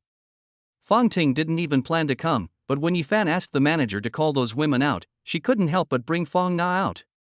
She was originally quite happy to see Yunfan reject Yifan's bad idea, but she didn't expect to be harassed by one of the women. "This smelly man, what's the point of being so handsome? What a disaster." At first, she planned to notify the dark web to take action and make that woman disappear forever, but she didn't expect Yunfan to just dump the woman himself. He is a good man for not taking advantage of the situation. In order to prevent things from getting out of hand, he did not take action, but now, that woman may never work in the sex industry again. Mu Yunfan walked awkwardly up to her, looked at Fong Na sitting in the driver's seat, and smiled shamelessly. "Wife, did you come to pick me up?" "No, I was just passing by and happened to see you come out." Fong Ting's face turned cold. She could not let this man know how much she cared about him. My lady is a person who cares about her reputation. Mu Yunfan saw this and took her hand, smiling, saying, "Since it's on the way, then take me home with you later." The sudden gesture of taking her hand made Fong Ting's body tremble. She suppressed the fluctuations in her heart and greeted. "Get in the car." "Back now?" "Can it wait a bit? I have a friend still inside, I haven't told him yet." Fong Ting sneered, this smelly man, still thinking about that friend. According to the dark web, the man is having a good time right now. Wouldn't you be disturbing him if you went now? Go back, I'll send someone to talk to him later. Mu Yunfan was dumbfounded. Did this young lady say she was sending someone to notify him? How did she know who Yifan was and where he was? After getting in the car, he leaned over to her ear and whispered, "Wife, have you been spying on me?" A gust of wind came out of Yunfan's mouth, and Fong Ting felt her ears itch. Her ears instantly turned red. Fortunately, the lights in the car were dim, so it was not easy to notice. She just gave him a fierce glare. "Stinking man, don't look in the mirror, does my lady have the need to spy on you?" But inside, she had countless kindnesses. Yunfan thought about it and felt that it made sense. He picked up a mirror and looked at himself. Although the conclusion drawn from the mirror was that he was very handsome, this young lady should not be that exaggerated. Peeping is something only a pervert would do. A dignified young lady, the head of a chaebol group, should not have this kind of hobby. Following Yifan's tossing and turning all night, Yunfan was a bit tired. "I don't know what kind of wine I drank at night, but it has such a strong aftertaste." "Wife, I'll take a nap first, wake me up when we get home." "Okay, you go to sleep." Fong Ting snorted lightly, but when she turned around, she saw that he had already fallen asleep. This stinking man, getting drunk and going to that kind of place, and she hasn't even settled the score with him yet. She took off her jacket and draped it over him. Looking at Yunfan's appearance, she remembered that this was how he looked that night when the two of them got together. She became more and more entranced by the sight, and was lucky that the sound of the engine masked the sound of her pounding heart. She now regretted a little why she had let Fong Na drive, otherwise there would only be the two of them in the car. When they got home, Yunfan was still sleeping like a dead pig, so Fong Ting asked Fong Na to help her carry him to the bedroom. Fong Na shut the door tactfully, with an anti-smile on her face. Young lady, you have to behave yourself tonight, this is a good opportunity. Looking at Yun Fan, who was like a dead pig, Fong Ting was annoyed. You stinking man, you actually want me to serve you? Since she was young, she has only had others serving her, and this man wants her to serve him on the first day of their marriage. Although she thinks this, her hands are still honest, and she is preparing to take off Yun Fan's jacket, but she didn't expect Yun Fan to grab her hand. Stinking man, let go of my hand, it hurts. What is this stinking man doing, drunk? I am serving you with good intentions, and you still dare to be rude to me. At this moment, Yun Fan felt dizzy and his eyes narrowed into slits, seeing the woman's blurred face. Miss, I already said I don't need it, why are you pestering me? Don't you see that you're covered in face powder and your makeup is like a female ghost's? Go to hell, you stinking man. Fong Ting's eyebrows rose. This stinking man, not only does he not appreciate the good things, he also treats her like the woman from the club earlier. I never wear heavy makeup, and I'm no female ghost. You're the one who's a ghost. With a pop, Fong Ting grabbed a pillow from the bed and gave Yun Fan a slap. You bitch, you can't get me, so you're picking a fight with me, are you? Yun Fan called out in a daze. Fong Ting was even more angry. What do you mean picking a fight? You were the one who picked a fight that night, weren't you?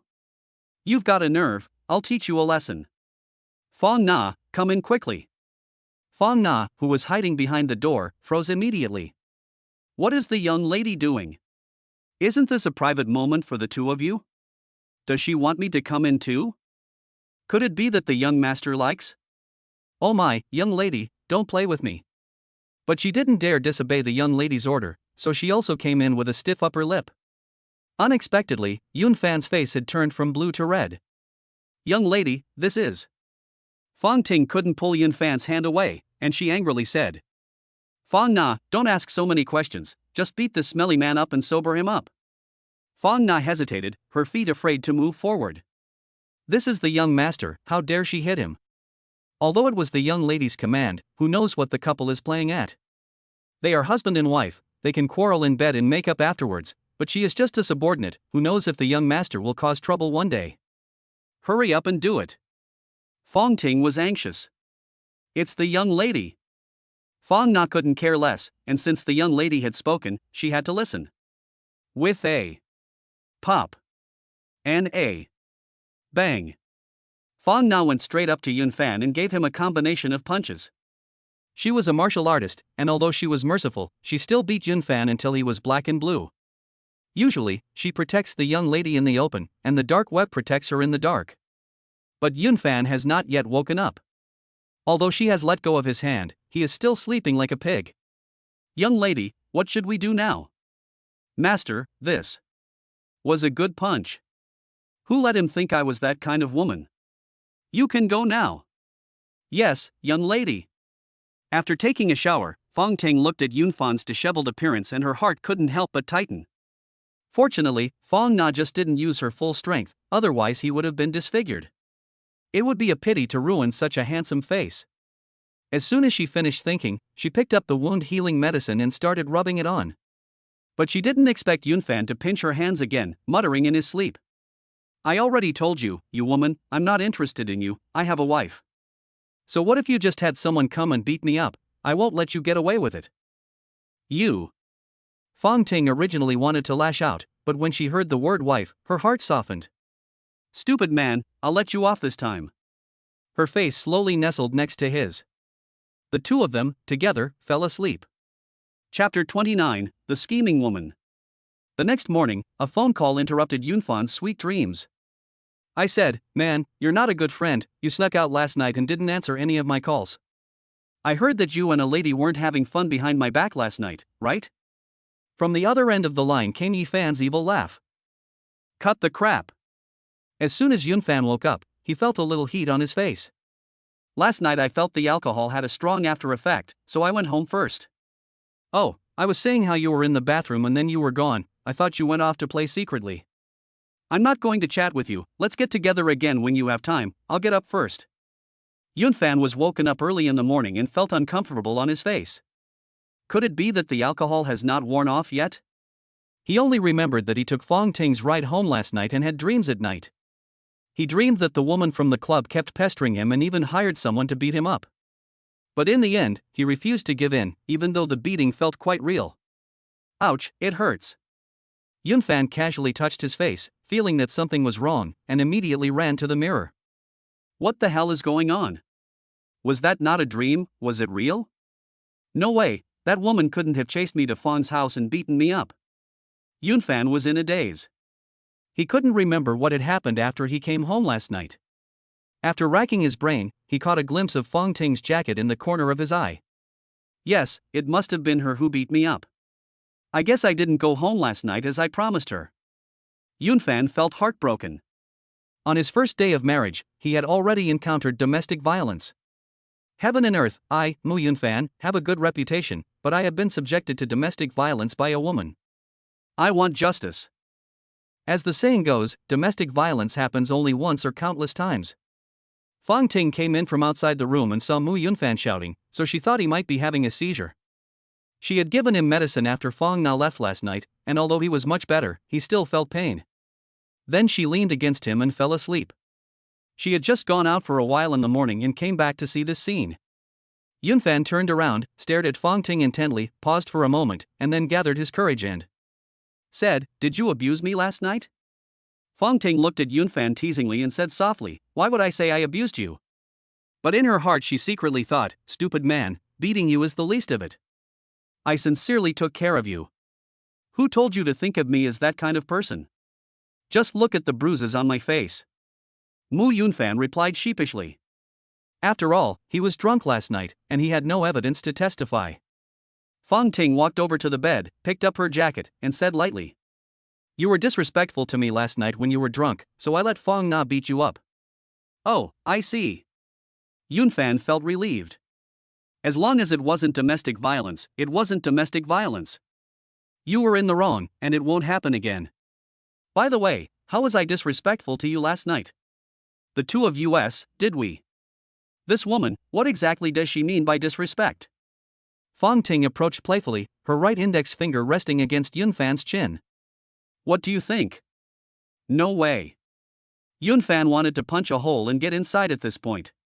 Could it be that because he was drunk, he revealed his beastly side, and that's why he was beaten up in the end? On the other side, Mu Zhe, feeling too much shame after being thrown out of the Fengcheng Hotel by Yifan, could only vent his anger by smashing the car. Except that he smashed his own car. I'll call my father right now and ask him to send someone to arrest Mu Yunfan and immediately offer him to Director Dong. And that bastard Yifan, I'll make him wish he was dead. Unexpectedly, just as he was about to make the call, he was stopped by Ho Xiaojing. Mu Zhe was already angry, and when he saw that Ho Xiaojing was still stopping him from calling, he couldn't help lecturing her. Ho Xiaojing, what do you mean? You're not thinking of going back to that poor bastard, are you, just because you see me in trouble? If you're so capable, go ahead, but that poor bastard can't give you the good life you have now. Seeing this, Ho Xiaojing hurriedly embraced Mu Zhe, and tears were about to come to her eyes. Brother Zhe, how can you say that to me? You are the only one I love. That poor guy is just a second-hand item I got rid of, one of the many dogs I have licked. Even if he wags his tail like a pug begging for mercy, I won't even look at him. In my heart, you will always be the most important. Ho Xiaojing's words were so touching that the acting of the Golden Horse Award-winning actor was nothing compared to them. Mu Zhe was moved by Ho Xiaojing's pitiful appearance, took her hand and said softly, "Baby, are you serious?" Of course I am. I, Ho Xiaojing, dare to swear to the heavens that I will only love you in this life. If I break this oath, may I not be a baby. Mu Zhe quickly covered her mouth, and the two of them embraced lovingly. Ho Xiaojing laughed to herself, this man is so easy to deal with, a little sweet talk and he's all yours. Swear. You believe this nonsense? After a while of lingering, Mu Zhe frowned and said, "Baby, why didn't you let me make the call just now?" Ho Xiaojing pinched his cheek lightly and pouted. Brother Zhe, think about it.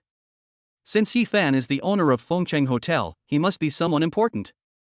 Although our Mu family is also well known in Fengcheng, we don't want to take any chances. If your parents come and go and they can't take that poor bastard with them, won't that embarrass the two of them? Besides, that poor bastard can't possibly stay at the Maple City Hotel every day. As long as he comes out, there will be plenty of opportunities for revenge. Muze suddenly understood, and he grinned evilly. Baby, you're so smart, and you still have a clear mind. Ho Xiaojing pretended to be shy, stroked her orchid-shaped fingers close to Muze's chest, and murmured. Brother Zay, I get a little lonely at night. Will you stay with me tonight? Okay, baby, you're all mine tonight. Ho Xiaojing is a typical scheming woman. At the beginning, she pretended to go out with Yunfan because she heard that Yunfan had a rich cousin. Now that her goal has been achieved, she wants to go further. Marry into the Mu family and become a wealthy wife. Although Muze was fooled by her like an idiot, Zhang Suihua was like a human genius. Previously, Muze had specially taken Ho Xiaojing to the Mu family. At first, when she saw Ho Xiaojing's appearance and figure, which were not bad, she thought she was the daughter of some family and Zhang Suihua kept saying that she liked her. Later, she found out that Ho Xiaojing was just a child from an ordinary family, and she persuaded Muze not to date her. The Mu family is a major power, and when their only son wants to get married, he has to find a family that is on an equal footing to form a marriage alliance. If Mu Jin and his wife knew that Muze had suffered so much because he didn't bring a bodyguard on a date with her, they would never have considered marrying into the wealthy family. But fortunately, Muze is gullible. Ho Xiaojing often asks to buy famous cars and bags, and she even bought a big house. Now it seems that the time spent with Muze may not be much, and the free food stamps will be gone by then. If you want to be worry-free for the rest of your life, there is only one way. Chapter 30, Justice. The only way is to get Muze pregnant. Ho Xiaojing has been keeping up with the news. So-and-so got 900 million for giving birth to a son for a rich man. And so-and-so got 40 million a year for giving birth to a daughter for a rich man. Compared to constantly hanging around Muze, it's better to get the money in one go, and then she can live it up. After all, Muze is hard to describe in words, and she is forced to smile and face it every day. If she can get a huge sum of money, she can find as many handsome guys as she wants. Brother Zay, you just misunderstood her. How are you going to compensate me? Ho Xiaojing looked coquettish. Muze took off a watch he wore and smiled. Baby, this is an imported Rolex gold watch worth 400,000 yuan, it's for you. Looking at the radiance of the gold watch, Ho Xiaojing's eyes nearly popped out of her head, but she still pretended to be reserved. I don't want your gold watch, it makes it seem like I'm greedy for your things. Tonight, I just want you to keep me company. Ho Xiaojing knew exactly whether to take the short-term 400,000 or to settle the matter once and for all. It's okay, baby, you take it, I'll keep you company tonight. He had been looking for Mu Yunfan for the past few days and had no time to fool around with Ho Xiaojing at all. Today was supposed to be a date for the two of them, which was why he didn't bring his bodyguard with him. He had originally wanted to go to the Maple City Hotel after dinner tonight, but he didn't expect to just happen to run into Mu Yunfan.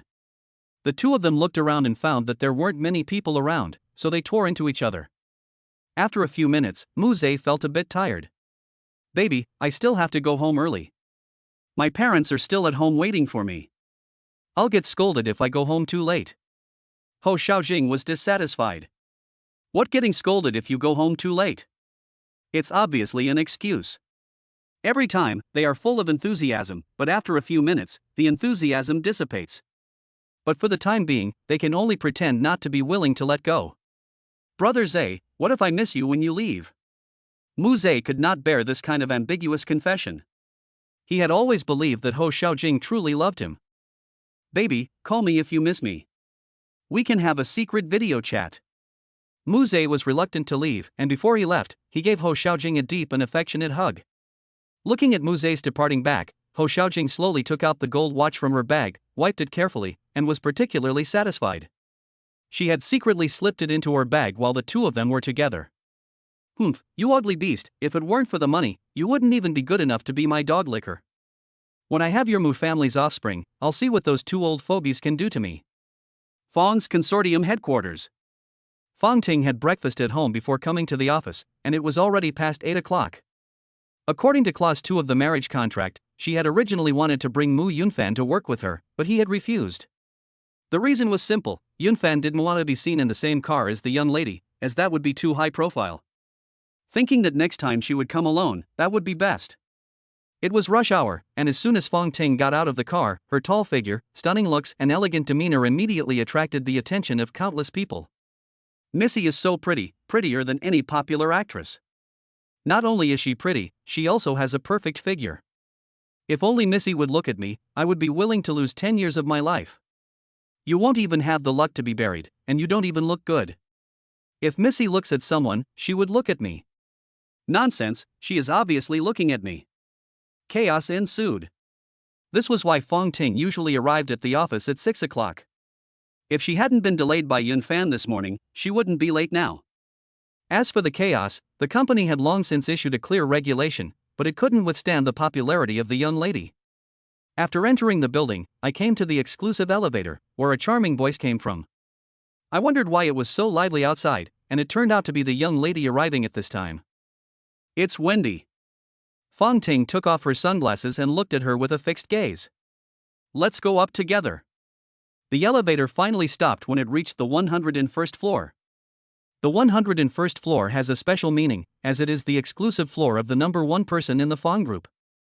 As soon as she got out of the elevator, Wendy couldn't wait to speak, no longer the relaxed person she had been before.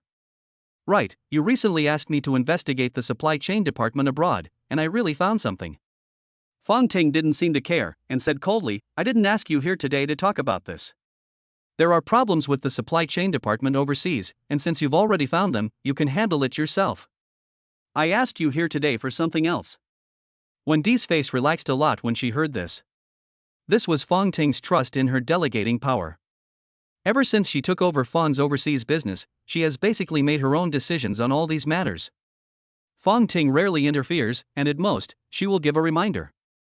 Although this time it is a bit tricky, she thinks she can handle it. What is the other thing you mentioned? Wendy is curious. Fong Ting sat in the purple boss chair, looking at the ceiling, and did not directly answer the question. After a while, Dark Web came in, holding a stack of information in his hands. Young lady, as you commanded, everything is ready, just waiting for your order. Well, good work, go. Wendy was even more puzzled, her beautiful eyes narrowed, and she said, Ting Ting, what are you going to do? Very few people can call Fong Ting like this, and Wendy is one of them. Fong Ting handed the information to Wendy and said coldly, here are the files of a few people, take a look. I have already asked Dark Web to take care of the preliminary work, now it's a matter of who to appear in the name of. I don't feel comfortable, I want to appear in your name. Wendy took the information, casually flipped through a few sheets, and got the general idea. She let out a long sigh. I thought it was something, just dealing with these few people, is there a need to make it so mysterious? These people, not to mention Fong Ting, even if it was her, it would be something that could be solved with the flick of a finger. After thinking about it, she felt that something was wrong, and continued. Ting Ting, is the Mu Yun Fan written on here the handsome young man you rescued and brought home? Yes. Fong Ting nodded slightly. Looking at her thoughtful expression, Wendy finally understood that her best friend was definitely caught in the whirlpool of emotions. Okay, just leave it to me. From now on, I will take care of each of the people on this list. When to joke and when to get down to business, a best friend of more than 10 years naturally understands. Fong Ting got up and walked to the window, her eyes coldly surveying the entire city of Fengcheng. From today on, she would get back all of his justice. Chapter 31, Going to the Mu Family Alone. Fong Family Villa. After Fong Ting left for work, Yun Fan was too bored at home alone, so he installed a software development environment in the esports room. His old profession, if you don't touch it often, you might forget it. After a busy morning, not only was the development environment installed, but he also made a simple little game Airplane Wars. Looking at his masterpiece happily, this is the thing that gives Yun Fan the most sense of accomplishment. His eyes are a little tired, though, so after eating the lunch delivered by the servant, he plans to go out for some fresh air. As soon as he steps outside, he sees a Maybach racing towards him, followed by 7 or 8 extended Lincoln limousines. Yun Fan recognized the Maybach, having seen Fong Na drive one before, but he didn't know what was going on with all the cars behind it. As the cars drew closer and closer, an ominous feeling rose in Yun Fan's heart. 8 Lincolns surrounded Yun Fan, and the people in them got out one after the other. They were all dressed in black and wearing sunglasses, and there were at least 70 or 80 of them. It looked like something out of the Matrix. Fong Na also got out of the Maybach slowly, which confirmed Yun Fan's guess at this time. Come on, boss, even if I was disrespectful to you last night, you shouldn't have sent anyone else, haven't you already beaten me up?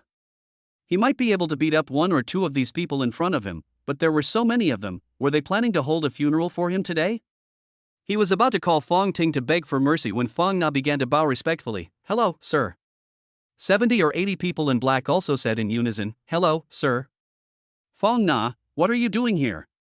Shouldn't you be at work with Tingting at this hour? Yunfan took up a fighting stance. The injuries on his face were the work of this woman in front of him. His instinct told him that he might not be able to defeat this woman in front of him. Seeing this, Fang Na immediately whispered a few words in Yunfan's ear with a smile. Now. Yes, master, the young lady has already instructed us. Suddenly, so suddenly. Yunfan was completely unprepared. Was this really the best course of action? According to Fang Na, he needed to take these people to the Mu family and negotiate with them? Master, don't worry, the young lady said she would ensure our safety. Fang Na patiently explained. Yunfan was so surprised. The contract did say that it would help him solve the threat of the Mu family. But to deal with a powerful family like the Mu family, you need to make a detailed plan first, and then follow the plan step by step. After glancing at the long-stretch Lincoln cars at the door, Mu Yunfan frowned and pulled Fang Na aside. Fang Na, tell me the truth, are all these cars rented, and are those people extras? Rented? Actors? Fang Na looked puzzled. How could her husband think that? There were only a few people here, why would they need actors? And these Lincoln cars were just the Fang Group's way of transporting ordinary employees to and from work. The group had at least 800 of them, if not 1,000. Forget it, since this is a negotiation, don't bring so many actors. Just go in with me when we get there. Yunfan gave instructions. This is too fake, with the same clothes and the same cars. Yunfan even felt that Fang Ting had found them in a film crew. He knew that Fang Ting was rich, but who would have the time to buy so many cars of the same style, and these black-clad people dressed the same way? Master, actually. Fang Na wanted to tell Yunfan that these cars were just for the daily use of the company's employees, and these black-clad people were just the security guards of the Fang Group. Before she could finish, Yunfan interrupted her. This is just a negotiation, there's no fighting. If it's really not working out, you're pretty good at fighting, where's the energy you used to beat me up yesterday? Yunfan really didn't think these extras were presentable. If he took these people to the Mu family, Mu Zhe would laugh his head off. Who knew that if Mu Jin saw these people, he would panic and wet his pants? Fang Na was furious at these words, but she didn't dare to argue back. She should have beaten up the groom last night, but she didn't know if he was trying to take revenge. She hurriedly called Fang Ting. My lady, the groom insists on taking only me with him. What should I do? Then you go alone. Leave those people behind. But my lady listens to the groom. I will send Dark Web to ensure your safety. Do. Fang Na hung up the phone reluctantly. Oh dear, this husband seems handsome, but why is he so narrow-minded? Although she is quite capable of fighting, she can easily fight 5 people without any problem, but now she is only taking her husband with her, which is equivalent to going to a meeting with only one person. If there is a fight at the scene, she can definitely run away alone, but her husband won't be able to. She can't just run away without her husband. Of course she believes what the young lady said about protecting safety, but the cooperation between the young couple is so natural that it makes her deeply suspicious. She must want to get back at me for beating him up last night, but I was already very merciful. And you, Missy, I told you I was scared, but you insisted that I beat him up. Now it's fine, you two are making up after a fight, but I'm the one who's suffering. Of course, these were the thoughts in Fang Na's mind, and she would never dare say them in Yunfan's presence. Fang Na, hurry up and drive. Yunfan got into the passenger seat and urged her. What is this woman thinking? She's so moody, just like her daughter. Here I am, master. Fang Na reluctantly got into the car, knowing that she would probably get a beating. Yunfan felt a little nervous and uneasy in the Maybach. Fang Ting had arranged this negotiation, and he guessed that this was the last chance for a peaceful resolution. After all, the Mu family was related to him by blood, and there was no way to sever that bond. If a peaceful solution can be reached and all ties with the Mu family severed in the future, it will naturally be a happy ending for everyone. If not only will it be trouble for himself, but also for the Fang family. Yunfan did not know that Fang Ting's initial order was, if the Mu group does not accept the settlement, it can be destroyed directly. By the way, Fang Na, when we get there later, you can call me master or handsome, just don't call me master-in-law. Yes, my lord. Fang Na responded with a pious face. But inside, she felt admiration. Although the young master in front of her was narrow-minded, he was considerate after all. Calling him my lord instead of my young master was a clear indication that he didn't want to implicate the Fang family. Even in this situation, he didn't want to take the initiative to cause the young lady unnecessary trouble. He just didn't know the strength of the Fong family. After driving for about an hour, they finally arrived at the Mu family villa. Chapter 32. Who did it? The gate of the Mu family villa. As soon as Mu Yunfan arrived, he felt that something was wrong. Usually at this time of day, there would be servants busy at the entrance to the outer courtyard, either cleaning the courtyard or tending to the flowers and plants. Although his mother Tianwei no longer worked here, there were still quite a lot of servants in the large Mu family villa. With a full heart of doubts, Yunfan raised his hand and pressed the doorbell. For a long time, and no one answered. "Young master, let's go in, it seems no one will be opening the door."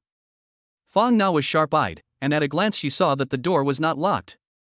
A barely perceptible smile crept across the corner of her mouth. And she muttered, "My lady is really quick." Once inside, Yunfan noticed someone hiding behind the garden not long after. He tried hard to hide his body with the flowers, but he was too fat to do so completely, and his body was trembling. It was Auntie Zhang, Zhang Suewa's cousin. "Auntie Zhang, why didn't you open the door?" Yunfan was puzzled. He was used to seeing Auntie Zhang acting haughty and domineering, but this was the first time he had seen her act so cowardly. Auntie Zhang slowly poked her head out. When she saw Yunfan, her bloated face immediately turned tough again. "You poor deadbeat, you actually dare to walk right into the trap. You have caused me so much suffering." Last time, after she was tricked by Yunfan's sweet words, it caused Director Dong to be dissatisfied with the Mu family, and in the end they did not get the land approval. For this reason, she was scolded by Mu Jin. If it weren't for the fact that she was Zhang Suewa's cousin, she would have been in trouble and would have been fined 3 months' salary. For this reason, she cursed Yunfan's family every night, but she never expected that he would actually come to her door today. Yunfan didn't want to argue with the old woman, but he had come today to negotiate with Mu Jin's family. "Please ask Mu Jin's family to come out. I have something to discuss with them." "You still want to?" Auntie Zhang paused, as if remembering something, and immediately looked at him with frightened eyes. "Is it you? Did you send someone?" This morning, as usual, she went to wake the master and mistress, knocking on the door but receiving no response. She didn't dare enter their bedroom without permission, so she went to wake Mu Zhe instead, but he wasn't there either. She had seen Mu Zhe go home happily last night. He even said something like, "I feel so comfortable," when he got home. Later, the maid who was cleaning the backyard reported that there were moaning sounds coming from Director Dong's exclusive room, so she took a few people to check it out. None of them dared to go in at first. After all, Director Dong's exclusive den in the Mu family was usually off limits, and they only dared to clean it up when Director Dong wasn't there.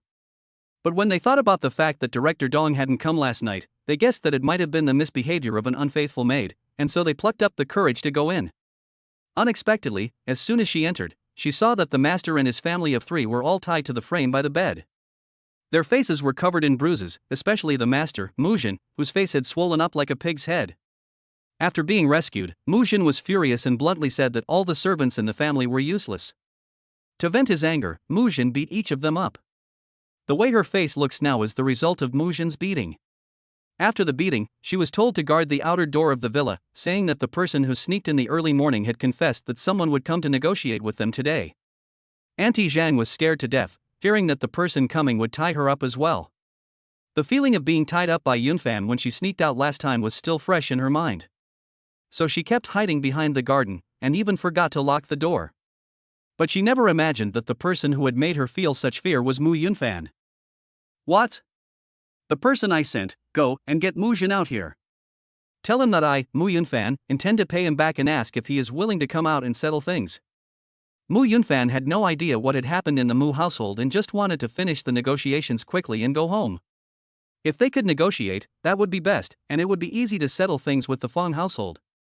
After all, it was just a matter of medical fees, and the main thing was to resolve the contract. If they couldn't negotiate, then Fong Ting's special methods would have to be relied on. "Wait a minute, Master Mu, I'll go find the boss right now."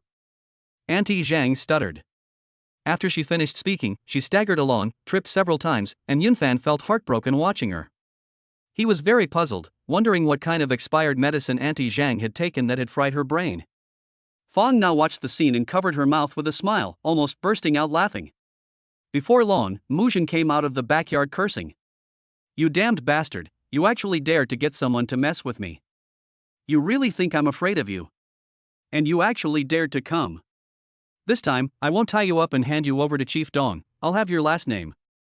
The old man is confused. You originally have the same last name as Yunfan. An hour ago, he had been analyzing who had the guts to mess with him. The group of people in the early morning were swift and well trained, without any hesitation, obviously cultivated by a major force. At first, he didn't think it was Mu Yunfan who caused the trouble, until just now Mu Zhe honestly confessed to being embarrassed at the Fengcheng Hotel last night, and he suspected that it was someone sent by Yi Fan. Just now, Auntie Zhang came to report again, which further confirmed his guess. So what if it's the Fengcheng Hotel? The Mu Group can fight back with all its strength. Furthermore, the Mu Group is under the protection of Director Dong, so who are they afraid of? Yunfan was confused by this inexplicable scolding. But it was funny to see Mu Zhen's swollen head. Uncle, your new helmet looks really good, can you share the link? In fact, it's not his fault. Fang Ting had wanted to teach the Mu family a lesson and make them a little scared, but she never expected them to head right into the gunfire. This man is her weak point, you can't offend him. Mu Zhen roared hysterically, brat, I'll have someone beat you up too later. When he said this, Fang Na was unhappy and immediately stood in front of Yunfan.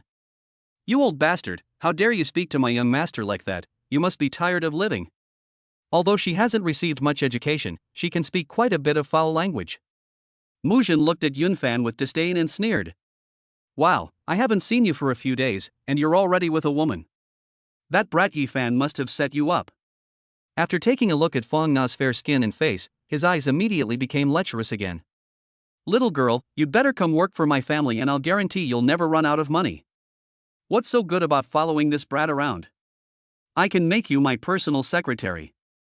Over the years of Mu Zhen's wealth, he has had countless women on his arm, including Zhang Cuihua. Fang Na is a woman with a good appearance and figure, but he has never encountered one with such a fierce personality. Seeing the woman in front of him, he has an inexplicable desire to conquer her. Fang Na is furious. She has never been teased like this before when she was following Missy. She walked directly up to him, grabbed Mu Zhen by the collar, and threw him 3 meters away. Yunfan's eyes went wide. Holy shit, is this older sister really that strong? However, thinking about what Mu Zhen had just said, he fell into deep thought. Yi Fan? Could it be that Yi Fan came to help him vent his anger? Mu Zhen was in such a sorry state, could it be that he did it? Good brother, what a good brother. Forget it, now that I've fought, judging by Mu Zhen's expression, there's definitely no talking. Guards, arrest that dead poor man for me. Just as Yunfan was thinking about how to retreat, Mu Zhe ran out of the backyard with 2 servants. Chapter 33, Crushing. Mu Zhe helped Mu Zhen, who had fallen to the ground, to his feet, and quickly led the 2 servants, one in front of the other, to block the way of Yunfan and Fang Na. You bastard, you've got some nerve, bringing a woman to our Mu family, thinking that by marrying a rich guy you can defy us? I'm telling you, the people that Director Dong sent are already on their way, and today, you won't be able to escape. As soon as the words fell, Fang Na took a flying step forward. The Mu family servant tried to stop her, but Fang Na kicked out her seductive legs, kicking him into the air, and casually did a standing split. The male compatriots present were all stunned and feasted their eyes, including Mu Yunfan. Had you had enough? Fang Na looked at Mu Zhen and Mu Zhe with contempt. Mu Zhe rubbed his eyes, feigning composure, and his lecherous gaze wandered around. Don't be too arrogant, I have many servants, I don't believe you can beat 10 of them. He was already fantasizing about what would happen after he took Fang Na down. That one-legged horse stance was really not for the average person. Feeling the disgusting gaze, Fang Na swung her fist directly, and it flashed past, sending Mu Zhe reeling back 7 or 8 meters. Ah! My eyes. A fist-shaped blood mark was branded on his right eye. Mu Zhe covered his right eye and wailed in pain, making his already unspeakable appearance even more creepy. Yunfan felt that Fang Na had gone too far and just wanted to persuade her when he saw Zhang Cuihua running angrily over with a dozen people. Seeing the scene in front of him, he immediately ran over to Mu Zhe. Son, are you okay? Don't scare me. Son? My eyes, they hurt so much. Mu Zhe felt his eyes burning and he couldn't open them at all. Seeing his son in this state, Zhang Cuihua felt extremely distressed. Seeing the woman in front of her acting as if nothing had happened made her even angrier. Who the hell are you? In broad daylight, you not only broke into people's homes, you also hurt people. Do you really think the Mu family is pushover?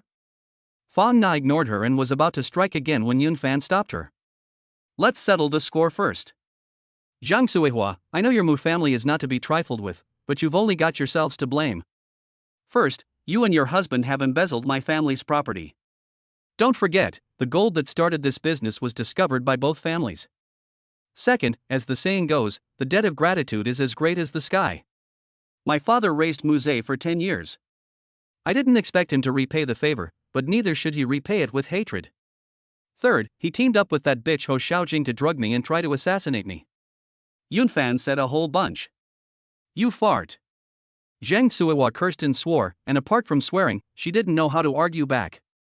It's only been a few days, but the poor deadbeat who used to be able to take all the beatings and insults is now talking so tough. He actually dares to list their faults. Who gave him the confidence? Kid, don't think that just because you have a rich friend, you can go against us. You also underestimate the status of my Mu family in Fengcheng. We are supported by Director Dong. Zhang Suihua gritted her teeth, but at this time, she was also not quite sure inside. As soon as she was released, she called the company and ordered the administrative department to find someone to come over, but she was told that none of the more than 100 security guards at the Mu Group had come to work today. Combining her own family of 3 being kidnapped, although she knew there was something fishy about it, she just didn't know what the problem was. In a hurry, she could only ask for the help of Director Dong, hoping that he could send some people over. Right now, although there were more than a dozen people behind her, these people had just been beaten by Mu Jin and they all had some injuries. It was uncertain whether these people would bear a grudge and add insult to injury, and who would work for someone who often scolded and beat them. Now, she could only hope that Director Dong would send someone over. Just as Zhang Suihua was at her wit's end, 4 Wuling Hongguan vehicles pulled up from the opposite direction, not far from the entrance to the Mu family's outer courtyard. More than 70 people got out of the 4 Wuling Hongguan vehicles. They were all a bit skinny and had short haircuts, and each was holding a steel bar that looked like they had stolen it from a construction site. Only the leader was holding a cleaver. Zhang Suihua was full of pride. She knew that the men sent by Director Dong had arrived. The leader, a young man with a flat head, was holding a cleaver and pointing at Yunfan and Fang Na with a displeased expression. Who dares to cause trouble at Mu's house? As soon as he finished speaking, more than 70 young men with flat heads immediately surrounded the two of them. This. Yunfan was scared out of his wits, but in order to pluck up his courage, he picked up a fist-sized stone from the ground. Not to mention how the 4-7-seat Wuling Hongguan got so many people out, just this show of force was something he had never seen before. In the past, at school, he was a good student who developed in an all-round way in terms of ethics, intelligence, physique, aesthetics and manual skills, and he had never done anything like this kind of fighting and killing. My lord, don't worry, I'm here, I promise not to let you get hurt in the slightest. Fang Na knew that he was scared and immediately spoke soothingly. These small flat tops are obviously small fry. Otherwise, they wouldn't have used steel-reinforced watermelons to boost their courage. Those who are really capable are all unarmed. Most importantly, since the young lady said she would guarantee safety, then there must be buzzing and hissing. At this moment. Just then, a chaotic sound suddenly came from the air, and at the sound of this sound, the legs of more than 70 small heads seemed to be out of control, and they fell to the ground. But looking around, there was no one to be seen. Rubber bullets. Fang Na smiled knowingly. At this moment, there must be someone from the dark web around. The dark web was cultivated by the young lady. In Fengcheng, as long as the dark web is deployed, it is the safest place. The young lady took over the Fang group, and there were so many enemies. Naturally, there were not a few people who wanted the young lady to disappear. The dark web is specifically responsible for this aspect of security. And its leader is a small assistant who has always been by the young lady's side. No one would have guessed that a seemingly ordinary assistant was actually the heart of the entire dark web. At this time, dozens of kilometers away, a dozen uniformed officers stormed into Director Dong's office. Director Dong, who was having tea, was arrested on 17 counts of corruption, dereliction of duty, bribery, and trading in power for sex. At the Mu family villa, Mu Jin and Zhang Suihua were already pale with fear. So many people, and they were suddenly immobilized. Just what kind of people have such power? Buzz. Mu Jin's phone rang, it was the company calling. Boss, it's bad, the company's stock suddenly plummeted 90%, and the market value is now less than 12 billion. Fang Na looked at the Mu couple and coldly smiled, My lord, do you want to continue to make a move? Yunfan had never encountered such a scene before. He was indeed shocked when he was just surrounded, but he was also prepared for the worst. Those skinny little thugs, with his physique, he could still fight 2 or 3 of them, and the worst that would happen is that they would die together. He was just afraid of getting Fong Na into trouble, and it was a bit hard on his conscience. Fortunately, someone intervened secretly and solved these little thugs. The Mu family all said it was Yi Fan, but now his intuition told him that the person who intervened should not be Yi Fan. Judging from the current situation, the person who intervened basically looks down on the Mu family group with a crushing attitude. The Fengcheng Hotel has not reached that level yet. Then it can only be her. Seeing Mu Jin and his wife hugging Mu Zhe in a panic, Yunfan actually felt a trace of compassion in her heart. In order to prevent Fong Na from seeing it, she walked directly outside. Fong Na, let's go. Chapter 34 Seduction. Night, Fong Family Villa.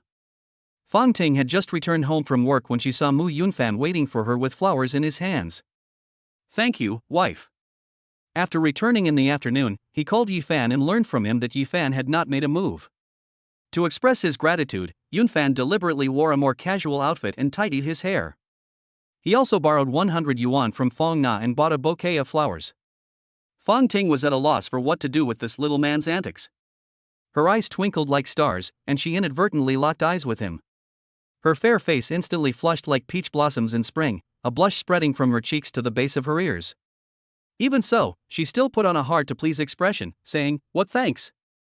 You bought such cheap flowers." After saying that, she snatched the flowers away and ran to the bedroom. These were the first flowers he had ever given her, and she must cherish them. By the way, I'll be down in a bit. I've made a big table of food for you. Yunfan shouted from behind. Cooking was a piece of cake for Mu Yunfan. When they were in the countryside, his father Mu Ting and mother Tianwei worked outside every day, and often didn't have time to come back and cook lunch. In order not to go hungry, he learned how to cook from his mother, and over time, became a little master of cooking. Fong Ting came downstairs and saw a table full of food, looking happy. Yunfan personally moved the chair away, looked at Fong Ting with a smile, and said, "Wife, please sit." Fong Ting looked cold, but inside she was full of passion. Although Aunt Fong had always waited for her to come home like this in the past, the feeling now was different. The feeling now was one of concern, of yearning, and even more, of happiness. Since the old man retired and took over the Fengji conglomerate, her life had been very fast-paced, with work taking up almost all of her time. When she occasionally wanted to be alone, she went to her grandfather's place. In the past 2 years, she even rarely went to her grandfather's place, and every time she went, she was urged to get married. "Grandpa, thank you." Seeing the couple so harmonious, Fong Na brought the last dish from the kitchen and planned to sneak away. Before leaving, she didn't forget to lick her fingers that she had just used to secretly eat the dish. This scene was naturally also seen by Mu Yunfan, who told Fong Na to sit down and eat with the family. Fong Na's performance today was in Yunfan's eyes, one word, awesome. He had never seen such a capable woman before, truly a heroine among women. He had just asked her to help serve the food and saw that she kept stealing food to eat. Since she loved it so much, it was just right to thank her. "Hey, mister, I'm not going to eat it. I still have to go maintain the plane." Fong Na finished speaking and ran out of the room. Dinner? The husband made a meal for his wife and told her to stay there and be the light bulb, so he's not stupid. Watching Fong Na run so fast, Yunfan laughed to himself, afraid that she had already eaten enough after just a little sneak attack. The dishes were all on the table, and Yunfan ladled a bowl of soup and brought it to Fong Ting's table. "It's a real pity you didn't go today. Fong Na is so agile, I can't even beat her, and she's got it all under control. Thanks to her, I was able to solve a lot of problems today." "What, are you grateful to her?" Fong Ting looked at Yunfan coldly, her voice slightly jealous. "Of course." After that, Yunfan added, "Of course, the person I'm most grateful to is you. I don't have much money anyway, so I'll cook you a meal to show my gratitude. Thank you for helping me out. I really appreciate it." Seeing his sincere face, Fong Ting laughed and nodded lightly. This smelly man at least knows that she is the one who has given the most, but he is really stubborn about being poor. What does he mean by "I don't have much money anyway"? Do you like these dishes? They are all made according to my way of cooking, without all the fuss of rich people. Yunfan laughed. Fong Ting nodded coldly. She didn't know what to say about these dishes, they were just ordinary. In terms of presentation, they were not as fancy as those made by the chef at home, but just one bite of the shredded potatoes made her feel that they were exceptionally delicious. And this simple omelette and meatloaf soup was as delicious as Aunt Bai's old duck soup that was simmered for 48 hours. Yunfan sat across from her, looking at the woman with her impeccable manners, and slowly drifted off into a daze. This was the first time he had been so close to her at a table. Although they were just having a meal, the woman in front of him was behaving like a queen, graceful and charming.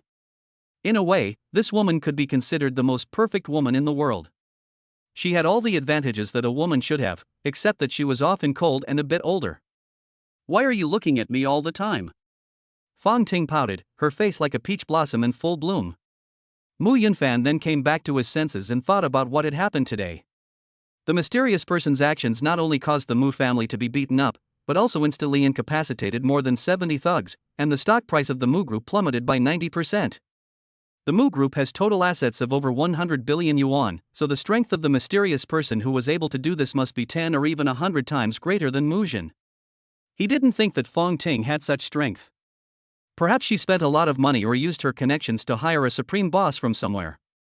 The thought of this made Yunfan even more moved. "You must have spent a lot of effort to help me this time." Fong Ting was taken aback. "What effort?" It was just a matter of moving her fingers, so what effort was there to speak of? She narrowed her eyes slightly, her eyes flickering, her gaze like an invisible hook, flicking gently. "Do you think I've worked hard and want to repay me?" Yunfan was startled, as if his heart and soul had been hooked. "Calm down, you have to calm down.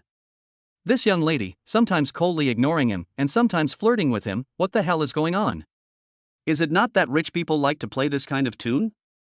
Or is it that since that night, this woman has fallen for Yunfan?" Trying to calm his racing heart, Yunfan took a deep breath. "Yunfan Mu, what are you daydreaming about? This woman has everything a rich man could want, who would like you." "Right, I'll go to bed first." Yunfan was afraid of being seduced and falling in love, so he immediately ran to the bedroom. Lying on the bed, Yunfan calmed down and began to plan his life. Meeting her was like meeting a benefactor. What I need to do from now on is wait for my parents to be healthy, earn money, and buy them a big house. The rest is to repay the Mujin family for their medical expenses.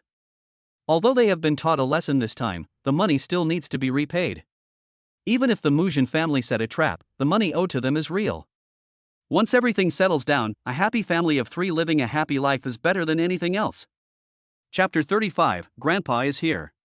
The next morning, Yunfan went to Sheha Hospital to visit his parents early. "My child, why are you here again? You should be spending time with your wife. We are fine here. Your wife is clearly a strong woman at work. If you can't help with anything, at least do some housework, so that no one looks down on you." Tian Wei held Yunfan's hand and said solemnly, "Mom, I know." At this moment, Yunfan felt a little apprehensive. After all, she was only marrying him for show.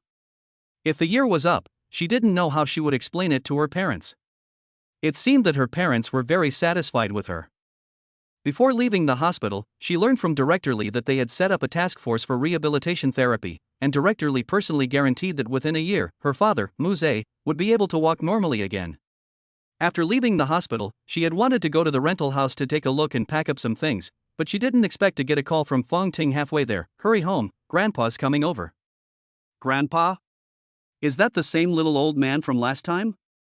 Yunfan felt a little sympathy for her when she thought about it. She had had a hard life, but after all, her parents were still alive, and they had never stopped loving her when she was little. But she had never had parents, and now she only had her grandfather left, and he would be gone in less than a year. "I must behave well and not disappoint the old man." Yunfan had just returned to the villa when he saw Auntie Fong waiting at the door. "Auntie Fong, you're finally back." Yunfan was very happy. Auntie Fong was very kind to him, and like his mother Tian Wei, she was an easygoing elder. He just didn't know why Auntie Fong had left on the day of the wedding. Auntie Fong also had a kind face when she saw Yunfan. "Master, you're back. Master and Miss are waiting for you in the courtyard." "Okay, thanks Auntie Fong." As he walked through the front yard, Mu Yunfan saw an old man with white hair and a walking stick drinking tea in the courtyard, while Fong Ting was flirtatiously cooing at his side. "Damn it!" Yunfan muttered under his breath. "Is this still the same cold and aloof young lady? Geez. The young lady is quite charming when she coos, why does she always put on such a sour face? Young man, you must be Yunfan, Ting Ting's husband? The old man waved before Yunfan could approach. Yunfan trotted over, came up to the old man, and said respectfully, "Yes, Grandpa." After assessing the old man's mental state, he didn't look like Fong Ting had said, with only a year left in front of him. It's good to be rich, this is clearly like a little old man who was going to live a long life. Fong Ting gave a wink, and Mu Yunfan immediately poured a cup of tea and said, "Grandpa, please." The old man took the cup and said heartily, "Not bad, not bad, not bad." He looked at Yunfan carefully. He was straight and tall like a pine tree, with a healthy posture, a handsome face with distinct contours, and deep eyes that twinkled like stars. This young man is really good, and Ting Ting's judgment is really good. In comparison, the old man suddenly realized how poor the men were that he had introduced to his granddaughter for marriage. Yunfan felt uncomfortable being stared at by the old man, so he immediately gave Fong Ting a wink. Seeing this, Fong Ting took the old man's arm and said sweetly, "Grandpa, don't keep staring at him, it makes him feel uncomfortable." "Oh, that's right." The old man finally reacted. He immediately clapped his hands again. A few middle-aged men dressed as lawyers came over with a suitcase.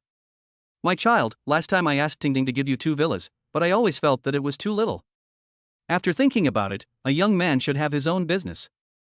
This is a company under the Fong family, and I plan to hand it over to you.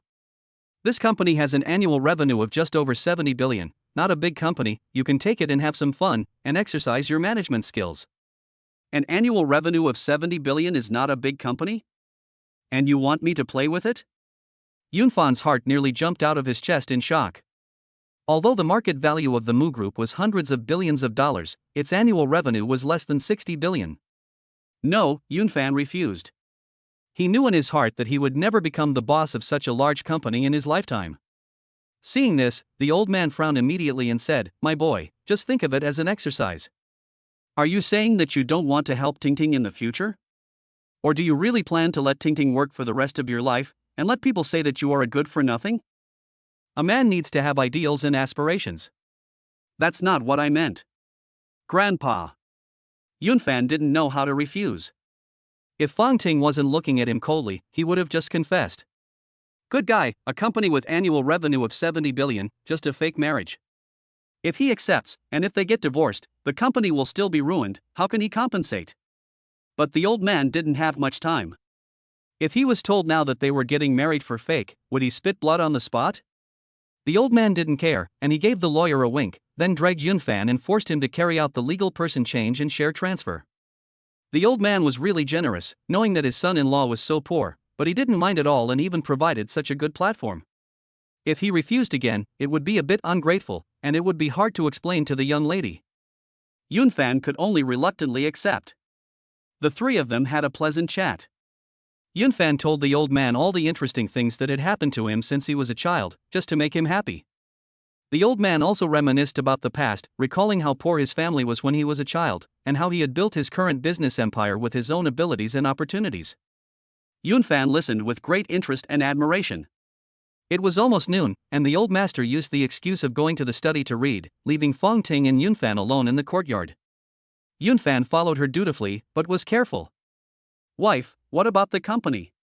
"Don't worry about it, it's just a small company. You can go if you want, or just hang out if you don't want to," Fong Ting said leisurely with deep, beautiful eyes. To others, this company is a giant in its industry, but in her eyes, it is just one of the Fong Group's global operations. Yunfan was speechless, not knowing what to say. Now he realized that this young lady might be richer than he had imagined. At the time, he had actually mocked her for renting a car and hiring actors. It was really a bit ridiculous. Thinking about it also made him feel relieved. No matter how rich this woman was, it had nothing to do with him. This marriage was originally a transaction. In a sense, the two of them are not even on the same plane. He took Fong Ting aside and said, "This company, and the 2 villas before, I'll keep them for now, and give them to you when our contract is over." "Fine." Fong Ting sneered. "Contract over? Give them to me? You can't escape me, you bastard. Everything I have will be yours then, and I'll see how you pay me back." Chapter 36. Life is like a play, all depends on the acting skills. Lunch. The old man was unusually happy and bluntly said that he would compete with Yunfan at noon today to see who could eat more. Usually this precious granddaughter is too busy to have time to eat with him. When the two of them have rare time to get together, Confronting is often rushed away by phone calls from the company. But there is nothing the old man can do about it. He took over the Fong group at the age of 22, and if he hadn't focused on his work, he would never have been able to support such a large family business. He just feels so much pain in his heart when he sees his granddaughter suffering. As the only child in the family, she is both blessed and sad. But now it's good, after waiting for so many years, she has finally found a decent husband. Although he is an ordinary person, not the son of a certain family, the Fong group does not need him at all. All they need is a stable, responsible man who loves his wife. This grandson-in-law in front of him, for some reason, just looks like a good man. His granddaughter will have a man to rely on in the future, and even after he passes away, she can still rest assured. Since arriving in this city, Yunfan has also felt the joy of a family for the first time. Soon after arriving in the city, his father had an accident. In the following years, although the family was in Maple City, they basically could not have such happy moments. In recent years, the pressure from the family and the exploitation by the Mu family had made the whole family gasp for breath. He also felt an inexplicable sense of intimacy towards the old man in front of him. In the end, lunch ended with Yunfan defeating the old man by eating 4 bowls of rice to the old man's 3 bowls. Aunt Fong was happy in her heart as she watched. This kind of warm scene is rarely seen at the Fong family villa. After lunch, the old man and Yunfan played a game of Go, while Confronting watched from the sidelines. The old man, with decades of Go experience, easily defeated Yunfan, a novice. Confronting felt uncomfortable watching, and kept criticizing Yunfan's poor play. She even threatened to beat Yunfan at Go. It wasn't until the evening that the old man suddenly remembered something. Yunfan, you have already got your marriage certificate, have you decided when to hold the banquet? Our family's big happy event must be held in the grandest way. How about 8,000 tables? The old man had kind eyes and was particularly attached to this banquet. In his impression, the last happy event in the Fong family was the 1-month-old baby shower for his granddaughter. Yunfan frowned, fearing that the old man would say this. He hurriedly winked at Confronting, but she turned her face to the side and pretended not to notice. Come on, Missy, you're really going to ditch your teammate like that? Forget it, life is like a play, it's all about acting. Yunfan held the old man's hands affectionately and solemnly said, Grandpa, we don't plan to hold a banquet for now. No banquet? How can this be? How can we not notify the whole city of our family's joyous occasion? Could it be that this girl has done something wrong and you are not happy? The old man looked directly at Confronting with murderous intent. Grandpa, why are you looking at me like that? Confronting looked puzzled. Is this still my own grandfather? Was he conquered by this stinky man in just one day? This stinky man, why is his mouth so sweet? It's as if it's all my fault. Yunfan smiled and hurriedly explained, Grandpa, you've got it all wrong. The relationship between me and my baby is very good. Baby? Confronting almost threw up. Although she was interested in this smelly man, saying it out loud in such a disgusting way on such an occasion made people wonder what kind of evil was in the smelly man's heart. Yunfan laughed inwardly. This young lady, I'll show you how disgusting I can be. She immediately looked solemnly at the old man again. Grandpa, as you know, my parents are still in the hospital. There is a rule in our hometown that if one's parents are still in the hospital, how can one, as a son, hold a wedding? It is against etiquette. Second, you see that I don't have any career right now, and I eat and drink for free here every day. I know that your family doesn't lack money, but I have to get a job first before I can consider these things, so that my pride can feel better. Most importantly, the baby and I love each other, and the wedding is just a formality. Our relationship will not be warmed by a ceremony. So it's okay to do it later. After Yunfan finished speaking, he walked over to Confronting's side, gently put his arm around her waist, and gave her a little squeeze. Confronting's face immediately turned as rosy as a peach blossom, and her heart itched a little. If she hadn't known that Yunfan was acting, she would have fallen for him after hearing his words. The little darling, the affectionate and comfortable way he called her. This man, being so proactive, is a bit uncomfortable. But I hope that in the future, he can always be so proactive. The old man laughed heartily. Seeing the two young people get along so well, his mood improved a lot. Where can you find such a good grandson-in-law? Not only is he filial, but also motivated and thoughtful in his consideration of things. No wonder his granddaughter values him. It can be seen from the fact that they are not in a hurry to get married that this grandson-in-law is not thinking about the Fengshi group's wealth at all. If someone is determined, they would rather get married sooner rather than later, which is equivalent to announcing it to the world.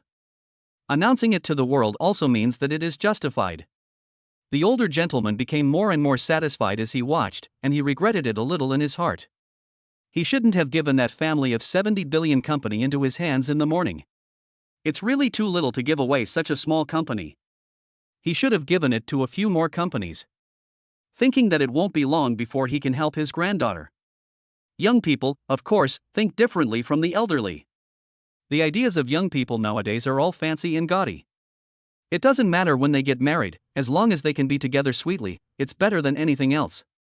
Since their relationship is so good, they should seize this opportunity so that he can have a great grandchild sooner. Seeing his granddaughter and grandson-in-law in love, the old man laughed heartily. Today, I, your grandfather, am not going home. Ah. What? As soon as the words fell, the couple looked at him together. What, you don't like me? Or is it that, having got married, you don't like your grandfather anymore? The old man pretended to be indignant. No. Yunfan immediately explained. Grandpa, it would be great if you could stay the night. Of course, I want to play go with you at night. Yes, yes, yes. Confronting also agreed. Grandpa, I haven't had a holiday for a long time, and I'll spend the whole day with you today. The old man's anger subsided, and he waved his hand, saying, That's more like it. At this time, Auntie Fong came over and said, Master, Miss, and Master, dinner is ready. Ha! Yunfan put his arm around Confronting's waist and walked together towards the dining room. Looking at the two of them from behind, Auntie Fong came up to the old man's ear with a wicked smile on her face. Master, I've already prepared dinner for Miss and Master. Chapter 37, Unromantic? I have to be romantic even if I don't feel like it. For dinner, the old master kept stuffing his face without saying a word. Mu Yunfan couldn't understand it. This old man was really strange. He hadn't been so honest at lunch. He had wanted to compete with the old master again to see who could eat more, but now it was impossible. Just then, Auntie Fong came downstairs with a smile, saying. Yunfan was taken aback. Auntie Fong had moved out after he and Confronting got married, so the two of them had been living separately for the past 2 days, and she didn't know that. Why did she come to tell them that the room was ready? Was this a hint that they would be staying together tonight? His intuition told him that Auntie Fong and Grandpa were in cahoots. Yunfan winked at Confronting, but she just ignored him and kept eating. What did this woman want now? I'm full, I'm done eating, you guys enjoy your meal, I'm going straight to bed. The old man put down his chopsticks and went straight to the guest room on the second floor, with a meaningful smile on his face. My dear granddaughter, I, your grandfather, have to help you. He had specially asked Aunt Fong to go home today in order to set the stage for tonight. After dinner, Yunfan saw that Aunt Fong was still in the living room, so he immediately pretended to hug Confronting, who was looking at her phone, and walked towards the bedroom. Once they entered the bedroom, Confronting coldly looked at Yunfan's hand placed around her waist. And said, You still haven't let go? Haven't you had enough? Yunfan laughed, You understand that I'm acting, right? Besides, I'm acting so hard for you, but you're not even grateful. Confronting took a deep breath and glared at Yunfan. Indeed, from an acting perspective, Mu Yunfan's performance today was fantastic, and she almost fell for it. She gave a little snort, winked at him, and teased, I'm going to take a shower first. No. Yunfan immediately stopped her. What does this young lady want? Doesn't she know that the bathroom in her room is transparent? I'm sweating and it's uncomfortable. Just don't watch me while I shower. If you dare to peek, I'll have Fong Na dig your eyes out. I won't look, I promise. Yunfan vowed. The sound of the shower dripping reminded him of the wonderful view he had last seen in bed, and he really wanted to take a look back. No, Mu Yunfan, she is your boss, do you still want your eyes? What does this woman want? She doesn't have the slightest bit of caution. Is she not afraid that I am a beast in disguise? After calming down, Yunfan looked around the room and was shocked again. What was Aunt Fong doing? Why had she even moved the sofa in the room? He remembered clearly that there was a large sofa in this room before. This so-called tidying up means moving the sofa away? Could it be more obvious? Everyone knows what's in his heart. After taking a look at Fong Ting's big bed, Yunfan smiled contentedly. No, although this bed is big, more than 2 meters wide, it can completely sleep 2 people with room to spare. But there's no guarantee that I won't be tempted at night. Maybe the young lady won't be able to resist, and that would be bad. I'd better find an excuse to ask Auntie Fong to bring in a sofa. As Yunfan turned around, he was stopped by Fong Ting, who had just come out of the bathroom. Don't go. If Auntie Fong is doing this, she must have listened to Grandpa. If you go now, it'll be obvious. Yunfan was speechless. What should he do? How can they sleep? There is only one quilt, and the temperature at night is quite low, so I can't sleep on the floor. Oh, you're wearing that after the shower? Yunfan finally reacted. A woman wearing a lace halter neck V-neck dress appeared in front of him. The dress was not very big, as if it was deliberately designed that way to show off the woman's curvy figure to the fullest. It was a short dress, barely reaching the knees. And the material was a bit see-through, although it was high-end. And it made you look like you had your eyes gouged out. Fong Ting snorted, hurried to the bed, and covered herself with the quilt. She had bought these clothes while shopping for Mu Yunfan. While taking a bath, she had wondered whether to wear them out. If she wore it, would this man say that she was frivolous and that she was a very casual woman? But if she didn't take this opportunity to capture this man, then Grandpa's hard work would have been for nothing. After thinking about it, she thought, even a fool of a man should understand. Unless this man had problems in that area. No, that night, she was exhausted, so there could be no problems. Could it be that she wasn't pretty and didn't have a good figure? Pish, how could that be? Fong Ting was quite confident in her image and temperament. Today's charm will be solved no matter what. Yunfan let out a sigh. What the hell is this woman doing, taking over the bed so hastily? What will he sleep on later? The world's #1 straight man is no better than this. Boss, I'm going to take a shower too, don't peek later. Yunfan smiled desperately. Who cares about you? You don't even have a mirror. Fong Ting picked up a book from the bedside table and started reading it seriously, muttering to herself, what is the safe period? Yunfan was in the bathroom, taking a shower and rinsing his face. The warm water splashed on his face, adding a touch of mature charm to the handsome man's face. Although he was very handsome, Yunfan had no desire to admire him. He thought about what to do with the rest of the night. This woman, what's so great about being rich and taking over the bed? After I wash up, I'll go out and find a room to sleep in secretly? There are so many rooms in this big villa anyway. No, since Auntie Fong has made the arrangements, she must have made some preparations. If the old man finds out that the two of them are in a fake marriage, won't that be a breach of contract? Then when the young lady sues him for breach of contract and demands compensation, what's he going to do? This woman is really something. She knows they'll be sleeping in the same room, but she still wears that kind of clothing. But it's quite nice to just keep washing yourself with lukewarm water like this, but it's not possible to do it like this all night. Not to mention how much water and electricity it would waste, and after one night, your body would be swollen from all the washing. Yunfan feels like he's signed away his life at this point. But he still has to go out. A man should make up his mind when he needs to. When I go out later, I'll sleep on the dressing table for the night. If it's cold at night, I'll just grab a few more clothes to cover up with. It's better than sleeping on the floor. Great, that's it, hee Mu Yunfan, you really are a little smarty pants. Chapter 38, It was so close. Mu Yunfan opened the bathroom door and immediately saw Fong Ting standing in the doorway. What the hell, what are you doing, why are you standing here? Yunfan felt humiliated at this moment.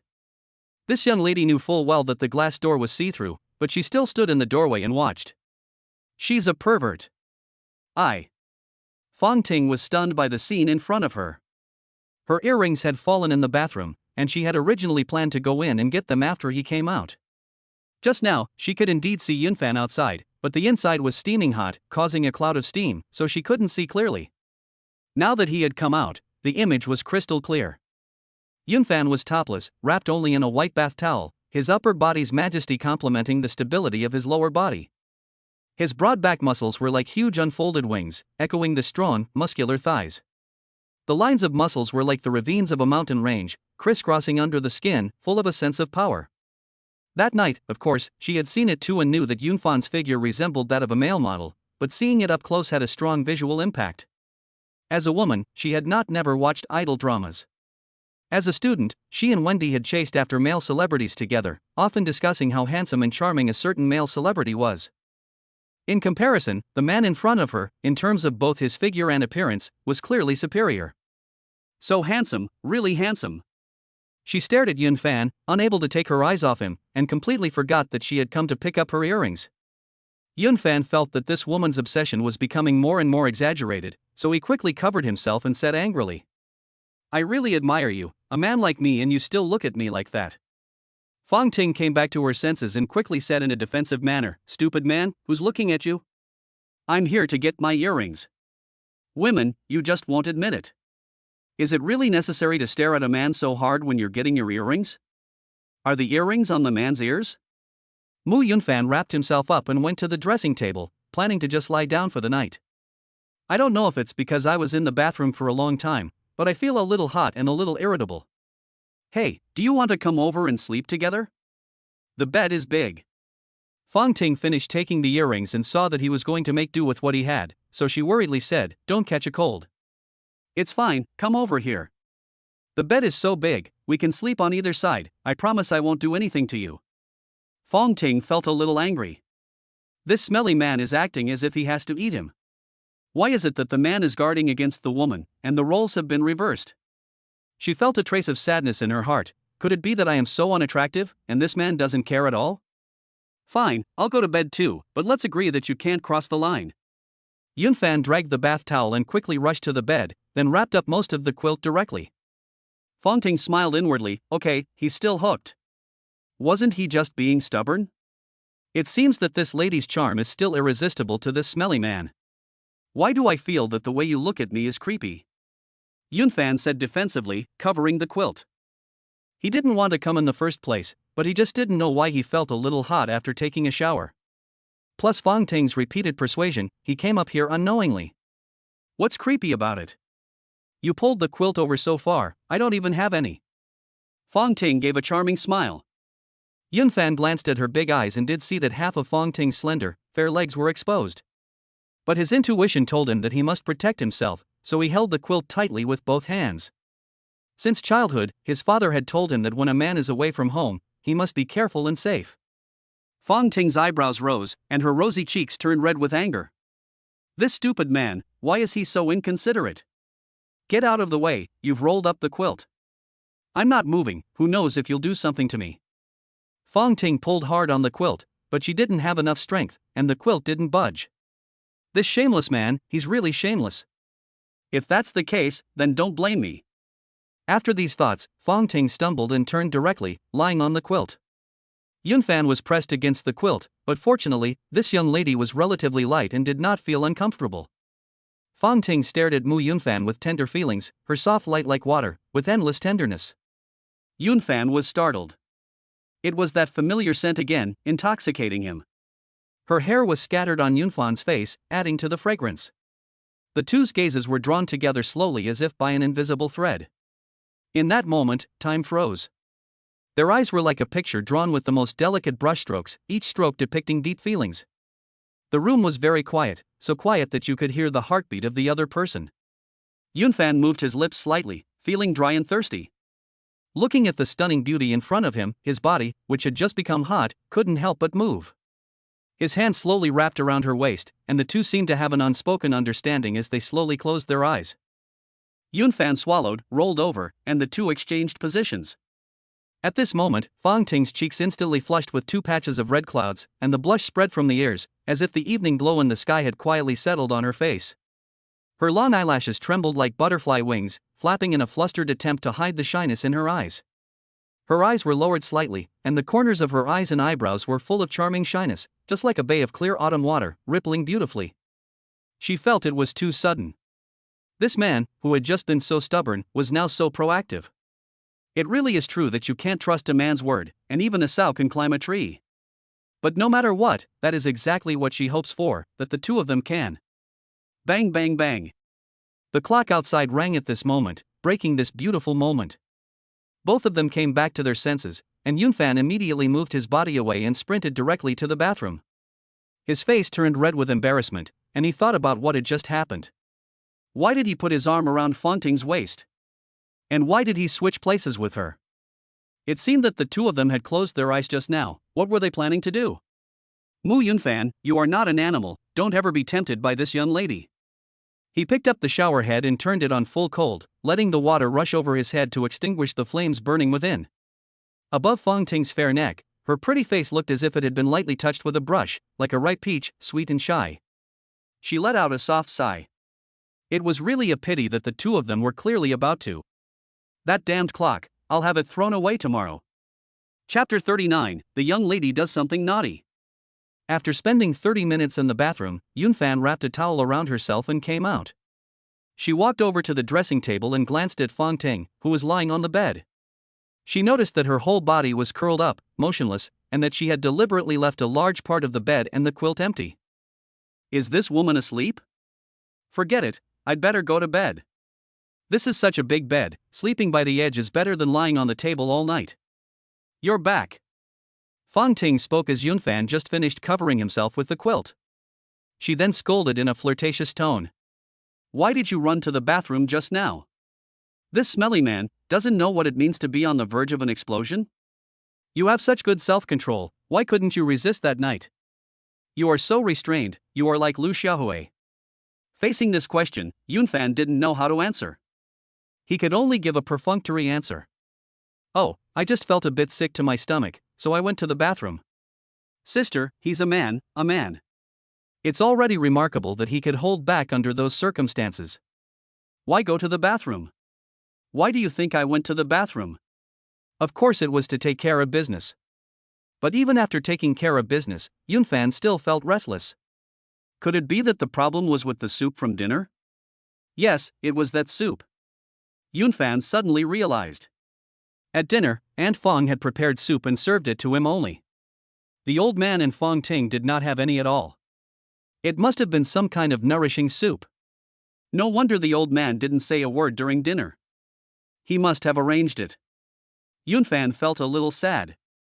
He was a pure and innocent young man, but for the sake of his family and parents, he had sold himself to the Fong family. Now he had been tricked by the old man. It's understandable. The old man is very old and not in good health. He has finally seen his granddaughter get married, and he must be desperate to hold his great-grandchild. Ah, the hearts of parents are truly compassionate. With these thoughts in his head, Yunfan turned around, almost getting a nosebleed. He saw a beautiful sight with a concave and convex shape right in front of his face. Wasn't this woman sleeping on one side just now? When did she come over, and why was there no sound? He looked into her eyes, which were closed. He just didn't know if she was really asleep or just pretending. Yunfan's body began to feel hot again. He was sure that no man could resist this sight. Mu Yunfan, you're a gentleman, go wash again. Early the next morning, Yunfan woke up and found Fonting's beautiful legs draped over him. The lace pajamas revealed the beauty of her hazy skin. Shit. Yunfan let out an expletive. This bitch is still a young lady, and she has such bad sleeping habits. He didn't have time to admire it, and the most important thing now was to run. He had taken 7 showers back and forth last night, and the last one was already after 1 a.m. He was so sleepy behind, so he fell asleep. In the middle of the night, he felt Fonting move. But at that time, he was so sleepy that he didn't know what this young lady was doing. He looked at the bath towel wrapped around his body. He had wrapped himself in it when he had taken his last bath last night, and it was still intact. Although this woman often acted like a nympho and tried to seduce him, he was not the kind of person who would force himself on her. Therefore, Yunfan guessed that nothing special had happened last night. Besides, for this kind of thing to work, the man had to cooperate, right? If he didn't cooperate, it would be useless. He slowly pulled his legs apart, afraid of waking the young lady. Coincidentally, Fonting was the one who was awakened.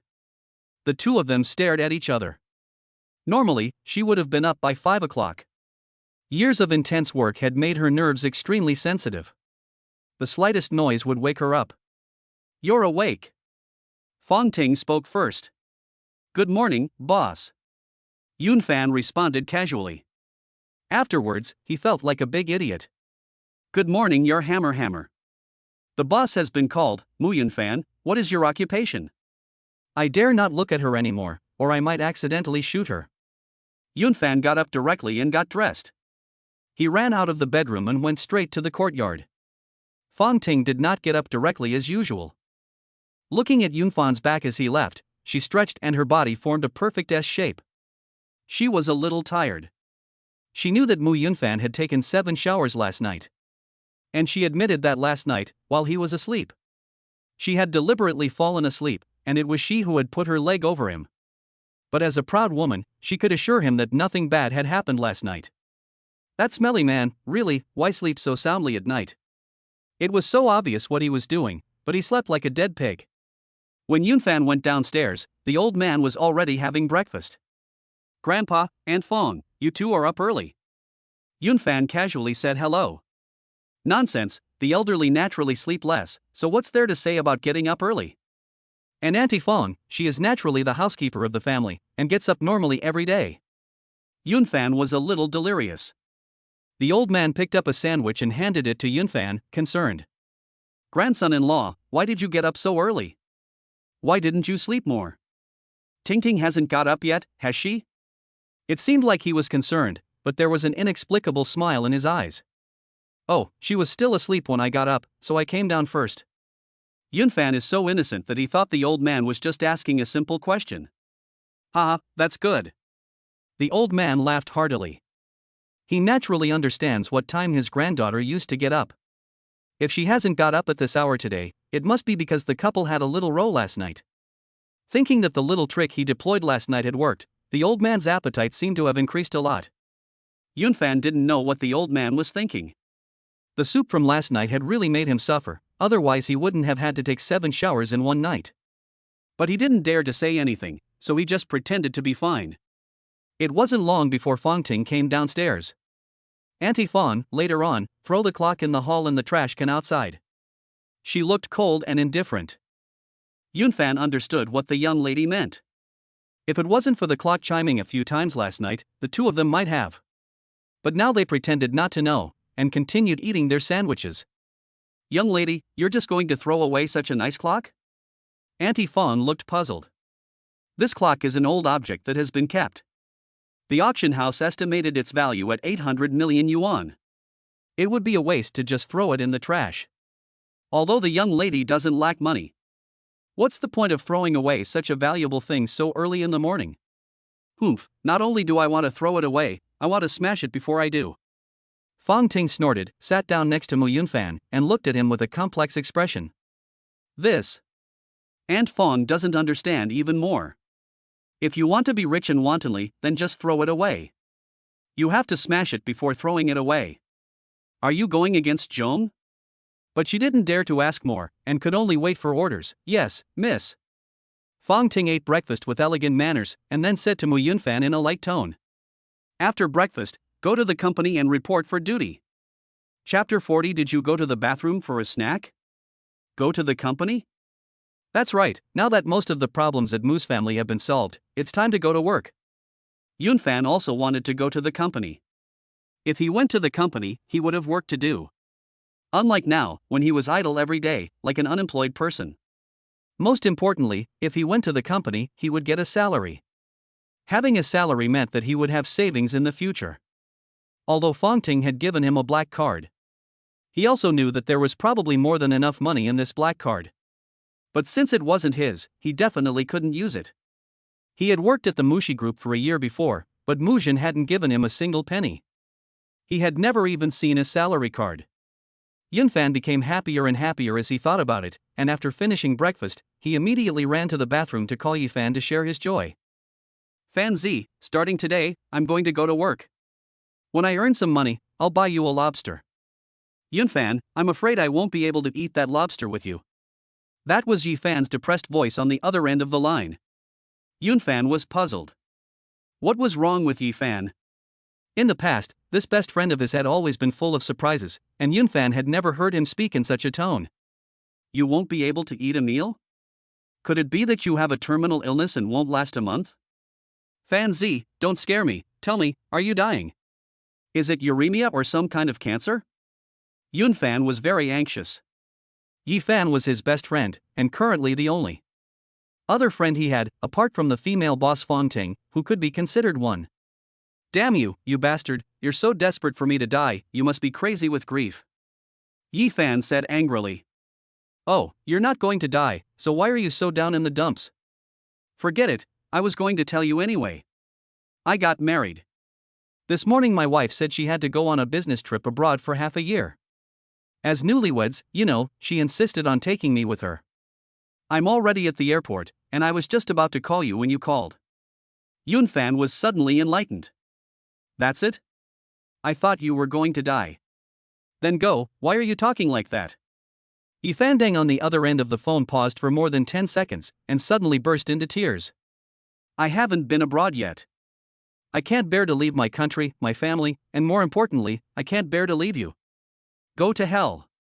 Yunfan felt a little sick to his stomach, and he almost threw up the breakfast he had just eaten. If someone didn't know, they would think that there was some kind of secret between two grown men. Fanzi, it's only for 6 months. Just think of it as going abroad on your honeymoon with your wife. When you come back after 6 months, I'll still owe you that lobster dinner, and our brotherly bond will remain unchanged forever.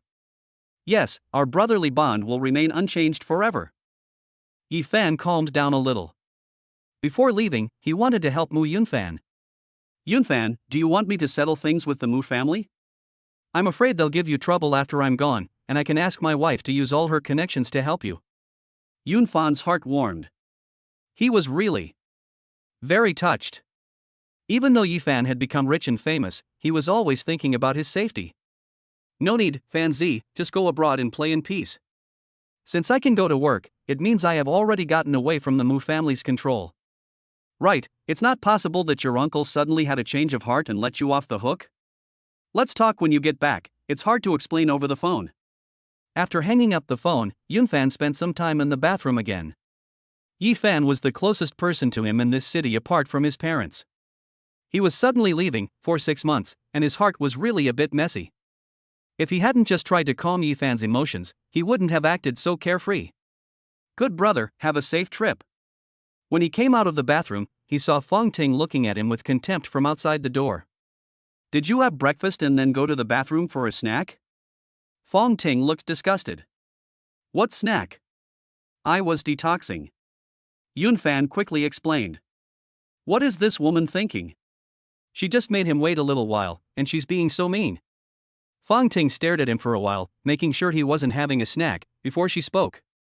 Yunfan flipped his index finger and tapped his head lightly, saying, Send me the location, I'll go in for the interview myself, okay? He knew that Confronting had arranged a job for him. But in life, especially for men, you always have to prove your abilities. Even if you're a softie, you have to act tough.